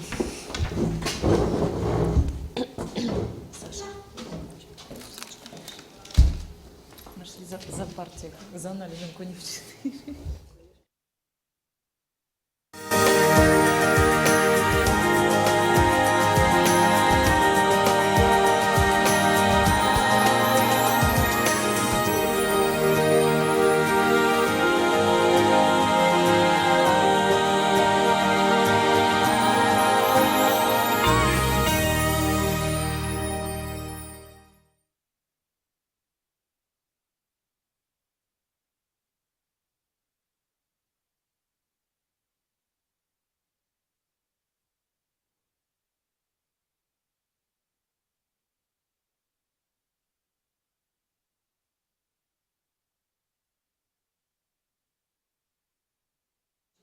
чтобы я вас долго не мучила. Мы вообще идем сразу. 1000 евро штраф. Или надо? Нет, Я наверное. шучу, да. Пристав отошел в карман. Сэкономить время обоим. Dear ladies and gentlemen, we have the last press conference for today, and the game between Anna Muzychuk and Batchimek Tuvshenkus just finished. Anna Muzychuk won the game, so can you please start and tell us what happened today? You choose to play this line with Bishop C4. Yes, I play this line with Bishop C4. Okay, I don't play it very often, from time to time. So, but I think the way Black played, okay, the first knight e5 I didn't expect because usually Chimi played castle and Bishop e6. That's what I was preparing. Я не часто играю варианты слон c4, но сегодня как бы решила сыграть. Я не ожидала ход конь a5, вот этот вариант. Okay, usually after knight a5, then after bishop a2, black plays c5, so this bishop e6 immediately was like... Обычно черные здесь играют c5 после конь a5, поэтому слон e6 как бы меня удивил ход. Yeah, that's why I was thinking to play like maybe d4 immediately, because black cannot take the pawn as I have queen e1. Поэтому я думала пойти d4 сразу же, конь e4 невозможно из-за ферзь e1. But generally, okay, I thought black can take, На самом take and деле, knight c6, and okay, this position is quite playable. это игровая позиция после этого варианта получается. So I decided to go for b4, I don't know if it's right or not. Я не знаю, это правильно или нет, пошла b4. But maybe here I had to play b5, I don't know. Может быть, здесь b5 стоило Because сыграть. it's the same idea like I had in the game with c4, but По I сути, lost та же some идея, tempos. And, что из c4, только я несколько темпов потеряла. so then... Okay, this is more or less normal, and now I don't know. I'm not sure about my move c4. But otherwise, black just wants to play bishop f8 and then probably d5, I don't know. Просто я не уверена насчет хода c4, но черные уже хотят пойти как-то слон f8. Yeah, and then d5. И потом b5. d5. d5, извините. So because now this answer was a5, actually, okay, I saw knight b4, but I didn't see that the knight is coming, then knight b7, knight c5. Я видела ход конь b4, но не видела, что конь потом идет через d7 на c5, да? And here I already think black is okay. Я думаю, здесь у черных все в порядке. Okay, let's ask also Chimi, how did you estimate this position and this idea bishop e6? You decided to play it over the board. What is it? Bishop e6? Bishop e6, yes. Because Anna said c5 was more normal, I mean, typical. I kind of played a dubious variation probably, but then somehow at this position, I mean, I thought black should be okay. But then it bringing knight to f8 and then playing, but probably I shouldn't have allowed the f4. Yeah? Я сыграла этот несколько сомнительный вариант, но потом как бы вот в этой позиции уже казалось, что все не так плохо. Но, наверное, не стоило давать белым играть f4. Допустим, f4. I think that here you could play knight e6 without bishop g5, because knight e6 probably better, yeah? Yeah, because now after... Okay, first I wanted to play d4 here, but then I saw it doesn't work because black Хотелось пойти d4, но это не работает. And my knight is... И мой конь под боем в конце варианта. So I decided to go for this line with f4, and here I was more optimistic than a few moves before. But Здесь после f4 мне казалась позиция уже, здесь я оптимистичнее чувствовала себя, увереннее. By the way, this knight on b4, I mean, did you try to actually use that he is a bit far from king's side? Yeah, now yes, but before it was actually the strong piece, and now probably it's a bit out of play. То есть до этого как бы это была сильная фигура, а сейчас вот после f4 немножечко вне игры, и я пыталась это использовать. Okay, here, for example, there was also a possibility to play, for example, I don't know, queen e6 or some other move. So Можно было сыграть ферзь e6 или как-то по-другому. and then Then knight knight e5. d5. Yeah. Yeah. Probably that's Или конь what I e5. So probably it's still about equal. But Мне кажется, что до сих пор около равенства. You think black shouldn't change this piece? okay, there is the idea that if I go somewhere, I don't know. Let's say that if I take now, they can take with the pawn. Есть идея побить пешкой на e5, если в случае, если я пойду слон g3. So in the game, I e5. wasn't going to take. Okay, I'm not sure what I was going to do. But Партии я if не I уверена, just что бы defend сделала. the pawn, I can just defend somehow. I don't see some really ideas for improving the position. Здесь я уже не видела каких-то идей для улучшения позиции. На самом деле черный крепко ставит f6. But now after g6, sorry, Просто g6. black weakens the king, and I think here I'm already better. Позиция короля становится слабее, и здесь, мне кажется, у меня лучше. Yeah, so my wish was just to bring the knight to g4, but Я хотела until the end перевести of the коня game на I g4. didn't manage. Но до конца партии так и не удалось мне это сделать. Yeah, because if I take the rook from d1 and then try to play knight d1, then the pawn on e4 is hanging. Ага. Я не могу увести ладью на f1 и сыграть там как-то конь d1, потому что на e4 будет висеть пешка. So I played this move. Поэтому конь e2.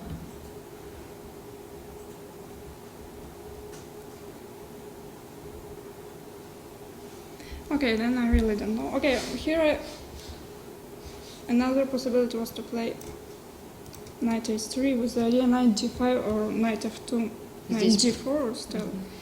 Здесь идея Вот. была пойти конь h3, как-то с идеей конь g5 пойти, или конь f2, с идеей перевести на g4 наконец. So I don't know. I decided to go for h4. Но я решила пойти h4 на эту позицию. And then okay, we were in quite a time trouble, so Потом наступил цейтнот, this moves it's difficult to comment.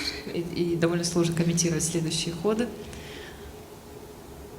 But then I don't know. I think black's position is very difficult to defend. So Мне кажется, черным сложно на самом деле защищать эту позицию.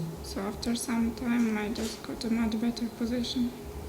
Okay, I managed to regroup this queen, and